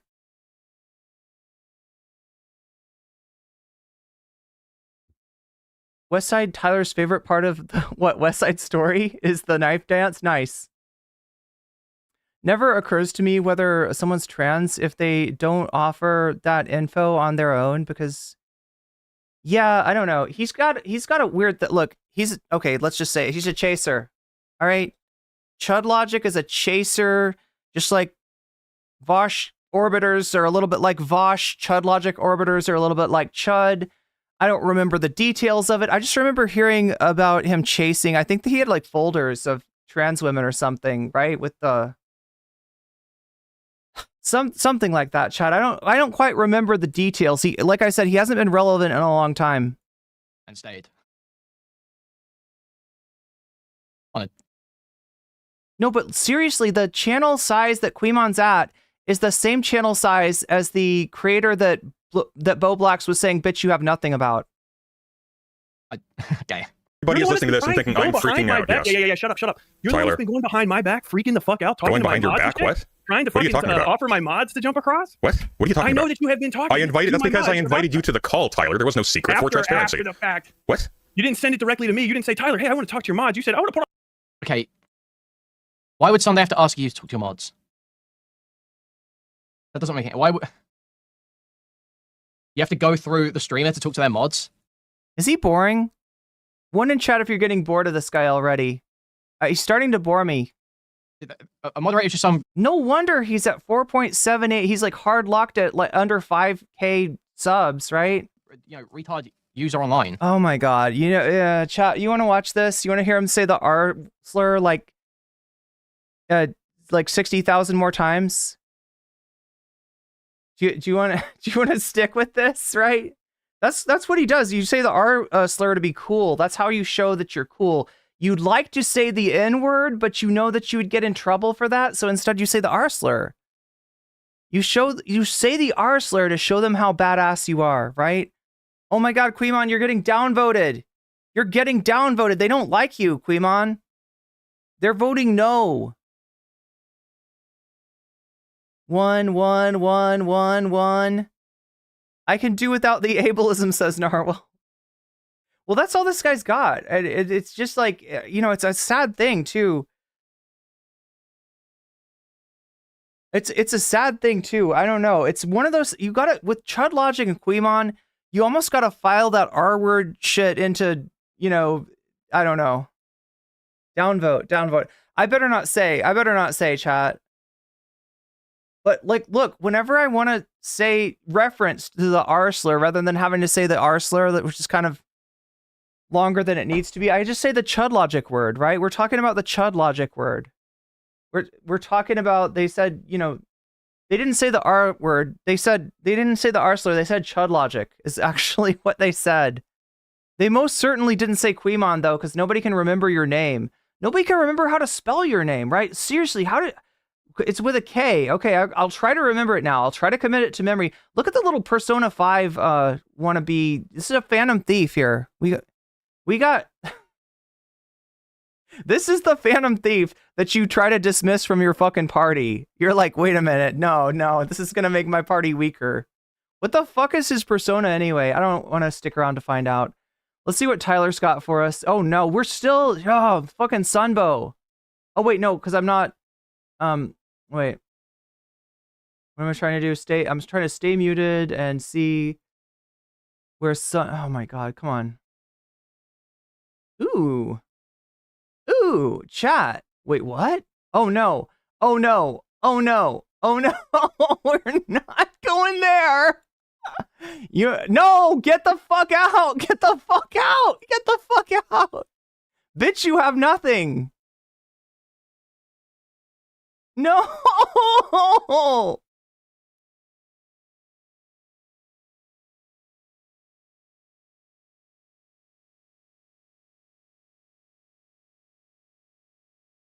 It's trying to force me.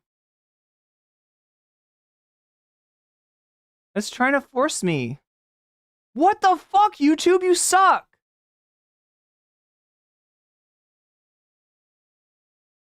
Okay, I'm sorry. I'm yelling too much, chat. I'm going to piss off my roommates if I'm not careful. How late is it? It's fairly late.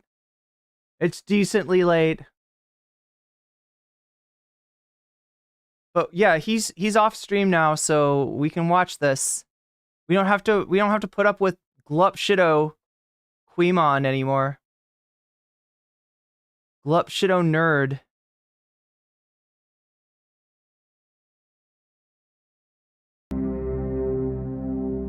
You just gotta wonder about dudes like that say the R slur all the time. Like, how often have they been called that word, right? Is that where that comes from? It does seem to fit in the case of people like Quimon and Chud Logic. A lot more to add on to that. The upload I went through, the upload I put up today. I'm gonna misspeak a few times today, guys. I'm really tired. I've got like 2 hours of sleep. Was just the cut of a debate that took place. Oh my god, I have never had that happen before, chat. I mean, you know what that was? That's a redirect, right? That's a redirect. That's I guess that's Sunday's new protege. I don't know much about him, right? But he can't raid Tyler anymore, or I don't know. Tyler was never streaming at the same time, but yeah, he kept on, like, I'd go back and be like, no, I want to watch this video, and be like, no, you want to watch this video. It was doing Jedi mind tricks to me, chat. It was doing fucking Jedi mind tricks to me. You want to watch this video. On No Comment Chick's channel. She's Here we go. got, her own upload of it, but the audio is worse because I recorded on mine with OBS and she had like notifications over it, which is why I did I did my upload. That's your excuse. Okay. That's what you're going with, right? He couldn't take chat. He couldn't take the...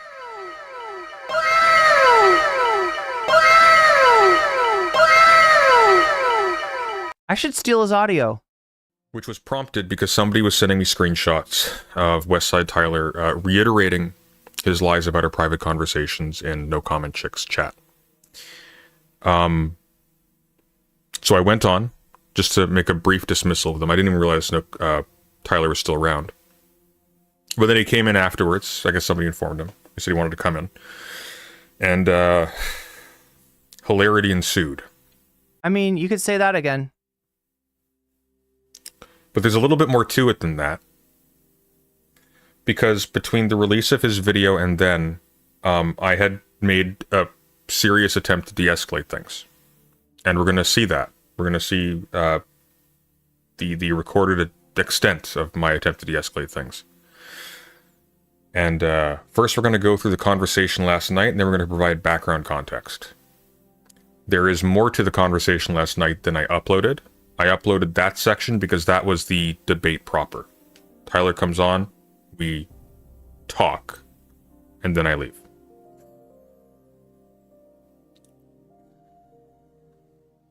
Did Tyler actually threaten Sunday like that in today's stream? I'm not aware of a threat. I haven't seen his stream today, so I'm assuming, judging by the fact that whenever I clicked on it without audio, I didn't see any footage of our debate. I'm assuming that what happened is he basically... Oh my gosh, so chat's talking about the Black Eyed Peas song. They changed the name of it to Let's Get It Started, right? And you might have heard it as that, but before it was Let's Get It Started, it was Let's Get the R-slur. Let's get Chud Logic was what they were saying. Let's get Chud Logic. Let's get Chud Logic in here, right? So that was the original, and you know what I'm saying. I'm substituting Chud Logic for the no word. Because he likes to say it so much. So it's his word, so we're just going to use his name in place of that and see how he likes that. See how he feels about that, right? Because it hits a little different when it's a word that refers to you, a word that applies to you, a word that's been used to describe to you. It hits a little bit different to his audience about what happened. But yeah, so somebody in my chat is saying that this is a reclamation. I have never heard of it that way, right? And at first I wanted to be like, fuck no, what are you talking about? It's not a reclamation. That's just them being, that's just shitty 90s ableism, right? But then I thought about it, right? They're saying it as a good thing. So in that sense, I guess it's like reclamation. I mean, real reclamation would be somebody who's had that word used to dehumanize them, using that word for power, right? Using that word for, I mean, that's what we're really talking about. So often there's a lot of people that claim to, use slurs in a reclamative fashion. Keffels did this, but she kept the pejorative, right? When Keffels would say the R slur, it was a bad thing. I didn't think of the fact that in that song, it's kind of a good thing, but it's also what it's saying, like, let's get obliterated, let's get faded. Is basically what that means. Is that what that means, chat? Is that what the Black Eyed Peas were saying in that song? And didn't touch the evidence. And if I had to guess, it's because he's ashamed of it. And you'll see why. And to be clear, I'm not particularly proud of some decisions in there as well. I used an ableist slur. I called him a TWAT at one point. Wait, that's not a... What? Wait. It's so weird what they get, weird about, right? I've heard Sunday say some pretty bad shit, on J-Stalk's stream. I mean, he definitely's called people the R-slur. It depends on where he's at, right? He's kind of a chameleon. He blends in, right? On J-Stalk's, he'll use the R-slur. I'm trying to remember what else he used, right? But just a full-on ableism, and he didn't seem to have a problem. But in his own stream, I don't know. It's different. I'm not sure. But he's kind of clutching his pearls about twat. Like, to what end? Right? To what end would you call somebody a twat? That's what he's saying, right? He's talking about the twat tua girl. That's what he means there, I think. Twat is able. I don't think. I think it's the other word, right? he used, I think, the word, should I like not say this? I haven't heard of this word being like a slur, but it definitely was pissing some people off.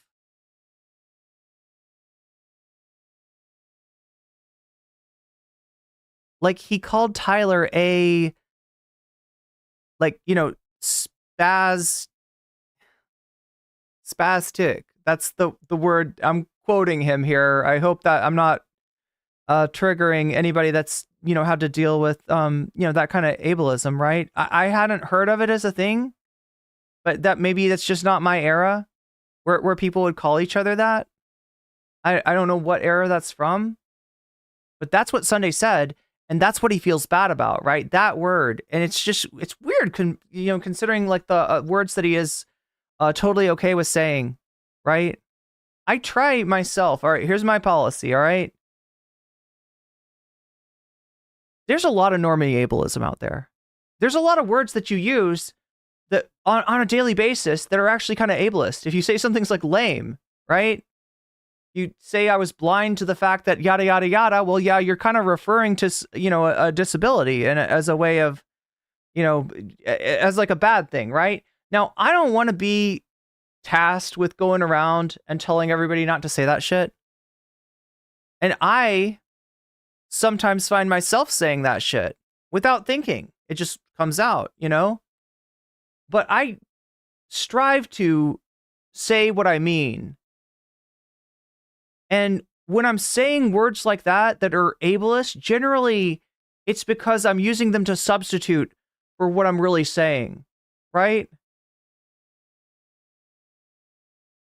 So I try to say like I was unable to perceive that. I try. For me, I don't call other people out on it.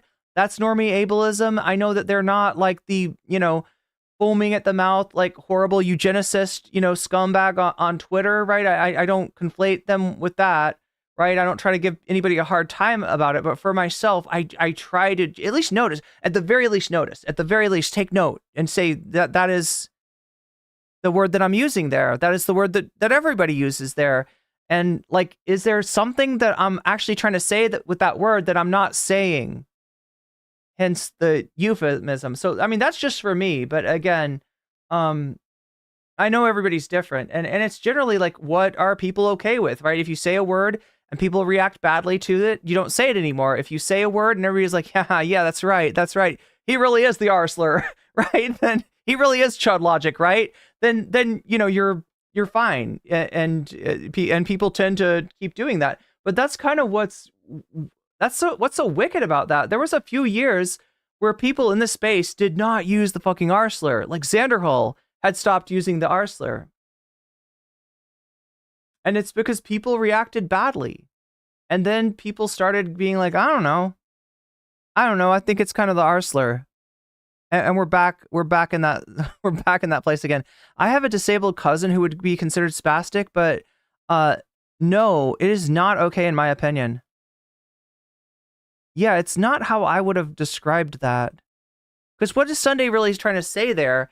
Sunday's trying to say that Tyler is out of control. That Tyler is like, you know, kind of spamming at him, right? That's what he's really trying to get at, right? And so, yeah, there's usually a better way to say that. But yeah, he's apologizing for that. So I guess he didn't want to come off like that.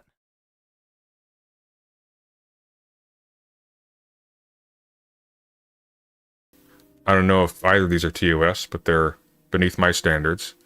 In my defense, I was very stressed and pretty disgusted. Lame was a pervasive saying in the 70s, just like the F slur was a slur to me, subpar. And some old schoolyard tendencies came out, which is an odd thing to say because I never was like that in the schoolyard, but you get the metaphor.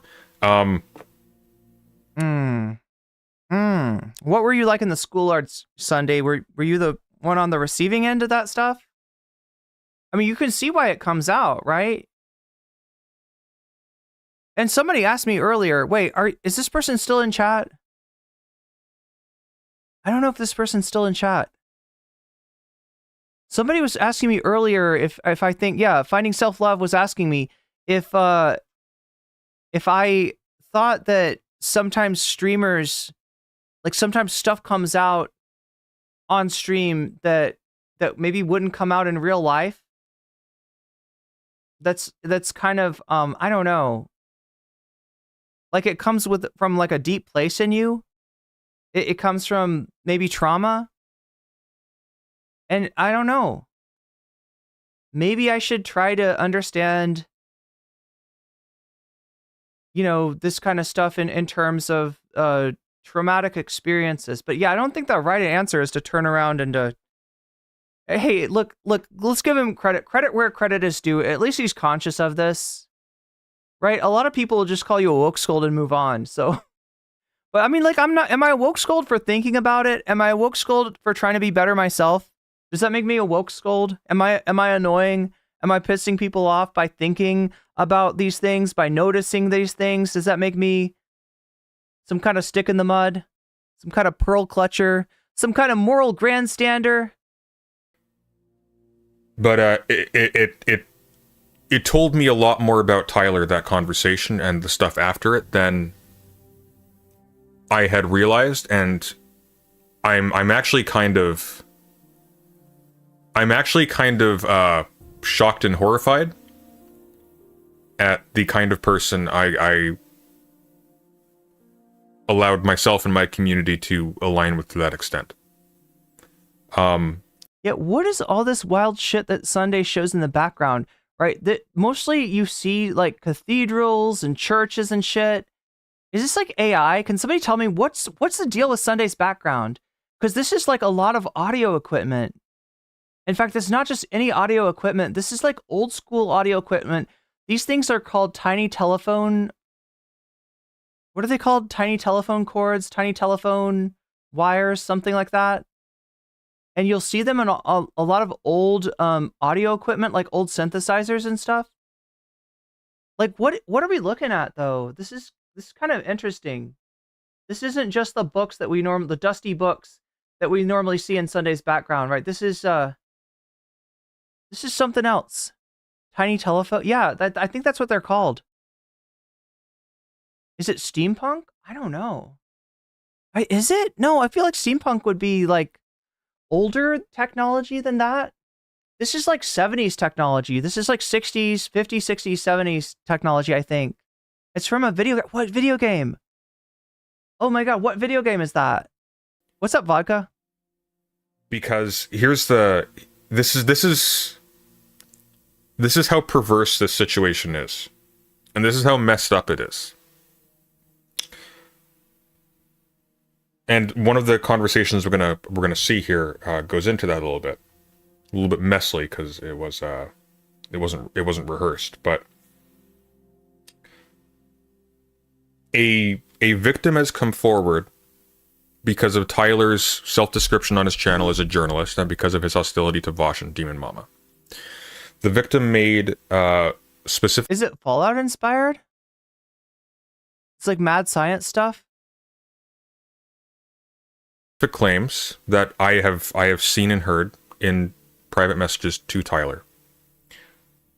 Tyler contorted what this witness said in order to loop the scandal into his broader media critiques of Demon Mama and Vosh.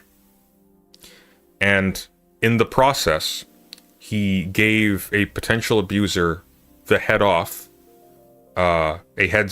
to go around and start purging any incriminating content that's still. And he's talking about Demon Mama there, so right, it doesn't sound like he's sweeping for Demon Mama. Like, I mean, I'm not sure what to make of Sunday's inability to see the very clear pattern that's going on amongst the community of Whiteleaf. We're not talking about just like they, because of the software or something. We're talking about because of the community. We're talking about because that's what attaches people like at the hip to Vosh. That's different than normal orbiters. That's different than Sunday's orbiters. That's different than Chudlogic's orbiters. That's different than Destiny's orbiters. Destiny does not give you a sysadmin and a website, right? That's only Vosh. That's only Vosh that does that. And there is a weird, freaky pattern, right? So many streamers this year. Vosh, Keffels, Xanderhall, Poppy and Xena.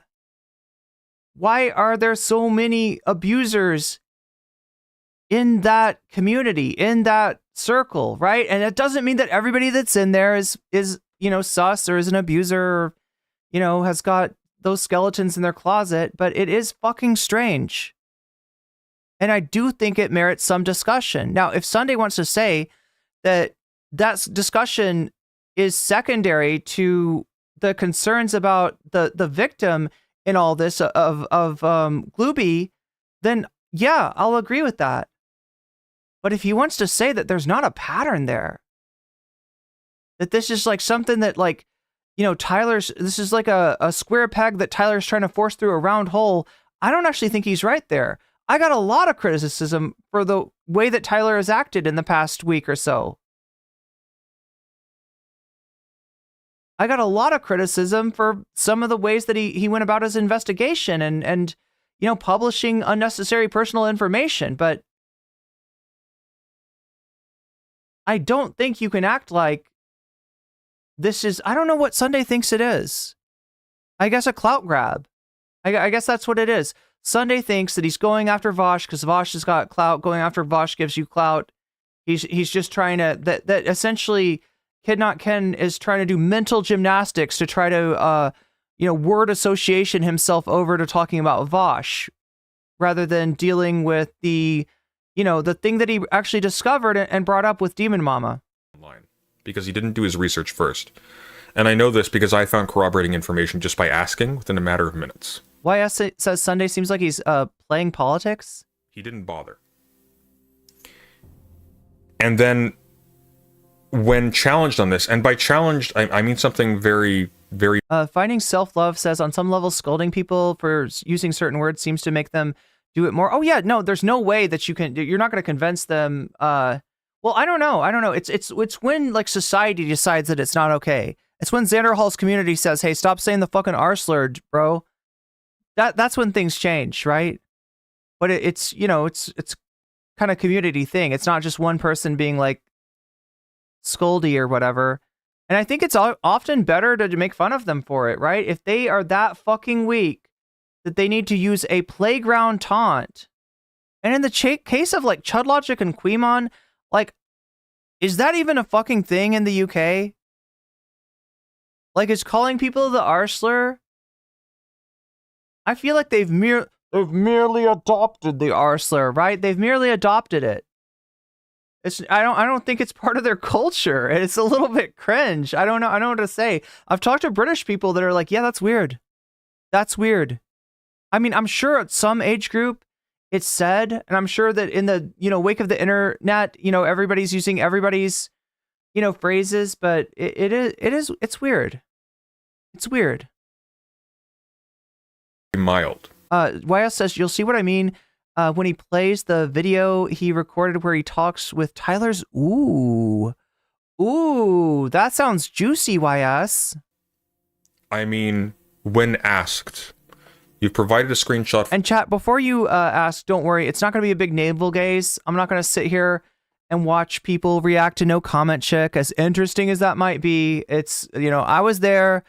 I moderated the debate. I don't need to see it again. If there's anything that I really need to see, right? If you watch somebody reacting to my debate and they say something interesting, make sure to join our Discord and post it in stream suggestions, right? If there's a clip that you can make, or there's, like either on YouTube or maybe, put it up on Twitter or something like that. If there's something interesting in there, right?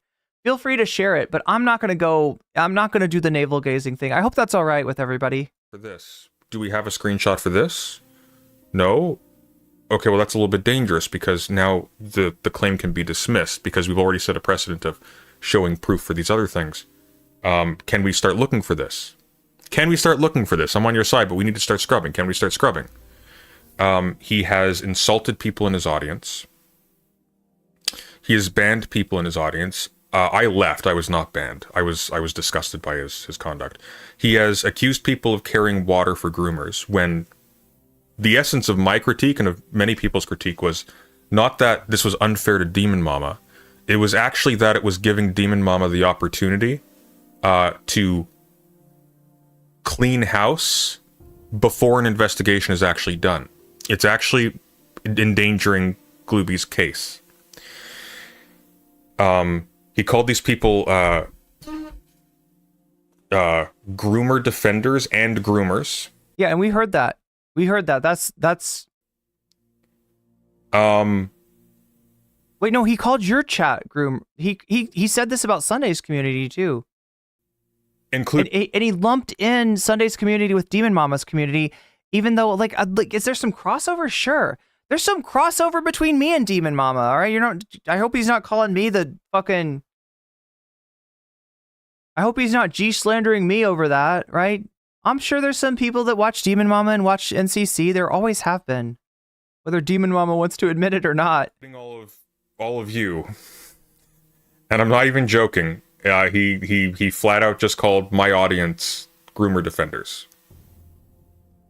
He is deeply resentful of my audience for Clown Top says Sunday is reluctant to get entangled in drama with the Vosh group, but I feel like he thinks he has no choice to keep focusing on it because he feels the need to rebut Tyler's claims. Oh, that he's part of. I mean, yeah. Paying me and for not... But it makes him sound like he maybe is, that he's got a bridge or two that's not burned. I don't know. That's what it does. It does lend credence to the whole, sweeping charge. I don't think he's sweeping for Demon Mama, though. I really don't think that's happening. Agreeing with him out of hand. Because Tyler is a deeply fragile person who has nonetheless recognized that there is a benefit in being perceived as a tough guy by children. And so he wants you to think he's this honest man's man, friend of the worker, who will speak to you directly, no bullshit, will take criticism, and he can handle disagreement. And he doesn't want a cult of personality. He's the real deal. But when push Muppet is always funny to me. Do you mean the word? The word Muppet? To shove? If you disagree with him, you're a pedophile. If you disagree with him, you're a groomer. If you think he isn't perfect, you're actively colluding with the enemy. He is a deeply, deeply paranoid and insincere person. And it genuinely saddens me and disturbs me. Yeah, thank you, Buffy. Buffy's mentioning that we hit 7K on YouTube. It's kind of phenomenal. Maybe that's what set off Quimon. Maybe like he saw that I have almost twice as many subs as he does now. We're closing in on twice as many subs as whatever the fuck that guy's name is. I've already forgotten how to spell it. But yeah, let's celebrate with a little Capagen. Actually, Buffy, can you give me some... Can we get some Kappa spam? Can we get some Kappa spam in chat? All kinds of Kappas. Any Kappa you want. Any Kappa you choose. Just like the Pink Floyd song. Let's get some Kappa spam going. Hell yeah. I love to see it. Realize this, because in the background to all of this... Tyler did something really weird. And I cannot prove this. Oh, wait, what does Muppet mean? Wait, what does Muppet mean in British? It means it's a slur? Yo, that's wild. That's what, so the F slur is not a slur in British, but but Muppet is? Calling somebody a Muppet is bad? You can't say Muppet? You say it like that? You say Muppet? I better not say it. I'll get in trouble. People will think I'm being British and rude. Because this... What's Capagen? Capagen is this. All right, let me show you again. This is the Capagen. You ready? Wait, that's just the Kappa, actually. Where's the Capagen? Did I somehow,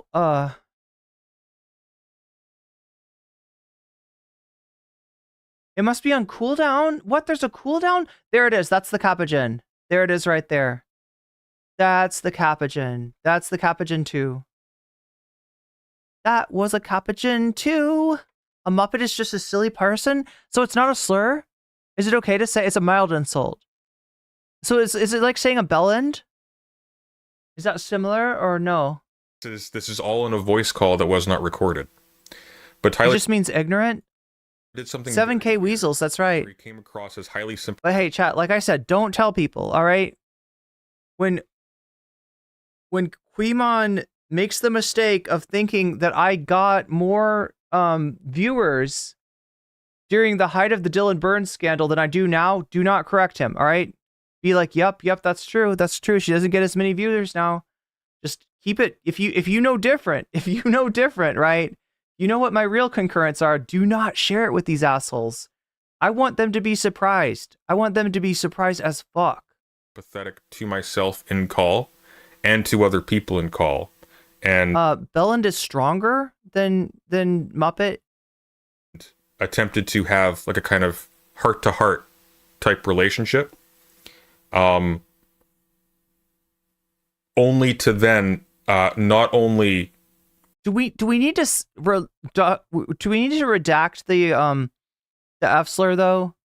Like, I get that in the UK it's not bad, and that if people are saying it and they're British, it's like you're just talking about a cigarette. But do we need to redact that in chat? Like, just to make sure that YouTube doesn't freak out on me? I am not going to say the word with a P, although it seems like it'd be fun to say.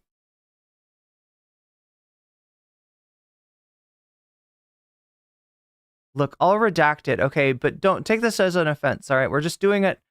We're just doing it to save my ass and your ass, all right? Our asses are important, especially since my ass is sitting on a seat that is fucking broken. We gotta save our asses. Save those asses. Those are your assets. Like in a deeply dishonest and pretty wretchedly destructive, I guess, way. Yeah, I deleted it. So, you know, if anybody else has got words that are at least sound like a slur in American, maybe, yeah, you're fine. You're fine. You didn't do it. You weren't being, you know, gross about it. I just want to make sure that our asses are safe, right? Muppet as a word was a melding of marionette and puppet. Oh, I didn't know that. And maybe like Muneca too? Is that like part? No, that's probably not part of it. That's because it wouldn't be Latin. Wait, marionette and puppet, huh? Cast false aspersions on my motives. Lie about the contents of our call, and call me all sorts Dookie, like every kind of thing under the sun, carrying water for groomers, even though I had been helping him to the best of my ability and encouraging him. You want to know something funny? My mom used to call it doo-doo. To investigate Demon Mama and her cohort the entire time. He did this with other people too. And it's really weird. It's really weird. And the picture that has been painted for me over the last couple of days is of a deeply damaged man who was very bitter about not being led in, despite his best efforts, into the Vosh clique. I remember back when he was complaining about Demon Mama's takes on Biden or electoralism, because he didn't understand what these words meant. It was a weird. Oh God, yeah. This was embarrassing. Sunday and he started talking about the categorical imperative, like he knew Kant. And look, I mean, I'm not saying that Tyler is not, you know, a well-read, well-educated, diversely knowledgeable person, right? But no, he doesn't understand. Look, when it comes to Emmanuel, Tyler just can't. He just can't. He thought it was important to bring up that he had messaged Demon Mama at some point in the past, and Demon Mama didn't reply. Ooh, I don't know if that's. I feel like that's something you should have sat on, Tyler. That does not make you look better. the picture that's being painted for me is of a deeply bitter person whose fundamental drive is not the truth, it's not justice. He's wearing these as a cloak in order to mask a desire to, a resentment-fueled desire to... Resentment? Is that what you're trying to say, Sunday? If you want to lean into the French, you got to use the liaison. If you're going to lean into the French, you must utiliser la liaison. C'est très important pour utiliser ces choses. C'est truc. To exceed people who slighted him and to get revenge. And what's most disgusting about this is, in the process, he is using a... No, that's got to be some philosophy thing, right? That's got to be like some Derrida, right? Is that some Derrida? Are we getting some Derrida in there? I feel like that's got to be victim's testimony as a like, what was Derrida's thing?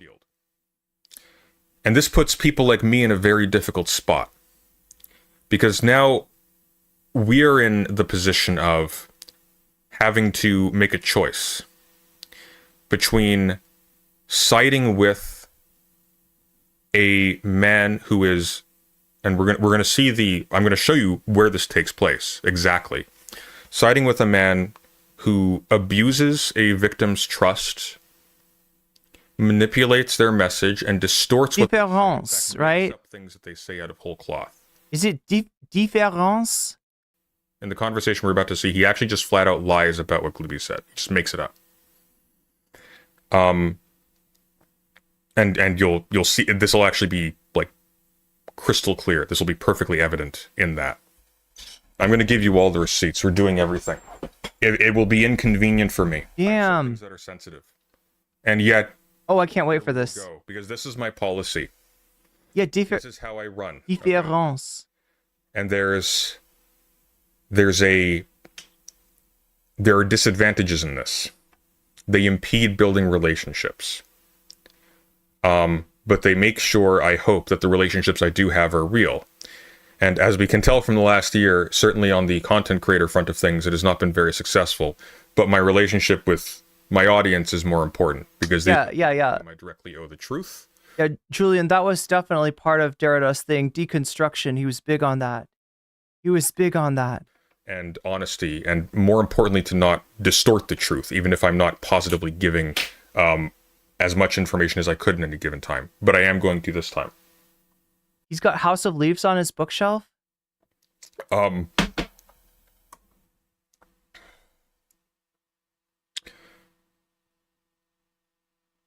He is using a victim as a shield for his shoddy work, which is shoddy and endangers his victim's testimony, because he is not interested in that case.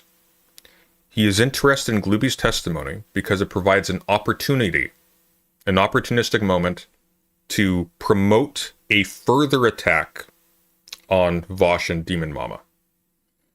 And Demon Mama is implicated in Glooby's testimony.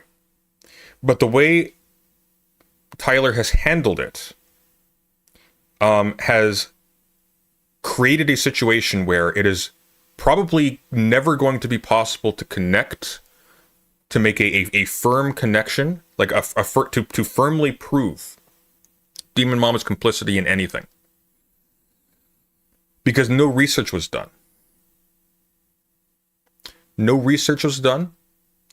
The messenger corrupted the message by adding in leading questions, inserting ideas about Demon Mamas and White Forest and whatever their community is being a cult, inserting ideas about wage theft, when a different type of... My favorite Derrida clip is when somebody asks him about Seinfeld. There's some kind of way that people like relate a show about nothing, which I guess Seinfeld was, that was the joke with Seinfeld, to Derrida's work, and he's just like, what the fuck are you talking about? He's like, get out of my face with this.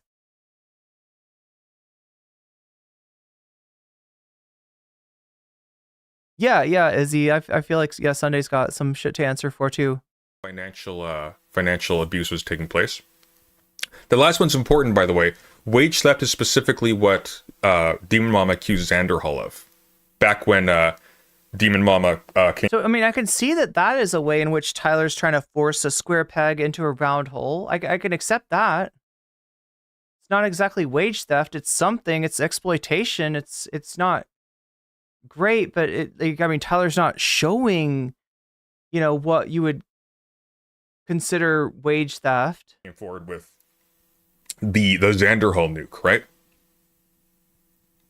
And so Tyler wants to point out a hypocrisy, because his goal is not to forward Glooby's case or to protect Glooby's case or to protect Glooby's person. His goal is to use this to motivate other content.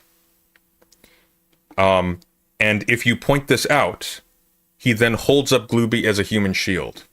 How dare you challenge this victim's testimony when in fact it's not the victim's testimony anymore? Because he inserted his words into it and around it, which means, and in this case recently, invented new claims, which means it now becomes Tyler's testimony. And Tyler's testimony did not come with proof. And because Tyler embedded Glooby's testimony in his testimony, Glooby will likely be dismissed by way of Tyler, by a lot of people. What do you mean, wage theft? Wage theft involves violation of a contract of some kind, right? Something like that. Was there a contract that was violated? No? Look.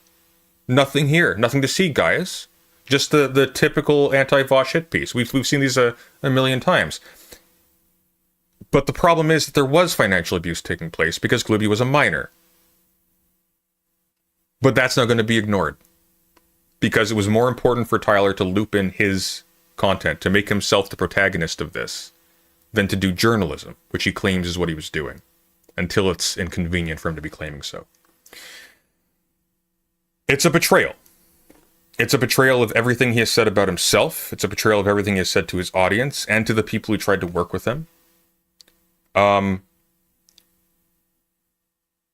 we're gonna go through the whole thing, and you're gonna see it all, and we're gonna do so tranquilly, because I am not in a panic. I'm not in a rush. What Tyler revealed last night is that he is on a fast track to self-destruction. Okay, Sunday, please do not make me watch you watch me. I really don't want that kind of streamception. He is not well. He has been consumed by the manic need to create content, to get popular and to make money. And I pity him for it, because at this point he is, as to quote from Apocalypse Now, he is very obviously gone insane. So we're going to start in the beginning. Okay? And this is not going to be fun. This is not going to be fun. Wait, Maybe I'm sorry. Fun, but I'm not going to enjoy Talk about the allegations! Could you please talk about the allegations? This is going bad. So this is nocommentchick's channel. She's not important. This just happened to be, she was covering, I think, my coverage, and was... Chat, how should I take that? How should I take that?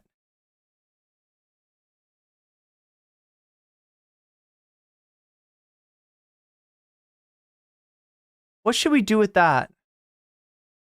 Where should we put that?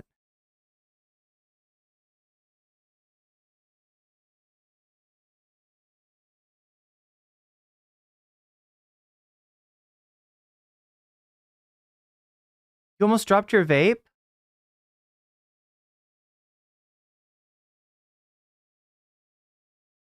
What is the word, chat? Vergonia, I believe. I believe the word is vergonia. Is that the word the Italian word I'm searching for?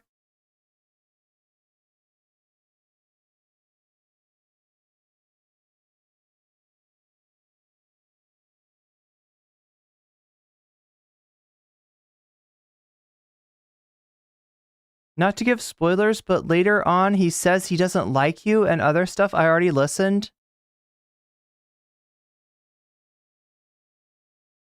Well, yeah, because he can't drag me around like his bitch. I was never like Tyler. That's the kind of... He likes somebody that's malleable. He likes a little Padawan learner. And I have already learned too much to be taken in by one such as himself.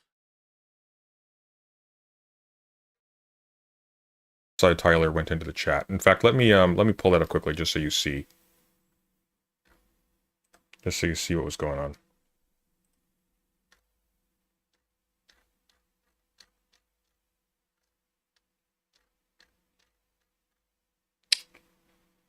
I think they had it in a round table.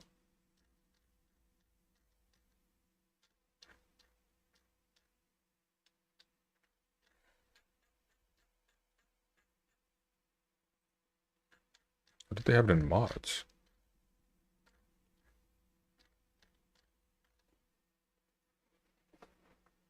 I suppose we can just see it in the side chat, can't we? It should still be there unless he's deleted it. I guess if we go back a little bit, we might be able to Or find it. he must be protected no matter what. Oh, let's see. Yeah, wait, what we go...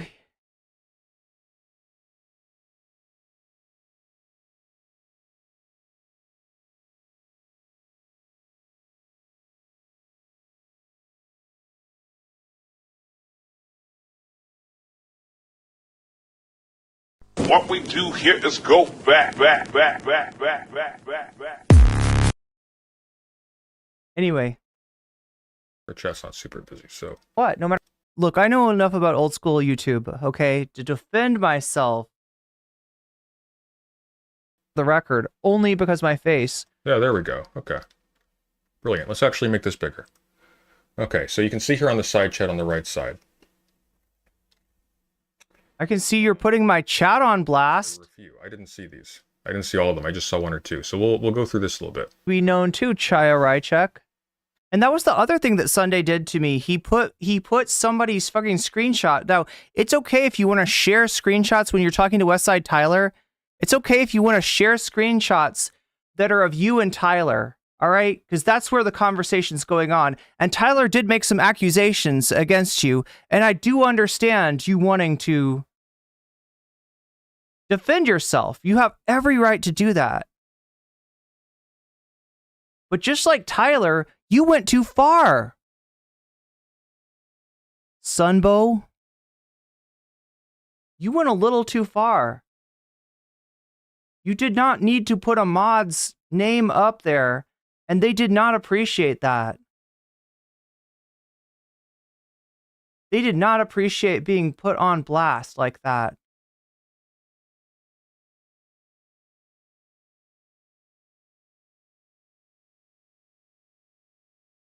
People should probably know your name.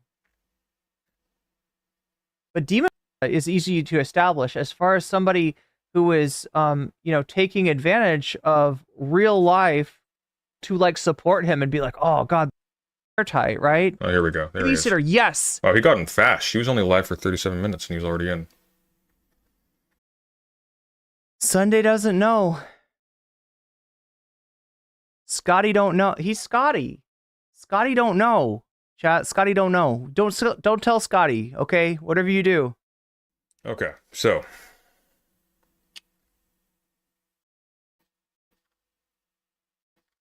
Right, so he's in the chat here saying, just making shit up. He's just making shit up. What up, NCC? There's no comment check. Bosch found white goblins. Wait, he doxed us without knowing? Wait, what are you talking about, Izzy? I didn't say yes, President Sunday, to put me what I said up on stream. I try to avoid this stuff. I mean, sometimes the chat's like mixed into what's up, Apothis? Yeah, non-important chick, exactly. Sometimes the chat is like mixed into the VOD, right? And you can't really avoid it. Sometimes people will blur that. And what I did was I went back and I blurred the part that had Tyler's mod. I really wasn't trying to put any mods on blast, any chatters on blast, anything. That's the last thing I want to do, right? You have a responsibility, Sunday, as a content creator with a big platform, not to punch down. And it feels like that's some of your favorite shit. It feels a little bit like that is your brand. It feels a little bit like, chat, we are dealing with a predatory cephalopod in this situation, right? And might I remind us all that Sunday was not that far from a lot of white leaf creators, all right? Fucking put that in your pipe and smoke it. Williams says, let's see here. I was literally just sharing what is my genuine observation based on having watched all this stuff between you and I bet he has a pipe. DM and PS go down since it started. No shade. Yeah, well, you're wrong. Just the facts, Lamau. Okay. That is the connection. Okay, I don't feel so bad. Okay, here we go. Here we go. Now we're pulling our credentials out. So, I'm just stopping through, but good luck for the night. Sunday is literally lying this entire time, Lamau. He pissed his pants and leaked DMs in my community. Leaked DMs in my community. This struck me as odd because I actually leaked DMs on stream. Yeah, it's easier to punch down. Which is not his community. And I specifically leaked DMs, not because I was pissing my pants, but because he made specific claims about conversations we had had. He said specifically that... But yeah, what he's missing, chat, is that like terms like up or down, they are relative, right? They're relative to a lot of things. They're relative to time. They're relative to place. And it's not hard to turn something upside down. Believe me, I've done it before. We've had multiple because he was very angry that I had questions about his that I had questions and issues with his expose, and his journalism, such as it is. And he said, we've had multiple or several conversations in which you have ran cover for these people and said that the abuse was not possible and likely didn't extend as far as he thought, which is a lie. That never took place, and we're going to see some of that later on. But that is the motive for me coming in. And then he says down here, which is curious, right at the bottom here. See where my cursor is, right in the middle, right here. He doesn't understand literally a thing about reporting, and his every word on this statement is an ethical violation.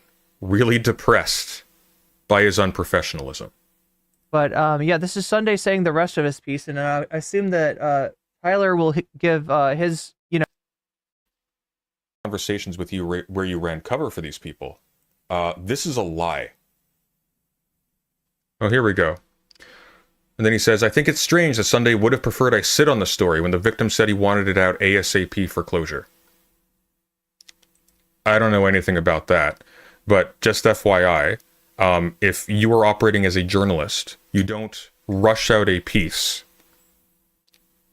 concerning something like this before doing your research to alert Demon Mama. Because if you wanted it out ASAP, truly, if that's all he really wanted to do, if Tyler is really motivated by a desire to fulfill the victim's wishes and publish this to as many people as possible right now, he could have put this testimony in text and published it naked by itself, no adornments. But he didn't do that. He rushed it out in video form, where he asked leading questions to loop it into other projects of his that are connected to his channel and to his profits. And he added in the preamble and in the outro, additional factors that make the entire project suspect, including a dox for no discernible reason, and attacking other people who are completely unrelated to the case. Anyway, chat, I feel like he's going to repeat himself. He watches me for, I don't know.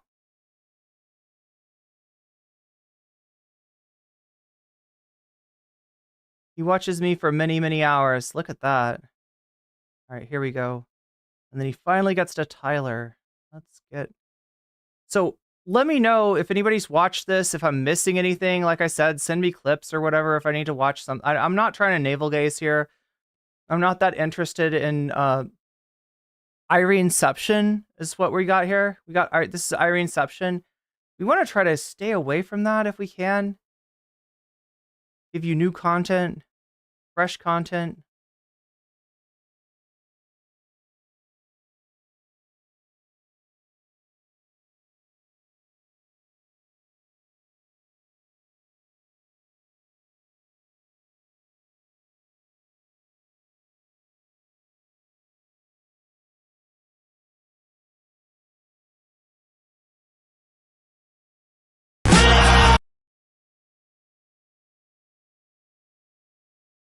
What we do here is go back.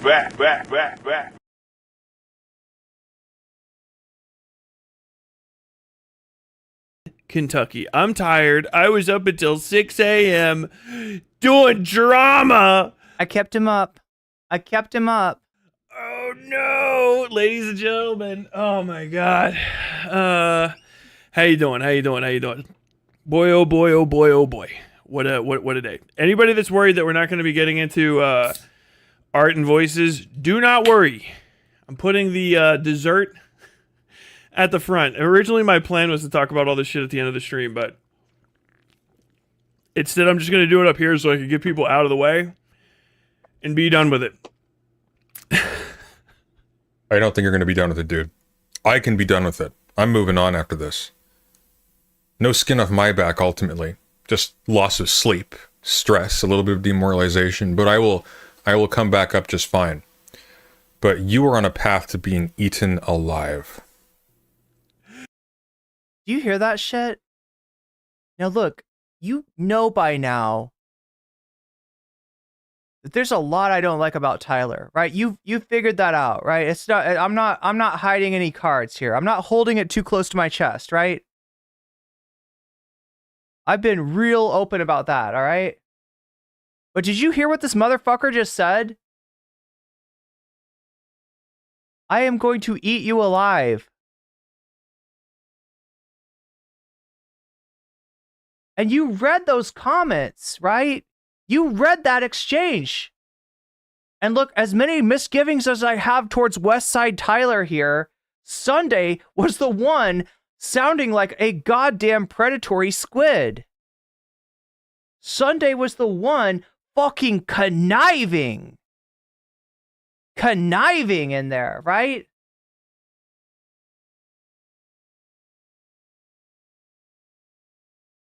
What the fuck did bro just say? Let's hear that again.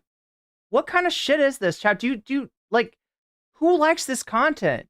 Who wants to see him go fucking Joker? This motherfucker is Jokerfying. What is wrong with him? Loss of sleep, stress, a little bit of demoralization. Like, I get you. He lied about you and you fucking hate his guts, but you're gonna eat him now? You're gonna vor Tyler? Is that what we're gonna? Is that the kind of dark fairy tale we're gonna see? Some fucking fee-fi-fo-fum? But I will come back up just fine. But you are on a path to being eaten alive. Okay, so just a little bit about this weekend. First and foremost, I have a really bad back. And I moved houses, like whatever, 4-ish months ago. And during the move, I overdid it, and I finally pushed my bad back past bad into broke. And now I have either a slip disc or advanced spinal stenosis. I have no idea what it is, but I am literally right now and at all times in chronic pain. Wait, Little Shop of Horrors? What, is he going to feed him to the plant? Is that what he's going to do? Tyler gives me weird vibes, but Christ, Sunday is borderline insufferable. He's scary. I don't like how his brain works. Like a 4 out of 10 on the pain scale.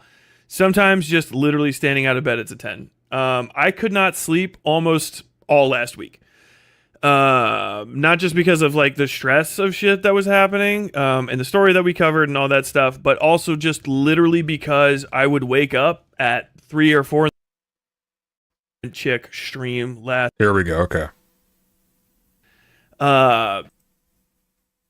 A therapeutic shot of morphine in my arm to help me sleep. I am very large, and they're like, this might make you loopy. It didn't at all, but I did sleep like a fucking baby, and it was wonderful. It was the most sleep I've gotten in months, really.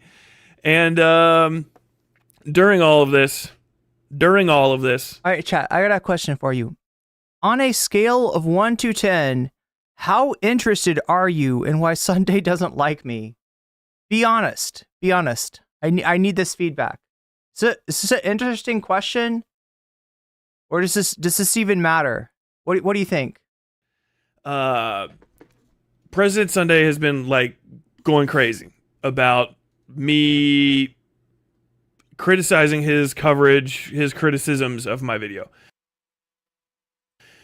I'm not going to get into all of them again.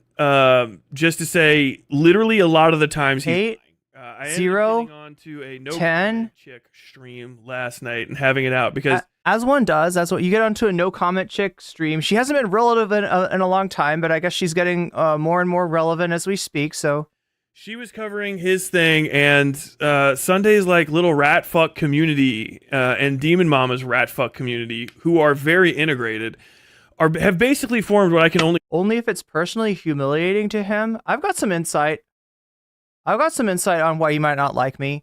It's just like, I thought he was better than that. Jesus Christ, who fucking holds grudges for that long?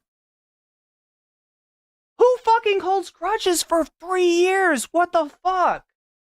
Bro. Are you okay?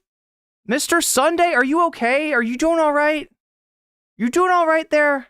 Call the groomer defense. Hey, who here is who? Sorry, maybe it's like more like 2 years, but it's still a fuck long time. Demon Mama's community. Let's see a show of hands. Let's write rat fuck for whoever's in Demon Mama's community. Let's see. Sunday, you're beating on a cripple. Yeah. I mean, wait, no. There are some Demon Mama watchers in there. I don't know, the community, right? That's pretty subjective, right? And there's probably viewers that they go into Demon Mama's chat and they're like, cool with Demon Mama, and they're like, yeah, Sunday, and then they go to Sunday's chat and they're cool with Sunday and they're like, yeah, fucking Demon Mama, right?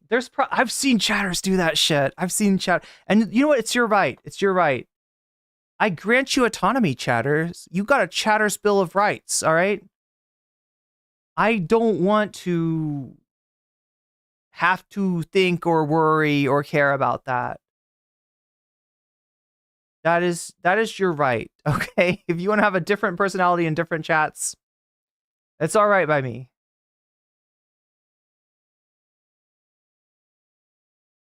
But I mean, like, I don't know. You know you got some Demon Mama people. What are you saying?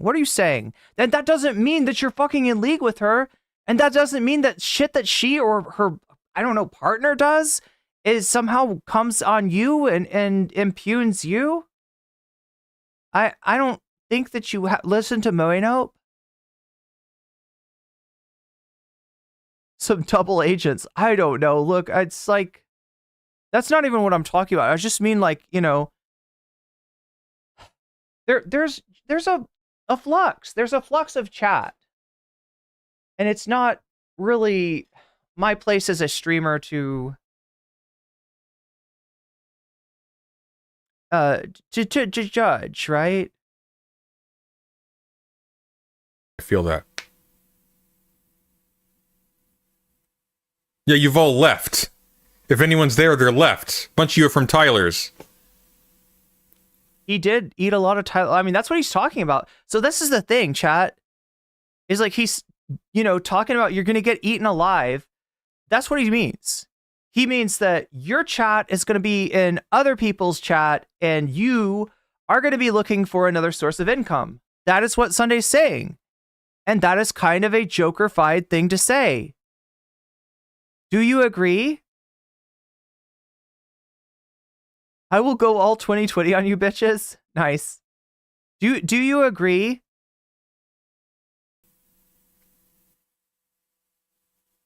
I was, but not after your coverage. Yeah, you should see what they think of my coverage in Demon Mama's community, by the way.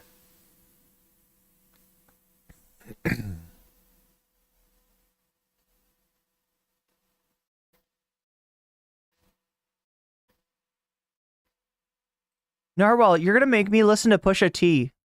Mind you, my story in the reporting is about somebody doing meow, meow, sexual abuse of a child.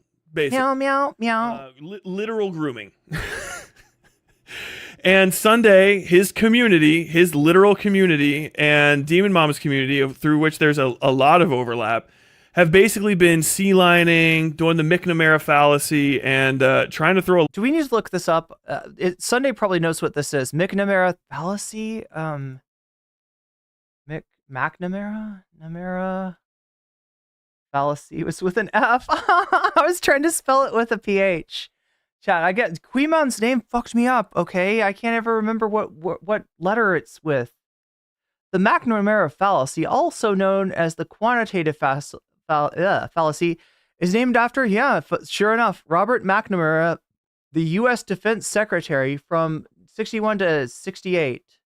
Involves making a decision based solely on quantitative observations or metrics and ignoring all others.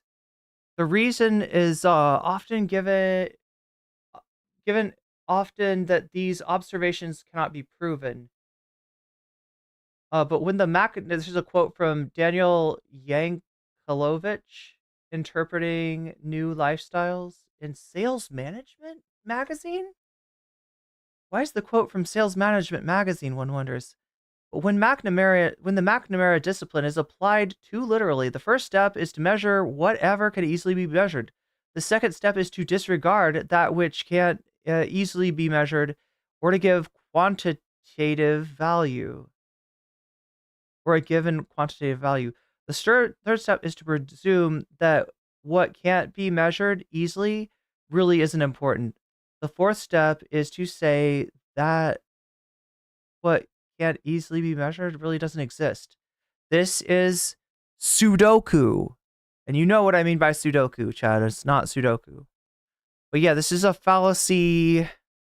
Enemy body counts were taken to be the precise and it's an objective measure of success. Oh, God.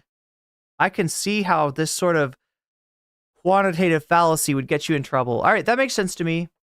But how is Tyler applying it? Let's go back.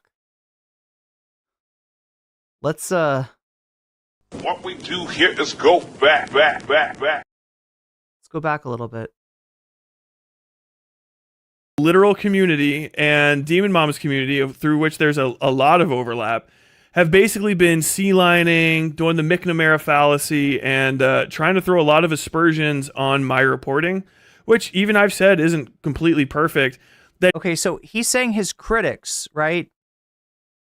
Is he saying specifically Sunday doing the McNamara fallacy? So he's quantitatively fallacious. He's so focused on anything that can be measured, anything that can be quantified, that he's ignoring other important, feedback mechanisms that are not, I don't know, numerical. Overlap. Have basically been sea-lining, doing the McNamara fallacy, and trying to throw a lot of aspersions, and Demon Mama's community, through which there's a lot of overlap, have basically been Sundays and Demon Mama's communities. I got it. Sea-lining, doing the McNamara fallacy, and trying to throw a lot of aspersions on my reporting, which even I've said isn't completely perfect, that even the drama community hasn't stooped to. Like I watched Chud Logic cover this. I saw Chris the Narc cover this. You know what I mean? Oh, Chris the Narc has covered this. Okay. And they weren't trying to call my source in the middle of it to ask them questions before they'd even watched it, which is insanely unethical. It's not my source, first of all. The person in question was in chat. You had asked leading questions of the person. I wanted clarification on some things because your interview was shit. And I am under no ethical... Good night, Morbius. Obligation whatsoever to not invite someone on to talk about something when they are the subject of a video. You, however, are under an ethical obligation to not contort a witness's or a victim's testimony so that it fits into a broader media project that you profit from. There is no reason for Sunday to be covering this. It's unethical for him to be casting aspersions because he is literally friends with one of the abuser's spouses. He was taking calls. Like, could you know Larry Nasser is the guy who's like the prolific pedophile and like sexually assaulted all those girls in the Olympics? He just says that word a lot, right? I just wish he would say, you don't have to like be like whatever, but like Jesus Christ. The gymnast girls. Like somebody calling Larry Nasser's wife in the middle of having one of those girls be interviewed and saying like, oh, well, his wife said that this shit's kind of crazy is disgusting. Actually, no, it's because you inserted a claim about wage theft. You inserted a claim about wage theft. That's why. What I was sent was an explanation of how their pay works, which tells me, by the way, that it wasn't wage theft. What happened was you had a minor. You need to switch to hard liquor. Me too, Miskatonic. Me too.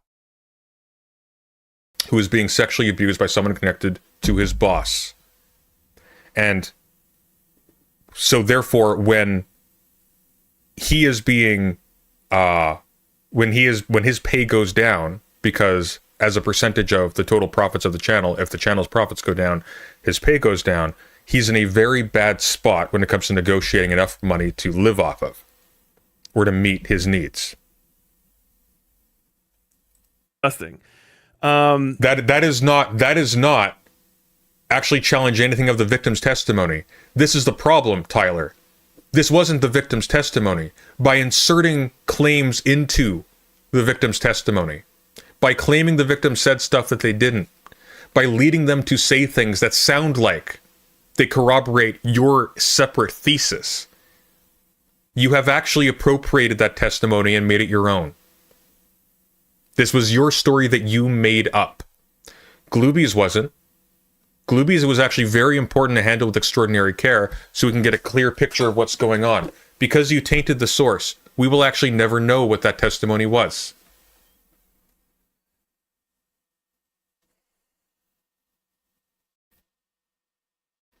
I don't think this is accurate. Oh, fuck, you're right. Sorry, I also received that. The message you read from Doe was regarding a GoFundMe challenging his testimony with Demon Mama not sufficiently promoting his GoFundMe. Right. Yeah, there was a claim about Demon Mama not promoting a GoFundMe. So that was a separate thing. Sorry, that was in addition to that. I also got that. I think. Was that from Doe? I might be misremembering, actually. It's been a wild couple of days. Izzy says, I very much dislike the fact that these two LARPers put this community in the middle of this spat. Yeah. I just hate that there's so many scumfucks out there. I probably shouldn't say it that way. I probably could think of a way that's like more monetizable to put that. Chat, we got to come up with a better name. Help me come up with a better name. What should we call people like this? There's got to be a name for this, but there's a fucking... There you go again. There's a lot of them. There are too many. Does vaping stain your teeth? No, Peter, it stains yours. Suspend that. Either way, I was not attacking this person's testimony. There were specific financial claims being made, and the witness, by the way, expressed confusion about how that worked. So I wanted a sense of how that worked. President Sunday's a bad person. Like, literally. In the interview, or the discussion, conversation, debate, whatever you want to call it last night, I hopped in because I finally got sick of him lying. Literally, he is just lying about me, about the thing. He creates impossible standards that you can't rise to. President Sunday believes he is qualified to investigate these cases at a police level, which, mind you, was crazy because they were happening. You used a child sexual assault victim for YouTube clout, Tyler. You were a bad person. You lied about people who assisted you in getting information to help with your case because LARPer? Because you did that thing and they called you out on it. You are a bad person. You just called a whole community of thousands of people groomers because they pointed out obvious flaws in what you did, obvious moral wrongs in what you did, you are a bad person. You are a damnably bad person. Right under his nose. Oh, my butt hurts. I looked it up today. My butt One of hurts. his things, he's like, "Oh, you said that I was trying to cover it. You don't have any evidence of that in DMs." Sitting like this sucks. Sitting like this fucking sucks.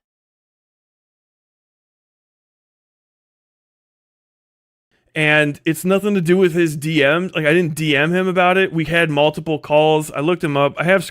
Let's look at how many calls we had. Let's just look. I'm curious. How many calls did we? I think we only had 2. I think we literally had 2. In fact, I'm actually not even sure if we have 2. Did we have 2 or did we have 1? Let's see. Ow, butt. Why does it hurt so bad? Can I search calls? Is that a thing I can do in here, or do I just have to just like? It's because you know what it is, chat. It's because President Sunday is a pain in the ass. He's a pain in the ass. That's the word for people like this. Pain in the ass. And what do you want to do with a pain in the ass? Get rid of it. So we had a call that lasted Done and a few seconds. Actually, no, that's me attempting to call him on August 8th. Yeah, by the way, just so you guys know, amidst all of this, I attempted to de-escalate first. This is the last thing I sent to him. Didn't reply.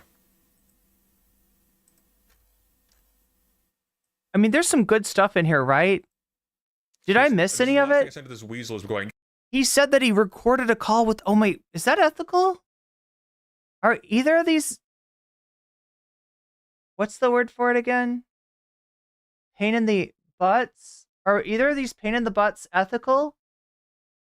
Like, he said that he recorded a mod phone call with mods. He's kind of doing this thing again where he's bringing like people with less power into the situation. And like, I mean, depending on how you do that, that can be. You're a bad friend, Sunday. Wait, Linos? Leftist in name? Oh, that's the name for people like this?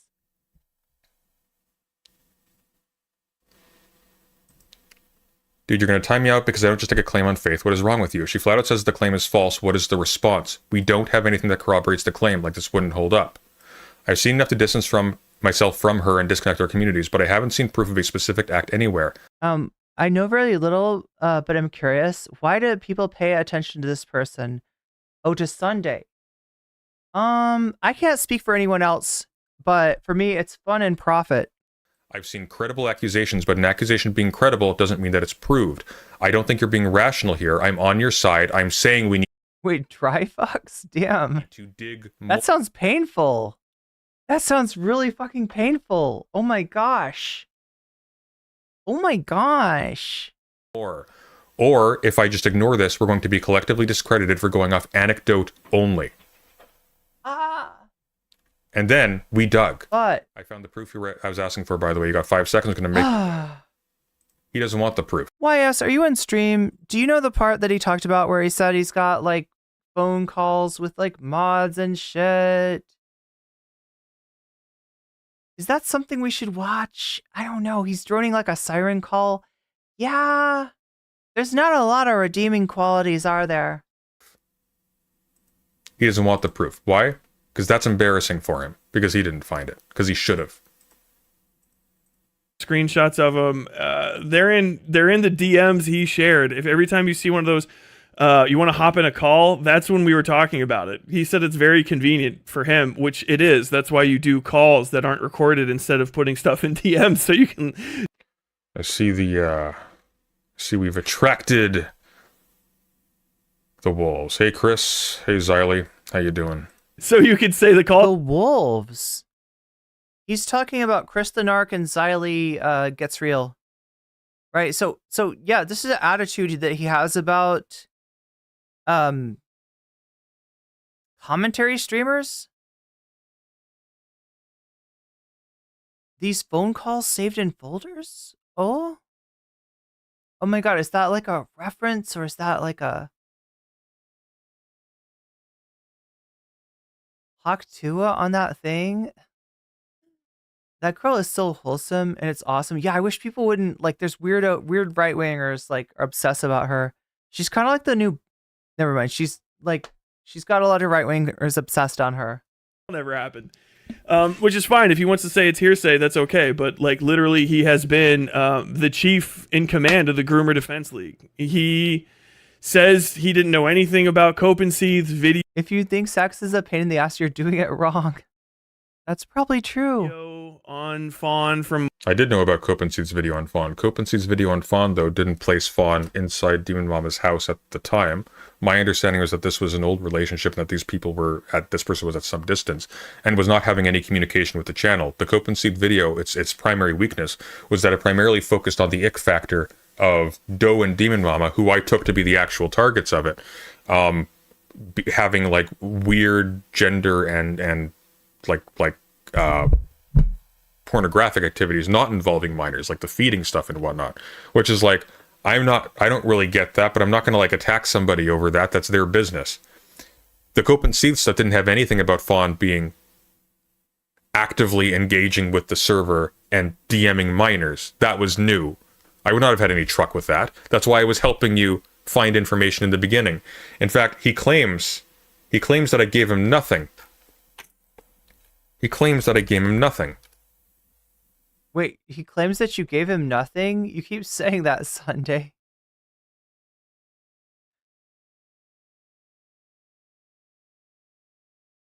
I need that clip on just like fucking repeat.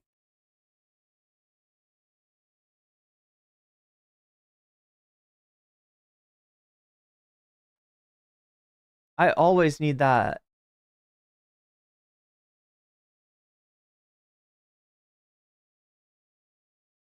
Fighting with 6 or 7 people sitting here fighting for my fucking... What? Fighting for your channel? Bet you have nothing! There we go. That took a little longer than it should have.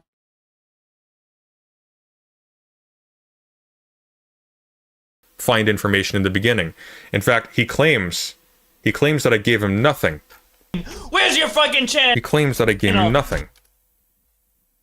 Bet you have nothing! But look at this.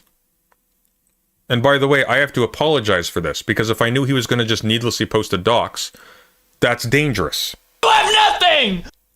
I thought he was going to use this information to corroborate something, because I thought the accusation was against Demon Mama. Channel? Bet you have nothing! This is how he found the docs. Beckett suggested looking at Kiwi Farms, so I did, and they said her name was that, but provided no confirmation. I went the next step further and connected a few more... I really hope we're not going to get people's names again. I found out about through streams, etc., that she was an amateur writer, had done freelance writing and wrote erotica, to connect her to her LinkedIn and her Amazon writers page, both of which have her profile picture. I wouldn't have given the suggestion a second look if you hadn't said she had a name that starts with E. So sorry, guys. That one's on me, unfortunately. Months ago, but this is all happening under his fucking nose. One of the other biggest issues is that he is completely unserious when it comes to covering this sort of stuff. People have said like, oh, he's a pedant and like that's his thing. You know that he does pedantry and... Is he laying that in there on purpose? Is he low-key calling... I mean, he did call Sunday's chat groomers, right? He said that Sunday's chat was like just basically an extension of Demon Mama's chat and that they're all groomers. Oh, he's just really focused on getting the facts right, but that's not true. He read the AI summary of our chat on stream. What was it like? Like, chat, like I said, if I missed anything, feel free to hit me up on stream suggestions. Right? Feel free to use the YouTube. Look at that. Sunday's got the clip function on. You can clip. You're allowed to clip. True. It's just never been the case. Tyler, you lied about what your witness said. You lied about what your source said. And then when you were caught lying about what your source said, you said, well, isn't it okay to ask leading questions? You lied. You're just a fucking liar. This guy's just a fucking liar. Pedant is like the contrarian. It's like the high IQ version of when people call people in and like online politics. You're just a contrarian. You're just arguing about this. Oh, the League of Groomer Defenders. Okay, so he wasn't. Yeah, because like so he kind of embellished in his title. Then West Side Tyler didn't call his audience groomers. He called them the League of Groomer Defenders. Okay. You're a contrarian. It's no. Actually, it's because when you're accusing somebody of a crime and you are staking the credibility of a victim's testimony on the credibility of that claim, especially when you've added the claim in, you'd better be very specifically correct. Because if you're incorrect, then that incorrectness is going to be used to discredit the victim. That's your job as a journalist, to make sure that that is not likely to happen, that you crossed your T's and dotted your I's before. He's using my fucking words. God damn, give me some credit, Sunday. Publish. You should be paying me. You should be paying me. The next time you want to come on my stream, it's $200, Sunday. You got to make it ring. You got to hit the dono goal all by yourself for 2 days. First off, just with me last night, he was saying that I was on morphine and high, which I just literally wasn't. Morphine doesn't last that long. If I see Sunday anywhere near me ever again, I'm going straight for his pockets. If you can find 24-hour morphine, every fiend in the city would love to talk to you about that. The therapeutic shot I got lasted, I think, I looked it up. It's peak pain relief at 60 minutes, which is right around when I fell asleep. And it lasts for about 4 hours after that. It was a direct muscle shot to my arm. It is what it is. But he said that I was drug addled. He made a Tyler, agreed. Yeah, he's he's being a piece of shit. They're both being a piece of shit. Very stringent point in that debate. You opened with calling me an alcoholic. Maybe Tyler more egregiously actually, and attributing me actually speaking to you fairly clearly. I feel like it's not as much about anyway, let's not touch that one with a 5-foot pole and 10-foot pole throughout the whole conversation while you were spinning 12-foot pole ball. You don't do it that to alcohol. But you had posted. We're leaving that one alone. You were acting like an insane person, that you had a shot of morphine and you were in extreme pain earlier. So stands to reason. Maybe there's something in common there. Isn't morphine rage a thing? Bait to say I was drug addled. Wait, is that a thing? My mind, I'm sick, I'm insane, I'm unwell, which is just like literal fucking Darvo tactics, like literal. So here's dear children, here's a lesson for you. People who use Darvo tactics can use the language of Darvo tactics and refer to Darvo tactics. Oh, you just blew our minds, Sunday. Oh shit, this guy just blew my mind. I never thought of that before. Yeah, that's true. You're right, Sunday. That's why I'm saying this guy, I'm calling it. This is abuser language. This is an abuse. Oh, that is a logical fallacy. Yeah? I see where you're going. And it's not deductive. And I know you're mad, and I know he's a piece of shit, and I know he fucking lied about you, but Jesus Christ, dude, you got sitting there in front of those books, just up your own ass as a philosopher. You gotta be representing your academic flex a little bit better than that. This is a professional gaslighter. Literal abuse tactics, literal gaslighting. He's Tyler's anger management problems. So it's I don't know. I feel like the Darvo thing is, bullshit. But then Sunday goes and says, "Oh, he says Darvo. You know who else says Darvo? Abusers." No, yeah, that's true. But it doesn't mean everybody's saying Darvo is fuck. I mean, he knows this. He knows what he's doing. He knows this is dirty boxing. He does. He's doing it anyway. I don't think Tyler is even a hothead. You know what I think Tyler is? I think Tyler is someone who has figured out that if he can fill enough air, if he can make enough noise, and if he can seem angry and vindictive enough, then people will confuse that for him being correct. or for him having a point. So that's all he does. He may as well be making mere guttural sounds, and indeed sometimes he reduces himself only to doing so. Which is when Tyler is at his best, of course. He's trying to talk past me to his audience, which is, and by the way, He looks like a Vosh. Vosh is more composed. This guy is Will in his channel if he went to the army. Ooh. Damn. Cuts like a knife. That's what this guy is. This is Will and his channel in the Air Force. The Cathedral is the stupidest people online. There's nothing more fucking offensively, hilariously dumb than a bunch of dipshits. Did I ask them to pay up? I mean, I should. Yes, I think the anger is performative. I think the anger is performative. I don't think any. Good for Gabby says I boxed with Sunday in his comments and won. Nice. I don't think this guy's capable of being angry. I don't think he has a sense of justice. I think he's just a liar. He's just a skinwalker. He's just wearing the skin of somebody with a... Why are we using Skinwalker there? I don't understand, chat. I don't understand. It makes me feel icky because it's the thing that they say about like ContraPoints and like something icky about that. I don't know. Audience, which is, and by the way, I've got to point out, the Cathedral is the stupidest people online. There's not. Okay, sorry. Pretentious, yes. Up its own butt, absolutely. Aloof and annoying, sure. But no, it's not the stupidest people. What are you saying? What are you saying?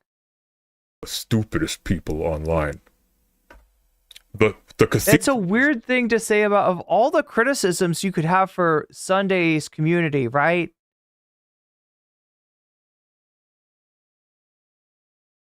Stupid? That's just kind of wrong on its face.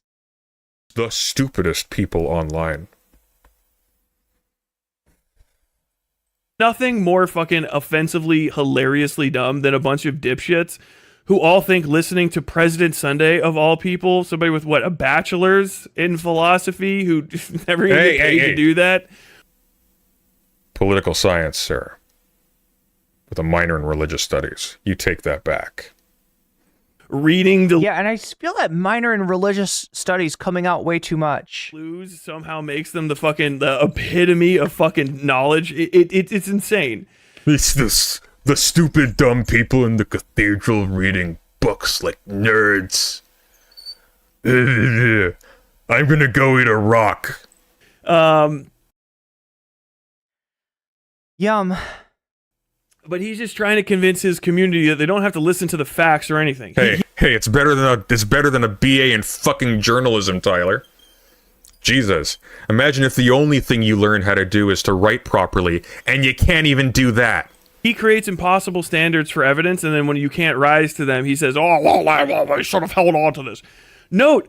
So this is something that Tyler said to me, right? He thought that Sunday thought he was better than him, and it's like, okay, I mean, Sunday probably thinks he's better than everybody, but what's your point?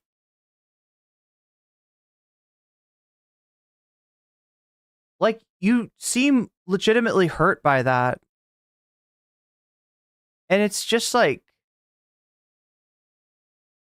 it's silly. It's silly of Sunday to feel that way. I don't know, chat. I just like,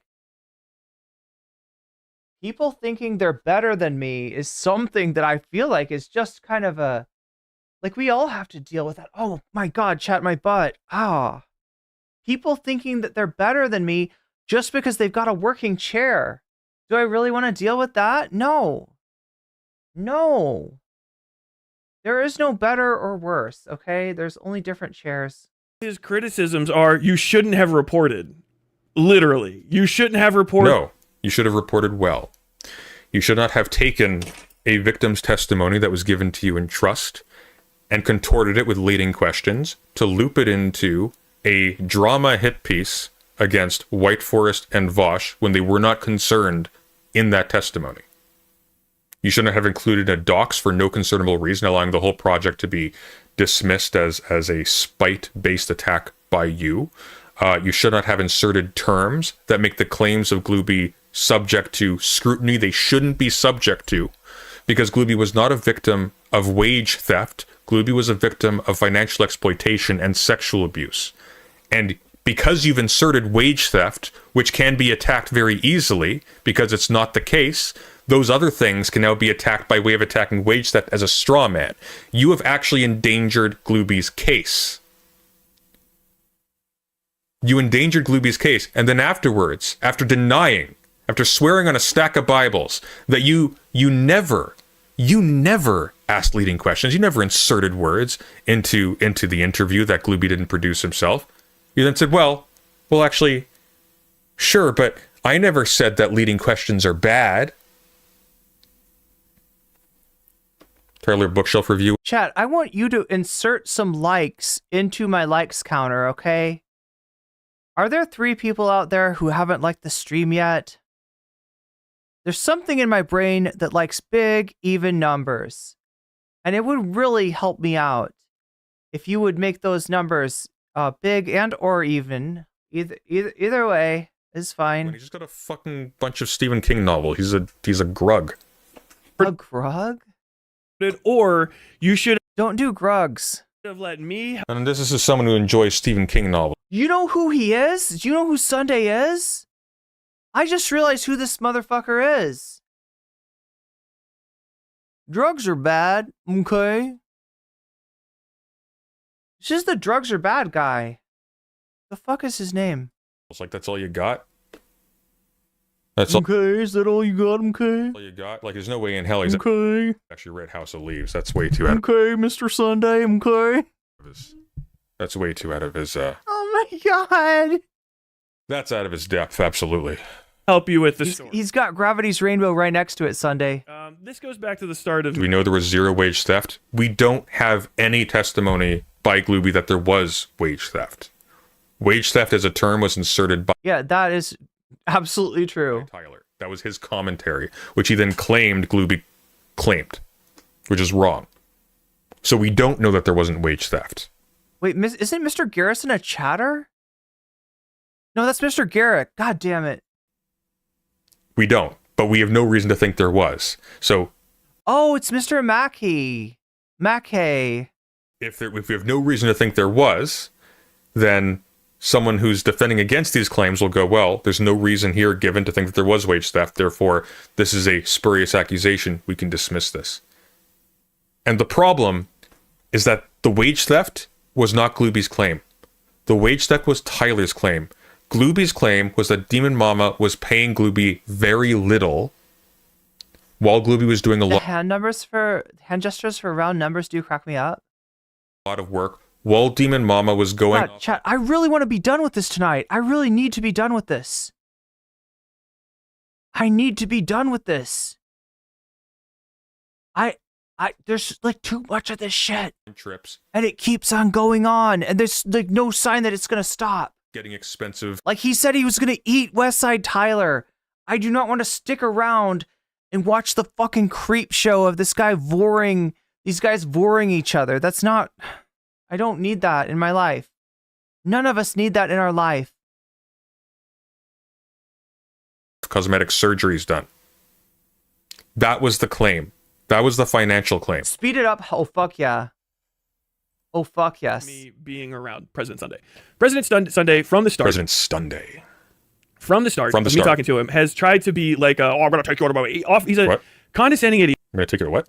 Who I was being nice to because basically he's the fucking loser nerd of the internet, and I was trying to be nice to him because no one else is, and I thought he'd gotten an unfair shake. Turns out everybody is right about Sunday.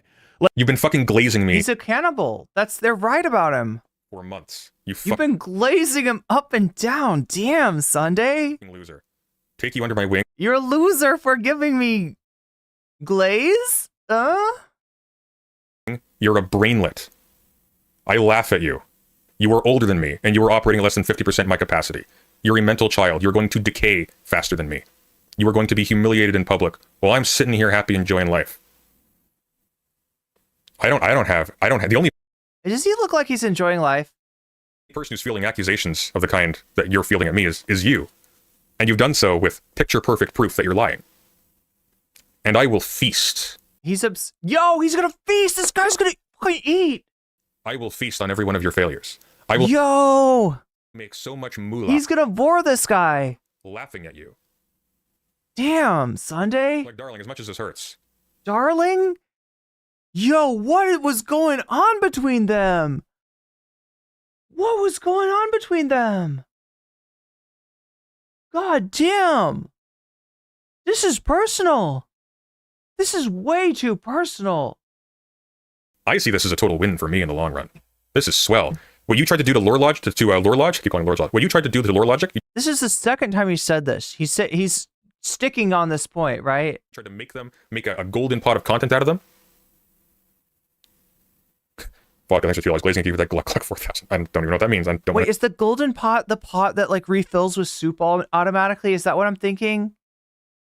Stephen King is a great writer. If by great writer you mean a hack, but a great hacks? Interrogate that. I am going to make bank just sitting back and watching you squirm like a worm on a hook. A worm on a hook. God damn. You're gonna feed him to a fish? Like, I completely get Who's the fish? Fucking Destiny calling him a pedophile. He must be hangry? Yeah, kind of. And saying, well, retract all the psycho shit you said about me. I feel the same way. You see why I have no qualms with making inferences about this guy's very high likelihood of being a domestic abuser. I don't know where this is coming from, actually. Chat, is there something I should know? Or is Sunday...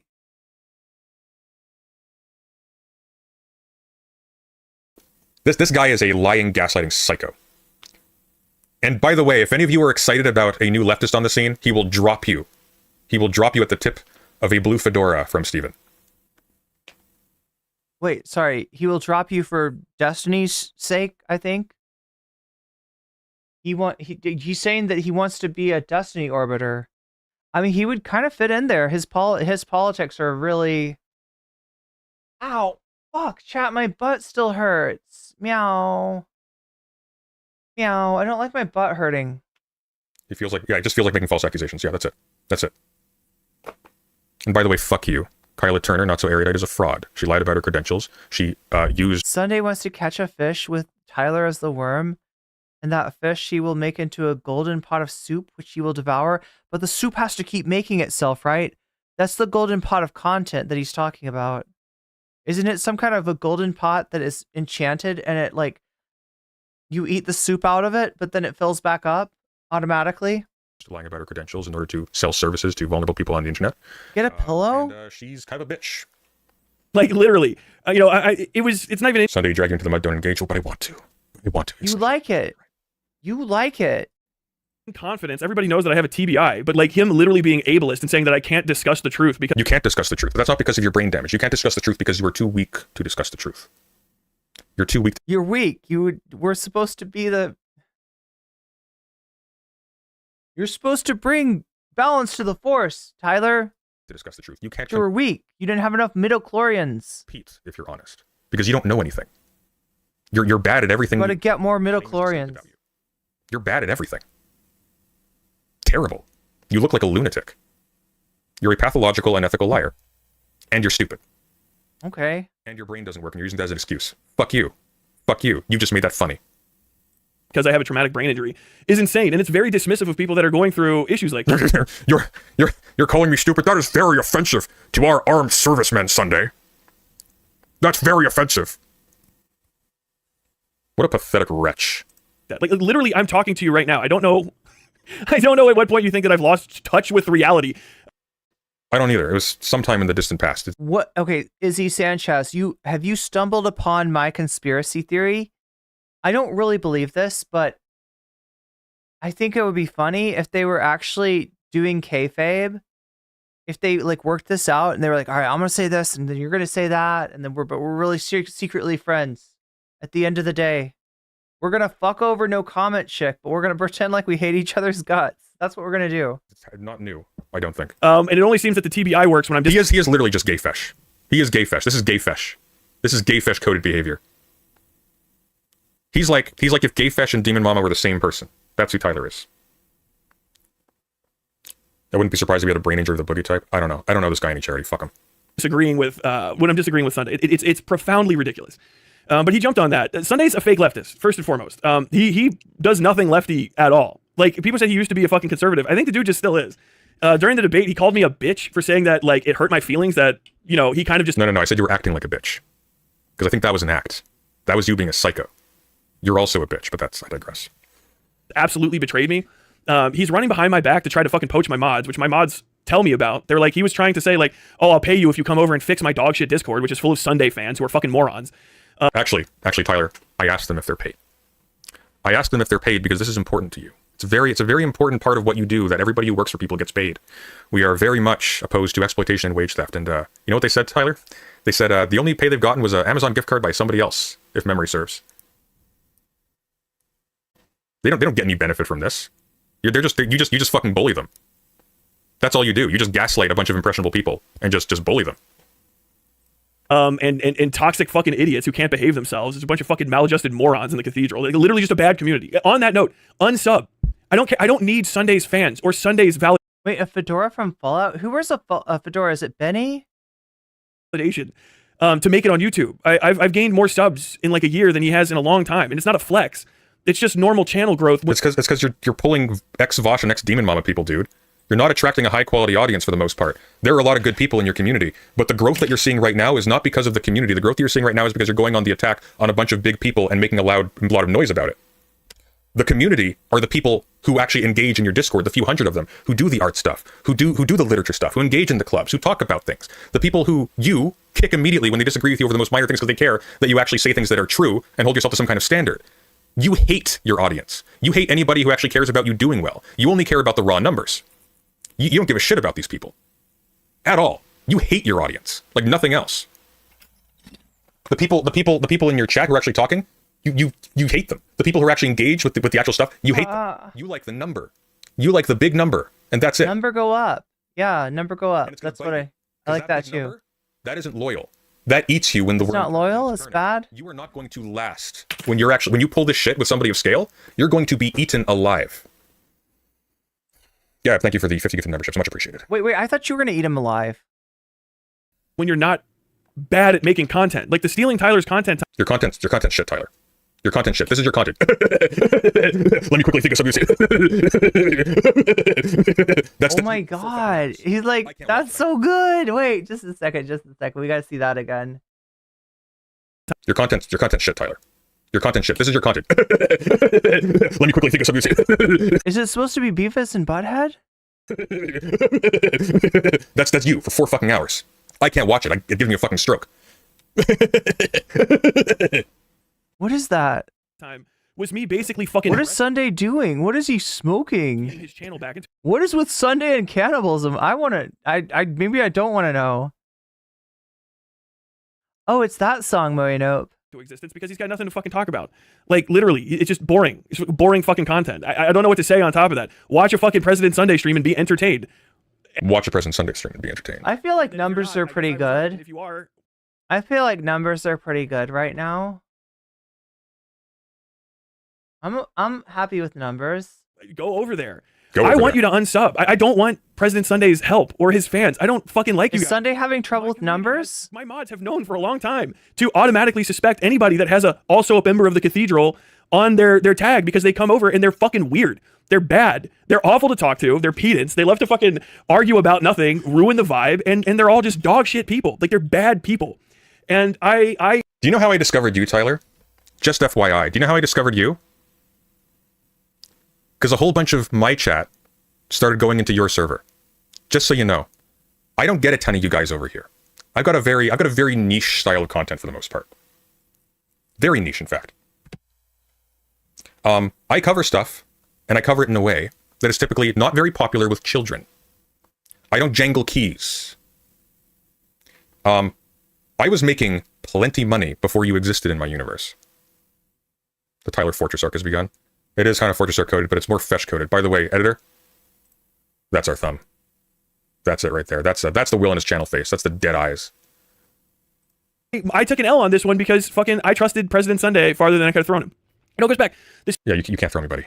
You can't throw me. You crack. Split in half like a stick. Second, I fucking friends him or started talking. I was friends with him. Comment red. Yeah, that's fucking creepy because you're not friends with me, dude. You've already said we're not friends on the internet. There are no friends. I was not friends with you, buddy. I put some faith in your character because I saw something in you that was apparently illusory. Apparently that was the Darvo shit you were talking about earlier. You are a skinwalker. You see people you see a business interest in, and you pretend to be something that they like. And then you show your true colors because you're too fragile and stupid to keep the facade up under stress. That's what happened here. That's it. Comet, who was a person I met at a DGG fucking progressive victory thing of all people when I was trying to get out and fucking spread the news about democracy, was just said, ooh. Like, oh, you're talking to President Sunday? Ooh. And I was like, oh, come on. He's not that bad. And I defended him and shit. And now I'm like... Who are Tyler's friends exactly? I just don't know. I never made connections through Tyler. It seems to me that all Tyler does is he gets into calls with people. And then he just... and he just does that. And his whole shtick is just to do that so much the other person can't speak. In the hopes that his audience just wants to see him steamroll somebody so he doesn't have to say anything. It's just... it's like...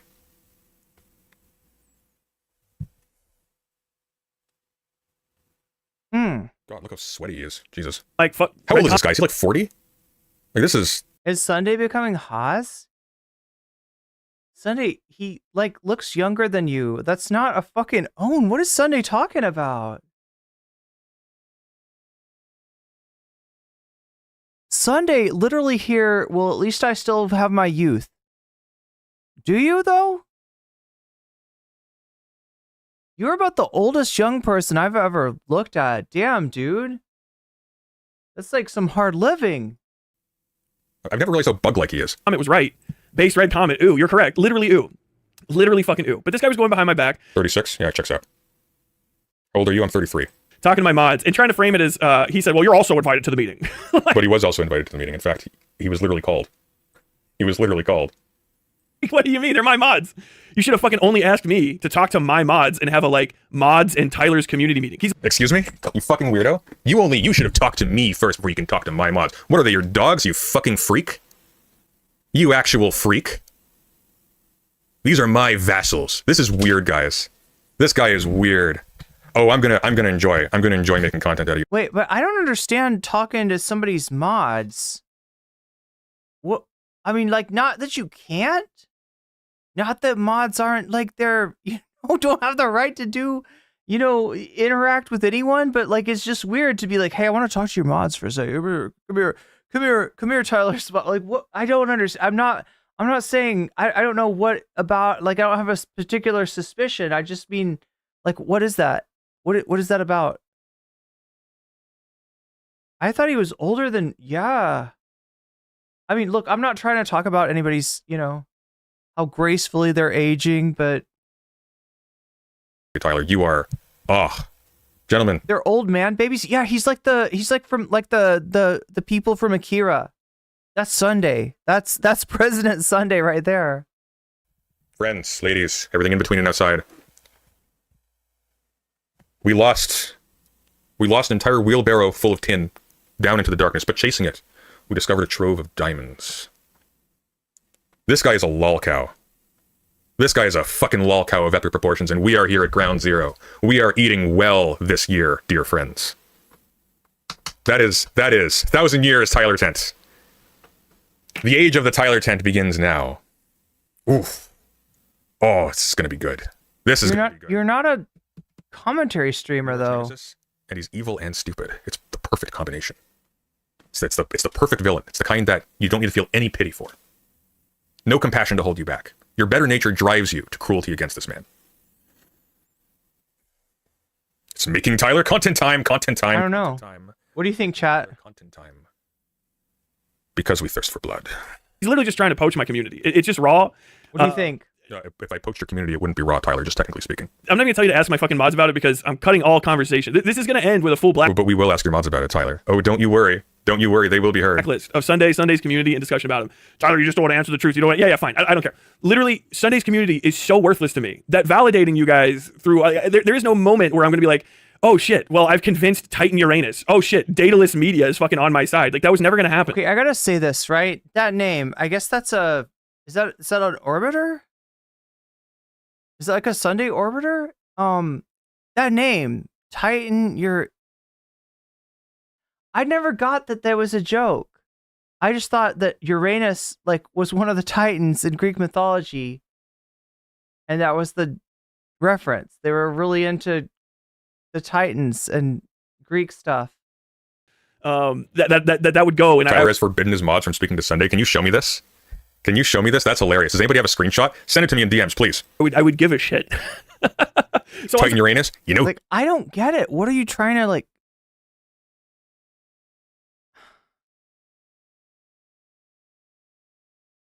Yeah, this guy's a piece of shit, Bad Lefty. Your instincts are on point. No, that's too far. That's too far. Leave it. They're a mod. They're a mod. So wait, why is he naming mods then? Oh, because the whole wait. So he's naming Sunday's mods because Sunday talked to his mods. Okay. Yeah, I didn't get it that it was a butt joke. I didn't understand. Whatever it is, 2,000, 3,000 of you, I would be stunned first and foremost. Jesus Christ.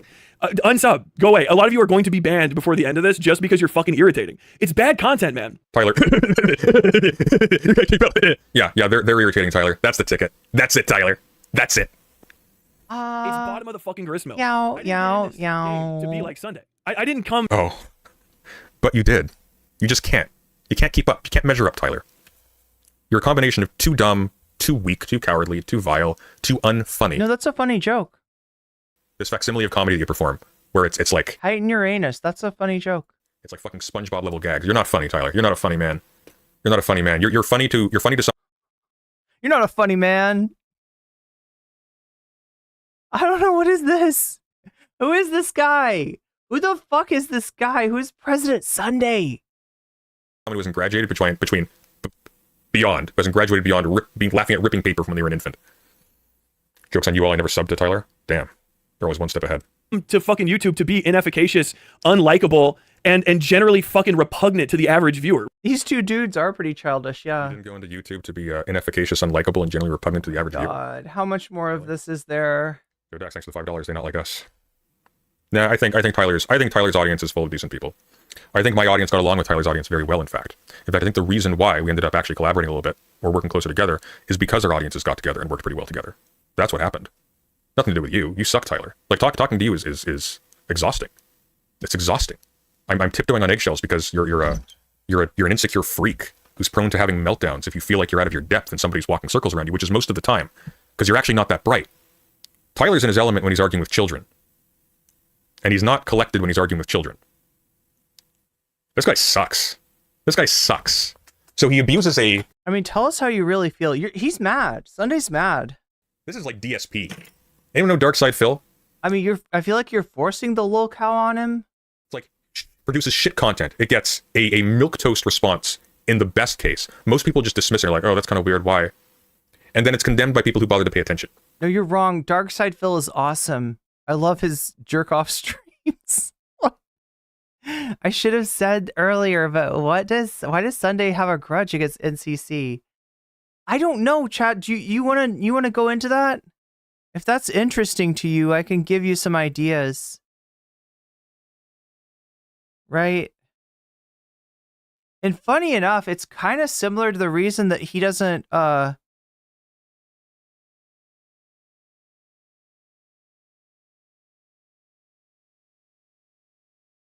like, it has to do with the fact that I don't glaze him up. I've agreed with him at some times, and I've vastly disagreed with him at other times.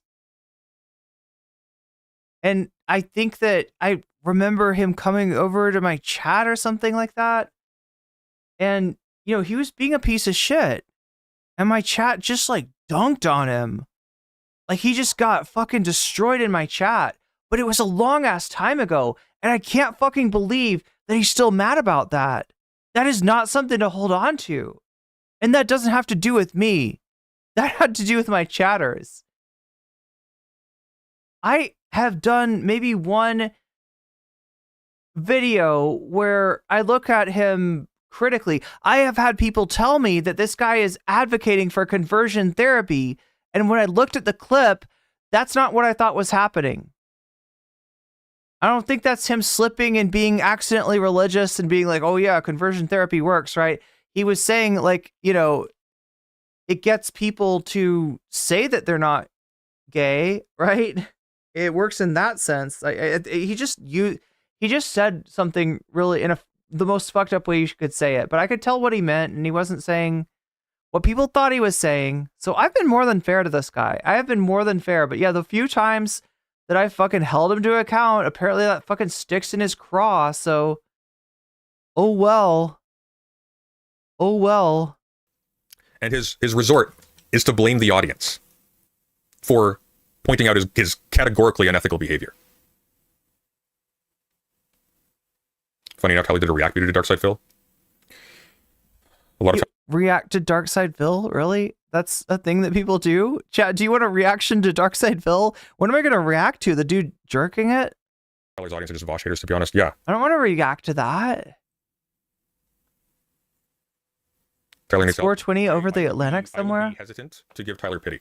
Tyler uses pity to throw a pity party, get people on his side when he does bad things. And it's a sausage party. This is a thing he consistently does. I'm sorry, I got a traumatic brain injury, okay? I'm sorry, I'm trying, it's hard, I make mistakes sometimes. I go a little wild, my brain's not working. Oh, don't ask me if I was on morphine for my brain injury was influenced by bad decisions, that's ableist.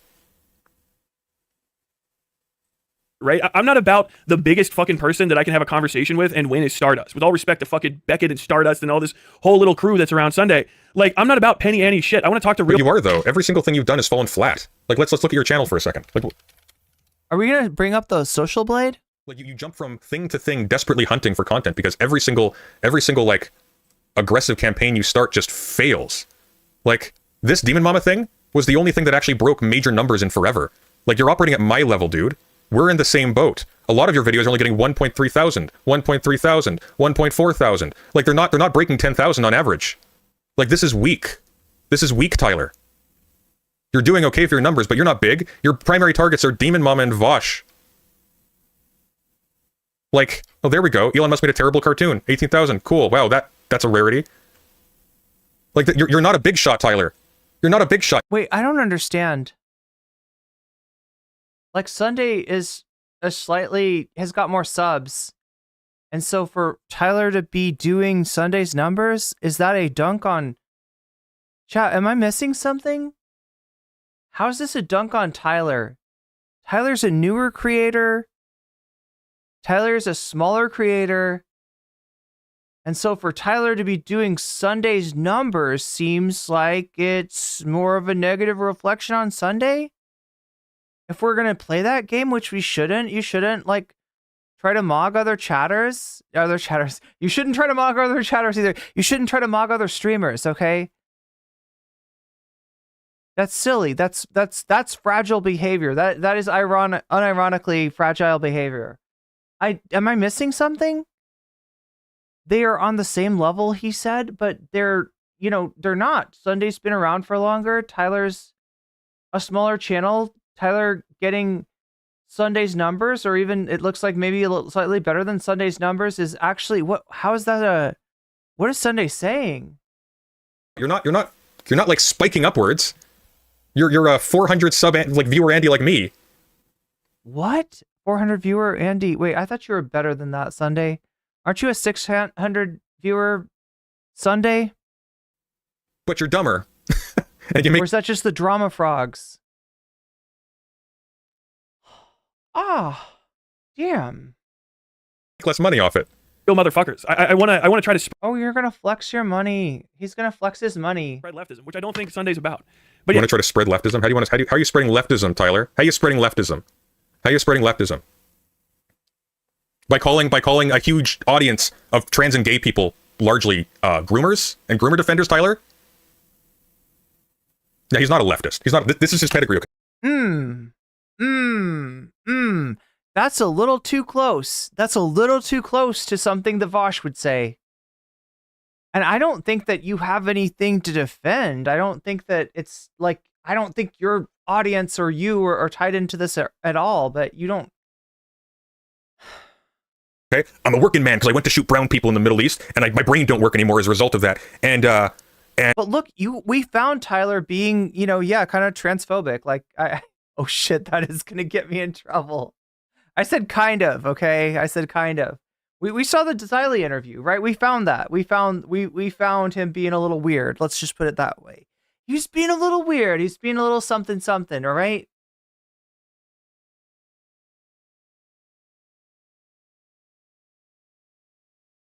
And what else is there, Tyler? What else is there?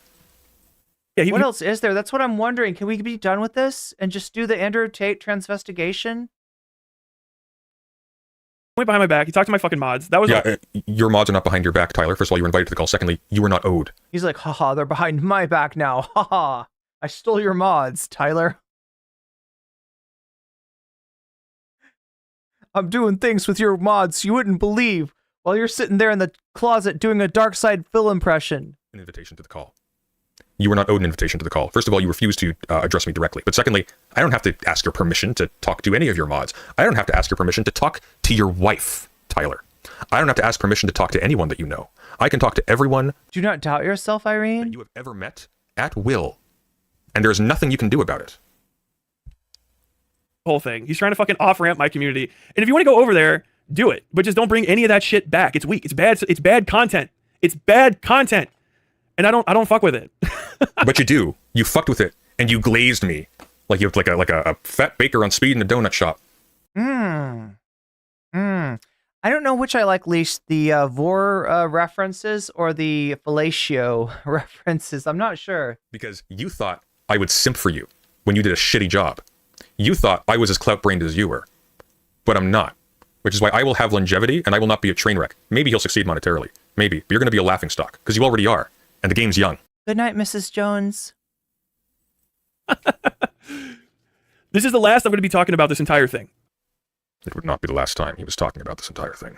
At all. Because... do you know what glaze means? This time I do. The victim in this has asked for us to not talk about it. But... I haven't been asked not to talk about it. The victim has said they don't like how we're talking about it. And to be clear, that refers to both of us. That refers to both of us. But of the two of us, only one of us has actually abused the victim's testimony and misrepresented it, and that's Tyler. Tyler has abused the victim in this case. And Tyler is continuing to abuse the victim in this case. I'm tired of this married couple involving the world in their messy divorce. Yeah, all the more messy when he's talking about glazing. And it's disgraceful. But it's literally messy.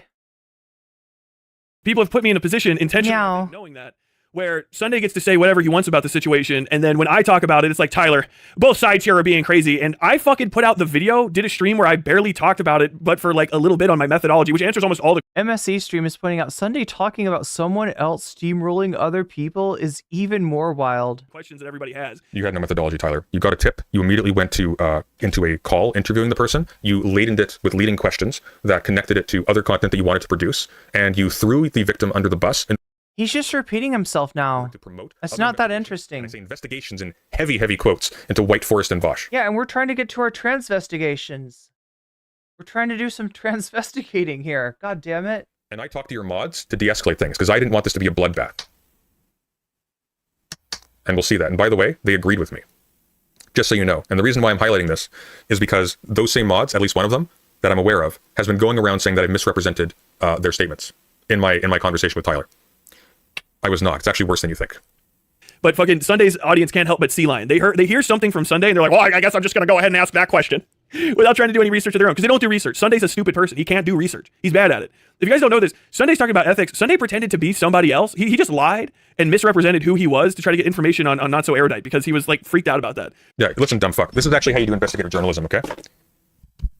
Someone has made a claim about the degrees that they have. Did he go in disguise? And what they did to attain it and what their rights are with respect to how they identify as a professional in the field. So you can go undercover. There's a thing called undercover journalism, Tyler.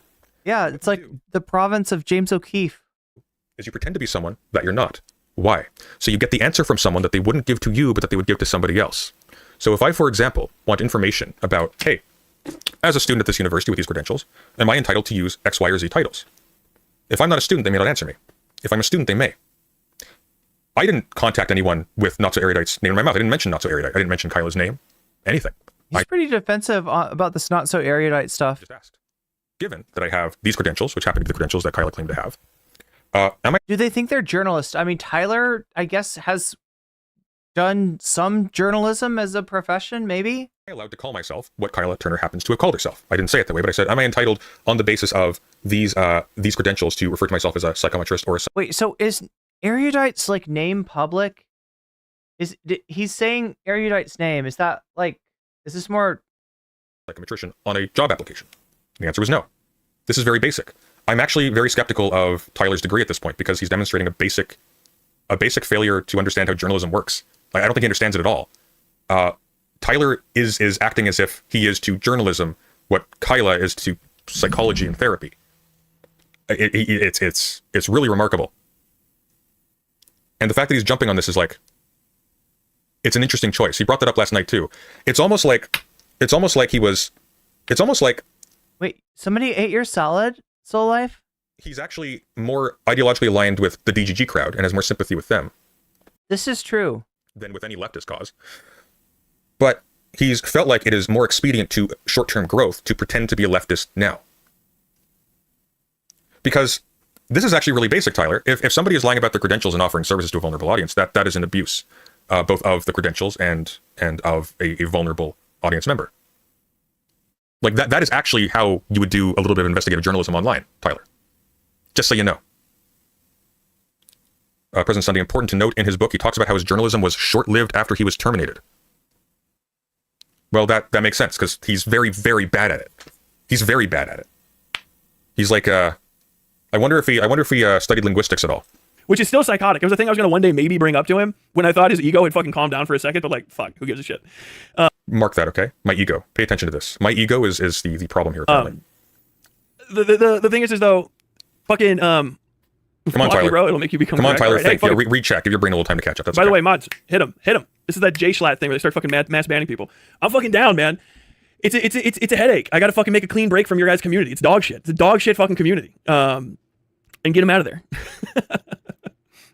Let's see. The only thing President Sunday. We do get animations like that, though. I want a Squiddleton that does that, something like that. That's cool. That's cool. We need a Squiddleton and a Duck Nana. That's the next thing. Does this find fault of others to boost himself? PS don't mind digging past allegations as insurance of entertainment. No. It's fucking crazy. Like that was unintelligible, Tyler. Can you not fucking speak? Ninja BM, thank you for the $5. I found that whatever is happening between Tyler and Sunday is strange, and now seeing this is saddening. The red blaze glows on the bridge. Good. I mean this seriously. Tyler's a psychopath. He is. He has lied consistently, and now his strategy is to attack the audience. We're just attacking the audience now. This guy is nutso. He's nuts. He hyper-focuses on this. Did I miss this thing? He hyper-focuses on the I genuinely worry he has minor strokes constantly.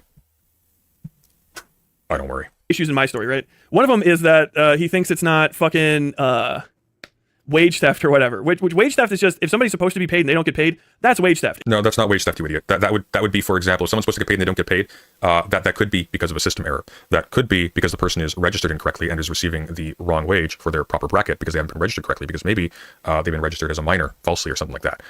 Or maybe there's an ethical duty to pay someone above what they're actually legally required to pay them. Or maybe there's sexual exploitation taking place in a situation where you have a minor working for you who's therefore doubly compromised from advocating on their behalf. Wage theft is not the only kind of economic exploitation. That's a stupid thing to say. He hasn't even bothered to Google wage theft since then. I'll show you. Let's go to good old Wikipedia. We'll do it. He likes Destiny. We'll do a Destiny style bit of research. Okay. Wage theft. No, I don't want results closer to me. I'm looking for wage theft. Thank you.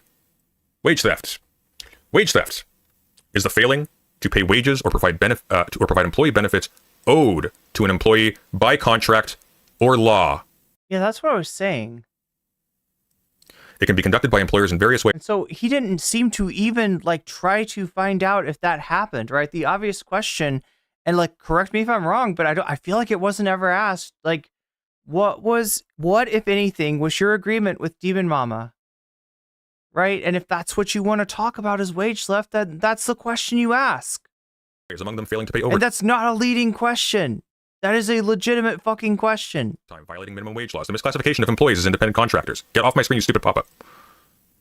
Illegal deductions in pay, forcing employees to work off the clock, not paying annual leave or holiday entitlements, or simply not paying an employee at all. That is wage theft. It requires a contract or a legal requirement to pay a specified amount. Grapefruit juice is good, but you have to make sure that it doesn't cause any interactions with your medication, because it actually does with some medications. There's like all this shit that if you're taking it, you can't eat too much grapefruit. If there was no contract Somehow grapefruit is weird. that was violated, then what Glooby is a victim of is not wage theft. That does not mean Glooby is not a victim of financial exploitation or sexual exploitation or a combination thereof. But Tyler's too stupid for this. If you're a leftist. If you're on the right, you get fucking pedantic about it. If you're only a leftist, if you are as economically illiterate and legally illiterate as Tyler is. He's illiterate. Wig, thank you for the 50 gifted memberships. Very much appreciated. Thank you. Not Wick. You're like, well, it wasn't really wage theft because of blah, blah, blah. And you do whatever you can to defend the boss. In his case, I said I agreed the testimony of the victim that is calling the boss an abuser, Tyler. So that doesn't stick. He's just trying to say it's not wage theft because like Glooby didn't have a fucking like actual like written contract. Or a verbal contract, as far as we know, that was violated. There was a verbal contract, I believe, or even a written contract. I'm actually not sure what that was. But actually, I think it was written. I think it would have been written. I think they agreed to a percentage. But if that percentage goes down in accordance with the agreement, that's not wage theft. That's not wage theft, because by law, more is not owed, and more is not owed according to the contract. So it's not wage theft. There was no right to additional money in legal terms that was stolen from the person. However, this was still a minor who was being sexually abused in... Okay, so correction. There was an agreement, but the agreement was scalable to what Demon Mama's channel was doing, I guess? Chats by someone who's related to the boss. That complicates things. Was this person registered as a minor? Was this person required to be registered as a minor? I don't know, but it's possible there are additional legal oversights that Demon Mama is guilty of. I haven't looked that far into it, but there is no case for wage theft here. None has been raised at the very least. So the problem with Tyler bringing in wage theft, and to reiterate, the only reason why he's bringing in wage theft at all is because he wants to attack Demon Mama for wage theft because Demon Mama attacked Xanderhall for wage theft. This is a networking thing. This is about spinning content to make a snowball to attack Vosh and White Force and make big bucks doing it. That's all this is about. So, I mean, look, there is a content reason for something like that, right? And the reason would be that, like this. If I do one video about Sunday, one video about Vosh, one video about Destiny, one video about whoever, right? And there's no connecting thread, then, you know, I mean, I could put those all out, but I'm going to have like the cards, right? You know, the cards at the end of the, like when you see a video and it like suggests another video, right? That stuff, YouTubers put that in, right? So if you want to be able to kind of link one thing to another, you got to do like a series. You got to do a bunch of things about the same thing and be like, if you like this, you're probably going to like that. Then you're actually going to get people clicking on it, and getting people clicking around in, you know, your end, what is it? End card, or your cards before they end. That is really the way to like, do YouTube right. That's the best way to do YouTube. If you can get people clicking around, that's great. By inserting wage theft into the equation, he has now made a straw man of his own design that other people can now disqualify the testimony whole cloth on the grounds that they are making spurious claims, discrediting both Tyler and the victim by proxy. This is an incredibly irresponsible and abusive thing that Tyler has done. It's actually about the most unethical thing you can do in his position. Which he couldn't have signed anyway because Glooby started working with fucking Demon Mama when he was a minor. You can sign a contract as a minor to work, by the way. There are different laws for minors who work, just to be clear. You fucking idiot. And that's the case, right? And so when he did like agree to work with her and made a handshake agreement, hey, like you get some of this money if you do this stuff, that's still a fucking contract. It's called a handshake contract. Yes, but was the lowering wages, was the lowering pay, was that in violation of the contract? Because if it wasn't in violation of the contract, Tyler, then it's not wage theft. That's important, because if that's being used as a straw man to disqualify the victim's testimony, and the victim didn't say wage theft, but you did, then you have just endangered the victim's case for nothing. Actually, for worse than nothing, for your own benefit. Which was still violated. That's why the dude felt mistreated. That's the whole thing. We can't switch the theory tonight, guys. This is the thing we need to respond to, and then we're hopefully done for a little while, because I don't need to respond to any more of this. Oh, thank God. Oh, thank God. Oh, thank God. At least this is like going to be maybe over. This fucker's nutso, and I'm looking forward to laughing at him all the way to the bank all year long. But ultimately, yeah. Wait, is it over or is it not? I'm really fucking disappointed. In Sunday, but I shouldn't be, because everybody fucking warned me. His community was like that, and he was like that. And it's time to fucking start cutting y'all out. So it is going to be ban season. It's ban season. I got to cut this down so I don't fucking bring this shit up anymore. No more questions. No more asking about it. I'm done. If I have to take a hit for it, just don't aim for the back because he doesn't have a spine. I don't care. Even 3 years from now, like Tyler, how about when fucking President Sunday had those issues? How about we do it at Creator Clash? No, I'm speaking too fast. He's too injured. We can't do it. Damn. You're going to box this dude? I didn't know you were into combat sports President Sunday. I'm not going to say President Run Day. It's too easy of a thing, chat. I hate when there's an easy dunk on somebody and people use it. It's kind of like if there's an easy dunk, then I don't use it. Oh my god, but my butt still hurts. God damn. Like, if President Sunday wants to have his issues, Oh. you can have them in private. Oh. My bet, my guarantee Rough. is that I can grow fine without the validation of Sunday and Sunday orbiters. Yeah, but here's the... Well, it's like saying that you can grow fine like next to you're a tree and you're like, I can grow fine next to this wall. And it's like, yeah, you can, but there's certain directions that you just can't grow. And if that wouldn't be the case if you were planted somewhere else. thing, Tyler, and this is why you're a lol cow. And you need to understand this. You're attacking the audience. You're attacking little randos like my moderators. You're attacking Daedalus Media. Like, these are nobodies. No offense to the aforementioned. These are very... Damn! R.I.P. Sunday Orbiters. Small fry. They're not... But... They're glup shittos. You're attacking people... Glup shittos. Who are Vosh chatters. You opened up your journalism with, look at all these chatters in Vosh's chat. You have no sense of proportion. You don't know the game. You're nutso. You have jangled keys. That's what you're good at, jangling keys. And children wafted to listen to you jangle keys. But when you are put up against actual adults, and typically you've been put up against children, and we saw what happens when you go up against an actual adult, you will be chewed the fuck out. You're going to be creamed into a fine, pasty, anemic, liver failure smelling paste. Damn. Wait, what? Wait, what? Why is it liver? What? Sunday's talking about somebody else's liver failure? What is with this guy? So, what is with him? John Theodore, you asked it. Goodbye. So he's just like... Why not call him Madden, brain sick, distraught? What is this? Theater level hysterics from both of you? Ow. My butt. My butt. My butt. He's a psychopath LARPing as a leftist. I don't think he has an identity. This guy acts like... This guy is like in an extended... This is boring. This guy has no core. There's nothing to him. I don't think there is a Tyler under there. I kind of want to watch this because I want to see like what Tyler said, and I want to see what Sunday said. But oh my god, it's killing me. To integrate it's it. Killing my butt. These two are a pain in my ass. Different spaces, and then when it doesn't work out, he just burns them. I think it's just a classic psycho. Sunday's Hannibal Lecter. The late great Hannibal Lecter, folks. Here he is. And they're sending him over, folks. They're sending him over. They're sending Sunday right over. He'd like to have you for dinner, folks. He actually kind of does have that profile. Like, right. This is the kind of guy that legit, like, eats Chianti with fava beans and some unidentified meat. He's just calling my content boring? What is this? Andrew Tate. Andrew Tate. Come on, Tyler, wake up. Got an audience. Do the thing. And here's the issue. It's not even just like somebody said dissenting opinions are banned. Dissenting opinions are not banned. But dissenting opinions are banned, by the way. Everyone who's been banned for dissenting. Not even for dissenting opinions. People have been banned for saying, look, I'm on your side. Maybe we should get a little bit more evidence, though. That's what he's banning people for. That's what he's calling you groomers for. The pedantry it's fallacious arguments, which have always been banned. Fallacious. You can't think, Tyler. Your brain don't work. You are not capable of following a train of thought logically. You're a dum-dum. Conversations with you are painful because I run circles around you. And when you realize circles are being run, you get angry because you can't take it. Because you're a dum-dum. And that's how dum-dum do. There's a lot of this. There's a fucking looping. It's looping. It's looping. It's not even a debate and it's looping. Doesn't understand how fucking logic works. I'm so glad that I did not watch him react to my fucking to the debate on my channel. He's a fucking pedant.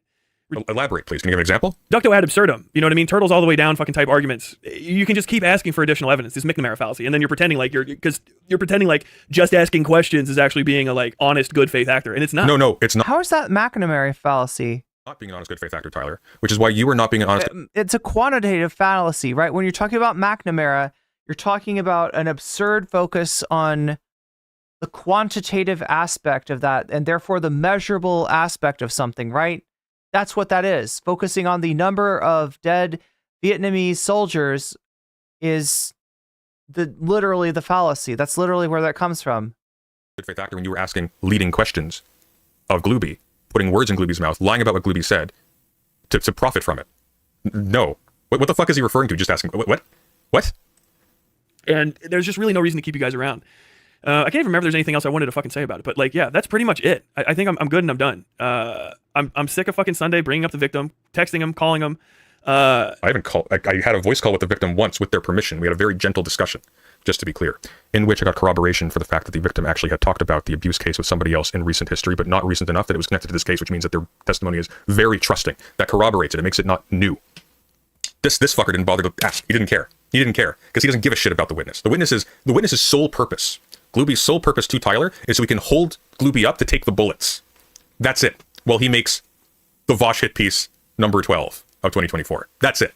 That's all it is. This fucker is empty inside. There's just a black void. Dragging him into his shit. Glooby, please stop fucking responding to fucking President Sunday. With all due respect to you, stop fucking responding to him, please. If it bothers you, stop fucking responding to him because he will keep talking to you. So stop. Or just talk to him if you want to, but like stop fucking, don't fucking respond to him. He was doing butthead. And then it's like my fault that it's happening. The dude's lying about me. I have to fucking answer that. I'm sorry that you're getting dragged into it, but please. Does that mean Sunday is Beavis? Stop fucking responding to him. I can't help you if you literally pick up the phone or talk back to him when he talks to you. I cannot stop the... Yeah, he's basically just trying to issue commands to Glooby. He's issuing commands to his mods. He thinks he owns these people. This guy is actually like crazy. He's crazy.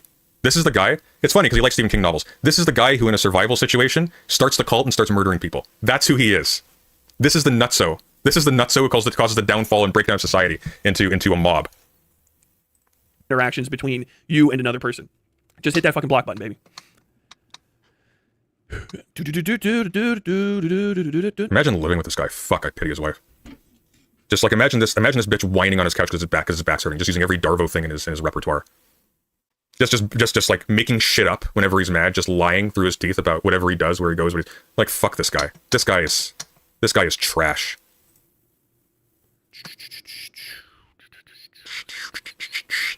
Oh, this riveting content, Tyler. Ooh, I will learn from you. These guys are mad fucking cringe, bro. There is no clarifying evidence. This is Tyler. This is Tyler. This is content. Yeah, Sunday is the great cornholio. He does need teepee for his bunghole.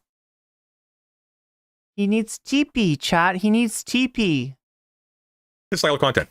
I'm just going to talk like this and say nothing, but I'm just going to keep on talking like this. I can't think of anything to say, but I can just... and then it's silence. And then it's silence. Brain dead. And then it's teepee for your bunghole. The clarifying evidence is in there. Glooby gave He's the man in black near the gunslinger. No, he's the bitchy cult woman in the mist who gets shot. Statement, and then I corroborated it. The evidence that fucking...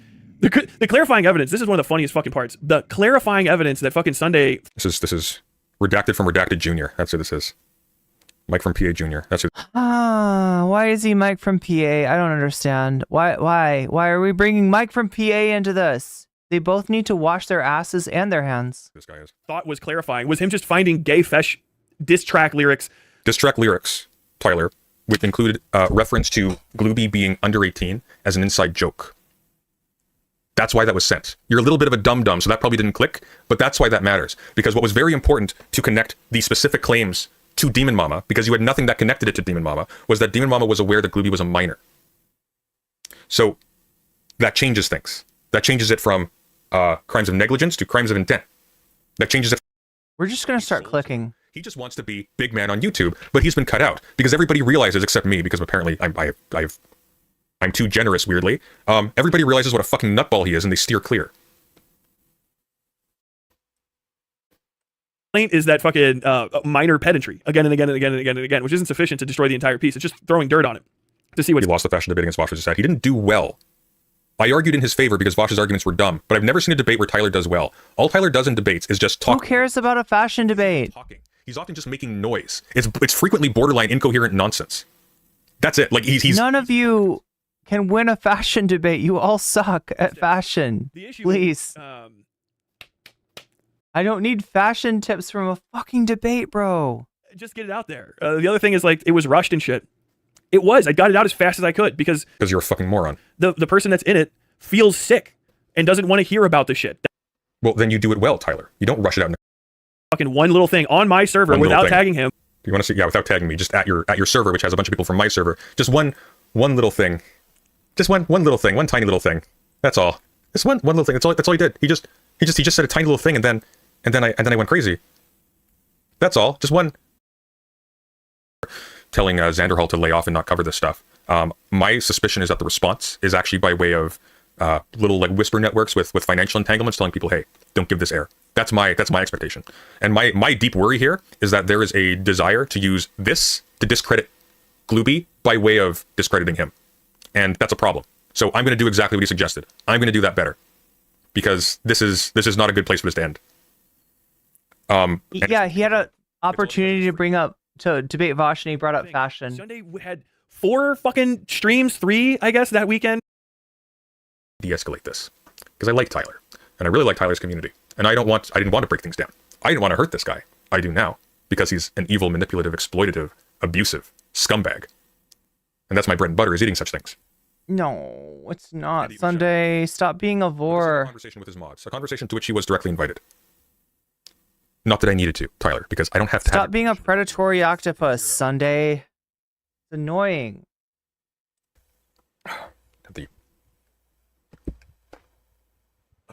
Sorry, it's just a spam call. I wanted to talk to you two very quickly because I've been watching the conversations on your guys' end.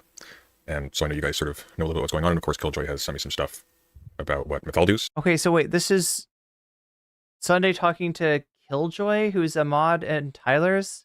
I've been doing in Xanderhall server. Did Killjoy know he was being recorded? You've probably seen that White Nervosa has come into mind. And so I'm weighing this with the fact that Tyler has not responded to my previous attempts to de-escalate things, and I haven't been notified at all about the ostensible de-escalation forgiveness thread or whatever in your server. So I'm taking that to mean that that's not in earnest, let's say. But collectively, we have a problem nonetheless, and I'm wondering if you guys have perceived it at all. Namely that I have no interest in spending any more time on this than I already have. It's exhausting, it's miserable. It's not really what I feel like doing. This has not been fun for me. However, understandable. Yeah. However, I'm wondering if you guys have cottoned on to sort of Cottoned on? Here, because there isn't going to be a deal. Cottoned? I think we've figured it out by now. Yes? Yeah. Okay. Yeah. But there is one. And this is what I perceive to be happening. Every single person who's been going into Xanderhall sphere has been suddenly paying attention to mine when they haven't before. These are people who are directly paid by Vosh. Mm-hmm. So what I suspect is going to go down is there is going to be an attempt, or there is an attempt on that end to try and make sure there is an escalation between us by pinning Vosh and Demon Mama to me or putting me behind them while refusing to offer Tyler anything to latch onto to carry this forward. Because I can tell you right now, I've been watching with interest like what the reception is of the expose, and it's not great. I think the most positive one was Chud Logic. I was expecting actually more opportunism. I was expecting people to carry it a bit further. I was expecting. Yeah, I mean, you'd think that the commentary creators, but not Chud Logic necessarily, right? Chud Logic is a wild card.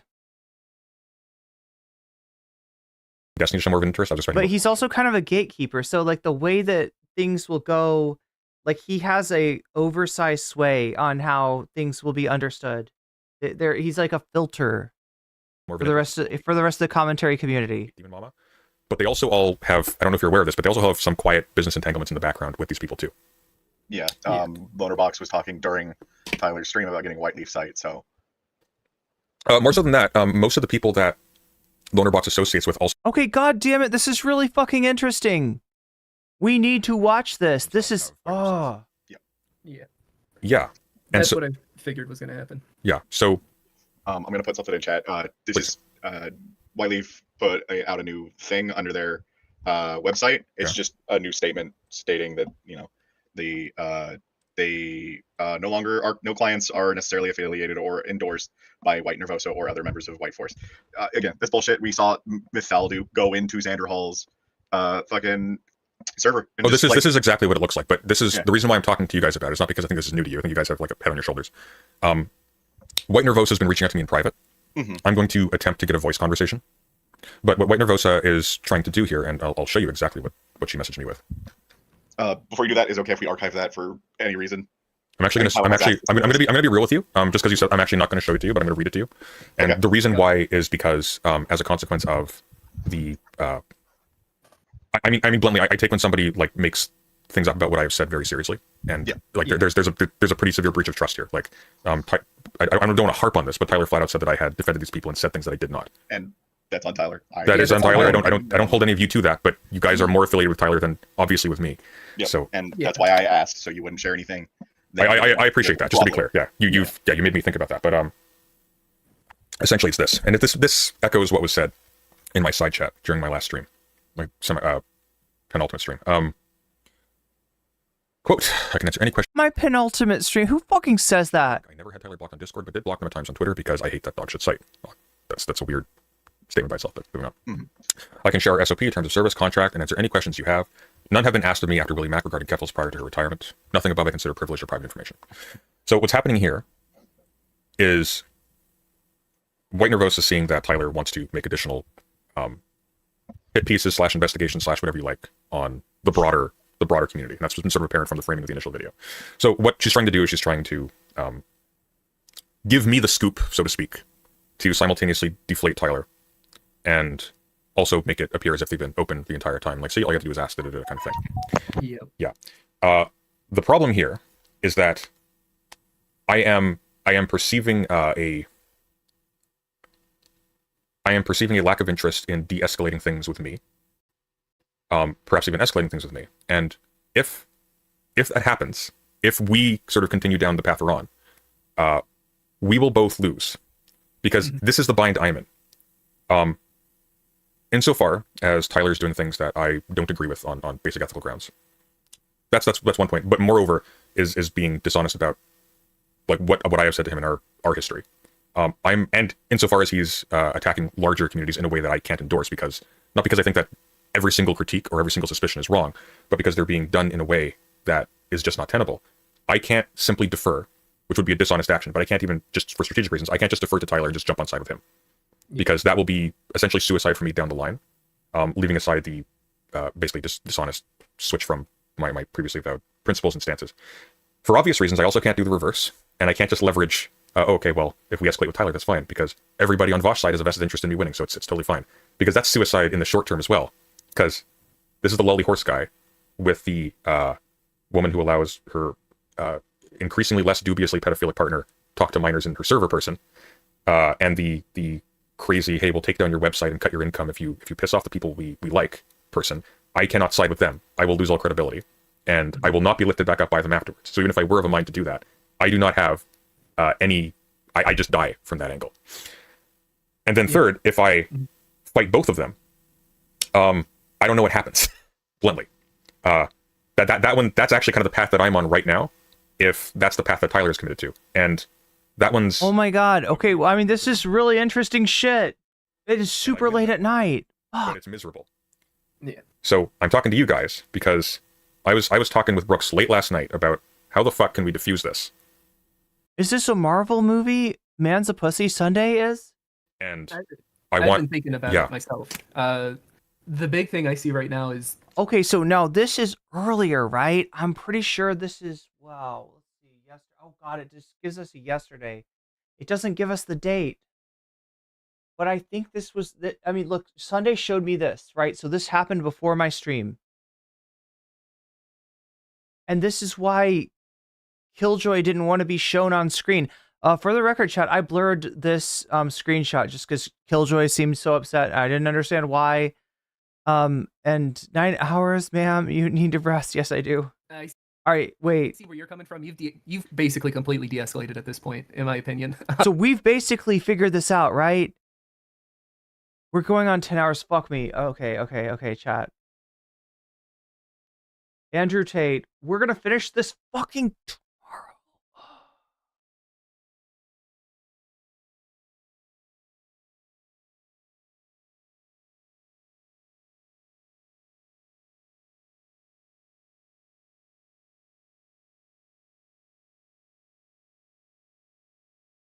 We're gonna have to finish this tomorrow. That sucks. I wanted to be done. But that shit's really interesting, isn't it? So you'll be back here for more. I might even skip to the drama if somebody really wants me to. What is this? Is this a joke? 1 year ago? Oh my god, chat, how real is this?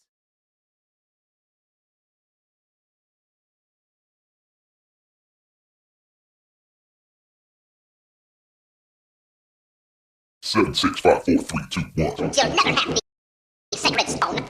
Oh, this you crazy mother. Okay, stop with the music.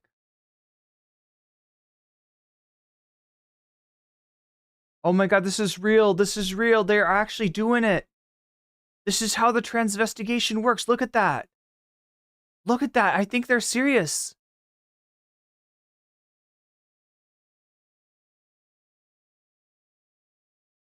Oh my gosh. Well, that's just him looking slightly gay, which he does. He does. He's a gay, you know, sometimes acting straight man. That exists. That's a thing. It's easy to imagine him gay, for sure. Even though, from what we know, he's not. Chubby cheeks? Wait, why? What are they gonna do? Q angle? What are they gonna do? What would you see on Tate that looks like top G for girl? Top girl? What is that supposed to be? Oh my god, Andrea has a female spine? They're calling him fucking Andrea. That is, the other person is supposedly a biological male. We got the Mason, and if you're trans, you must be a Mason too, apparently. As a trans Mason. George Clooney has a female skeleton. What? What? They were like, we already established George Clooney is a woman. So why not Andrew Tate?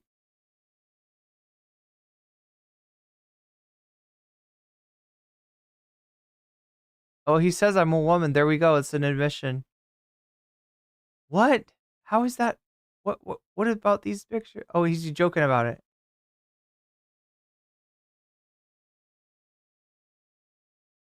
Okay, well, there you go. There's your transvestigation for the night. No, just kidding, chat. Let's see what Humanist Report's got.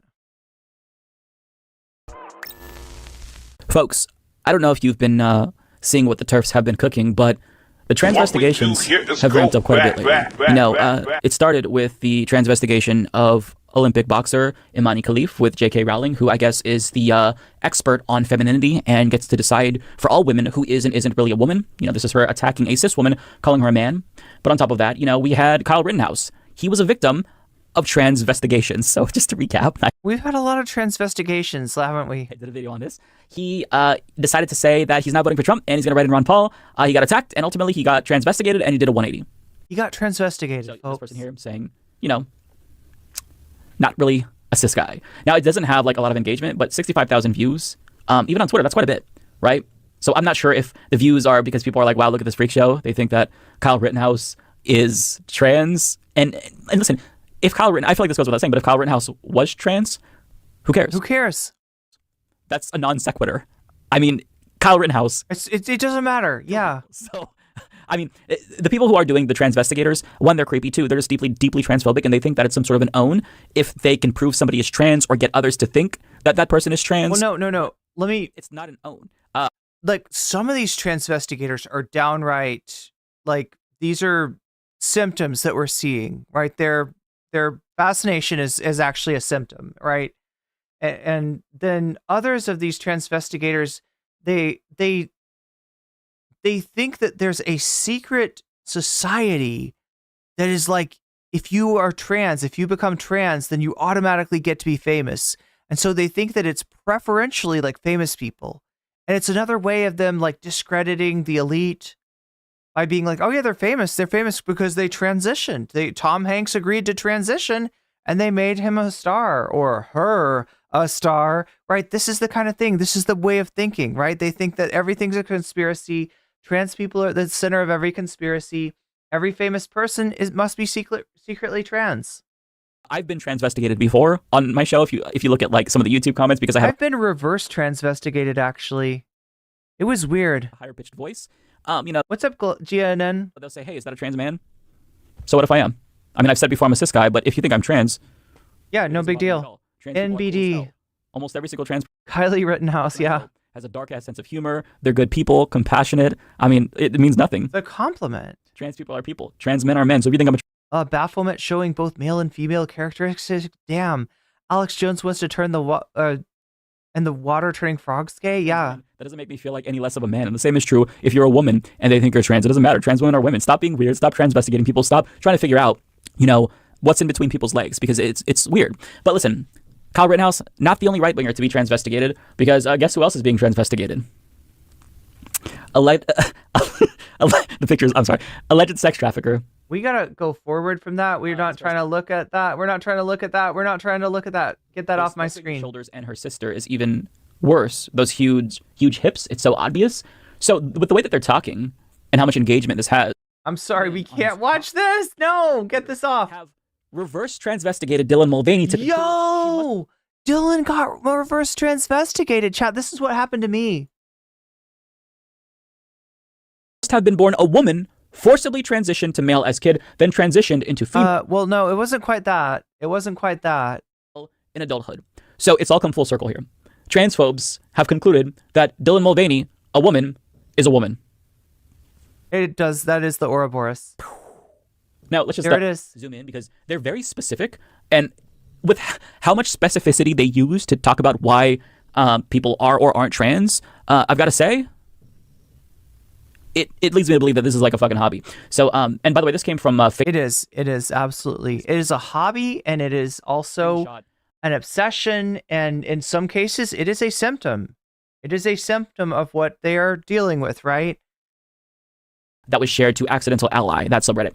So this person says, I see soft female clavicles despite the crazy low body fat and a female neck on this probable double flipper. I don't know what a double flipper is. Double flipper? I'm sure that's some weird turf terminology. What is that? No, that's probably some transvestigator philosophy. Ridge and 5 o'clock shadow are easily added via surgery and hormones. Energy from eyes screams female as well. Thoughts? I mean, yes, energy from eyes does scream female. So, I need to you are correct on that. Reiterate this, because we're getting into very dumb territory here. Dylan Mulvaney, who's a woman, they're checking out Dylan Mulvaney like, I think that's a woman. Congratulations, you're correct. Okay. We need more of that. There's more? So this person responds saying, possibly female to male to female. There are other body markers to look at as well. Shoulder to hip ratio, leg and arm length. God damn, they're so specific with this. Leg and arm length, the way their stride and strut presents itself. Sometimes it is very hard because some children are being transitioned before they hit puberty. No, they're not. That's not happening. Before they hit puberty. Yeah, look, that wouldn't make sense.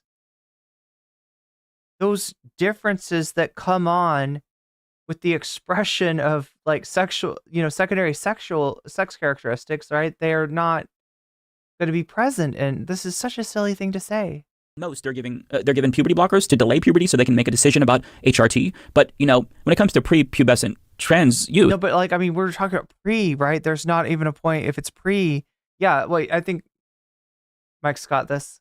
It's just social transition. It's just clothing, pronouns, a new name possibly. So that's just wrong. So they act like experts when they very clearly they don't know what the fuck they're talking about. So the author responded to that person saying, yes, that is my theory, that she was denied puberty, which kept the hips narrow, and the hormones possibly helped grow the limbs long. Okay, has any one of these people considered the possibility that you just don't know? The people who always know, they don't actually know. They're starting to second guess themselves. I mean, it's very difficult to determine whether or not somebody is trans or cis. And I guess my question is, why would you care either way? It genuinely is completely insignificant. It doesn't matter at all. And you don't need to know if they're trans or cis. The fact that they care so much and they are inspecting every fucking thing down to the hair follicles on her upper lip leads me to believe that this is actually like a real hobby. Like, remember how you had ghost hunters? Like, there's a big community. It still exists, I'm sure. Mm-hmm. You've got a whole ass community online of transvestigators, right? Where they've got their equipment, their pseudoscientific equipment. They're teaming up. They're busting out the calipers to measure skulls. These people are weird. They're busting trans ghosts, I guess. These people are fucking... Or not trans ghost. Out of their goddamn In this minds. case. Who cares, man? Who cares? Trans, cis, non-binary. Let's just let people live their lives and mind their own fucking business. How about that? I mean, any one of these people, like this person, you can't really see. It's kind of a grainy image, but you can just as easily turn this all back around on her. But I mean, if they were transvestigated and somebody started really scrutinizing whether or not they meet the stringent requirements to be considered a woman under their definition, I bet they would be pissed off. But they do this to everyone. Anybody who doesn't fall neatly in a little box can't possibly be cis or AFAB or AMAB. And now trans people are being reverse transvestigated. Folks, what is going on? What's going on? Again, I've said this before, and the right-wingers are losing it. That's what's going on. That's what's going on. They are fucking unhinged. You know, I'm being purposefully hyperbolic, but I'm starting to actually convince myself that it's true. I think that transphobes have brain damage. Like, maybe not literal brain damage, but I genuinely believe that... Okay, no. It is, in some cases, a function of a mental illness, right? I think I've seen examples before. When I started to, when I found out this was a thing, I was like, oh, this is hilarious. Let's get all their videos and take a look at them. And I started looking at this one channel that was popping up over and over again. And within a little while of watching it, I realized the person making these videos was not okay. And I'm not saying that to dunk on them or to try to, it's not like it's like they literally were not okay. Transphobia is an actual mental illness, because it's not like homophobia where it's just like, man, they're hateful, disgusting people. There's something unique about transphobia. There's something unique about the way that they obsess over this. Sure, you had really obsessive homophobes. Oftentimes they were externalizing an internal struggle that they were dealing with. But I mean, there's something so different about transphobes where they are uniquely brain damaged, where the things that they think about constantly is genuinely insane. Like, it's brain rot. It's an actual mental illness. It's giving cult vibes. Like, I don't think it's a cult, but these communities are very culty. Everything's a cult now. The way that they scrutinize Thanks, Tyler. Single fucking person. I mean, nobody's safe. Post a picture on Instagram, you could be transvestigated. Upload a video to YouTube, they could transvestigate me. Nobody's safe, right? But if everybody's trans, none of us. No one is safe from the transvestigators. That's true. So the transvestigations have gone out of control. It stems from transphobia. Wait, what did Sunday minor in? Religious studies? Obviously, because if you're trans, that's bad according to them. But the point is that it doesn't matter. At the end of the day, people are people. Trans people are people. Trans women are women. Trans men are men. Same for cis men, cis women. Wait, trans women are women. He meant trans men are men. That's what he's trying to say. Fuck up. Mind your own business. Stop trying to police people's bodies. Stop trying to scrutinize whether or not they have a certain genitalia that you expect them to have. Stop looking at their fucking low body fat and female neck and a brow ridge and just shut the fuck up. My God, get a hobby. There's so much to do in this world. So little time. Rock climbing. Not for me, but maybe it's for you. Go rock climbing. You can go see some movies. I hear the new Deadpool versus Wolverine is really good. Pick up a Nintendo Switch game. Yeah, look for that on a coming to a thumbnail near you. Animal Crossing, hundreds of hours right there. You can coming to a thumbnail near you. That bullshit. Much more productive than this. Much more productive than this. You'll be healthier as a person, and other people will think that you're more normal. I promise you. Like, if you tell your friends, "Hey man, I'm transvestigating this person," they're gonna think you're a freak because you are. Okay, stop. Yo, chat, we got through it. There is your bonus content. I am sorry that I went through that kind of quickly.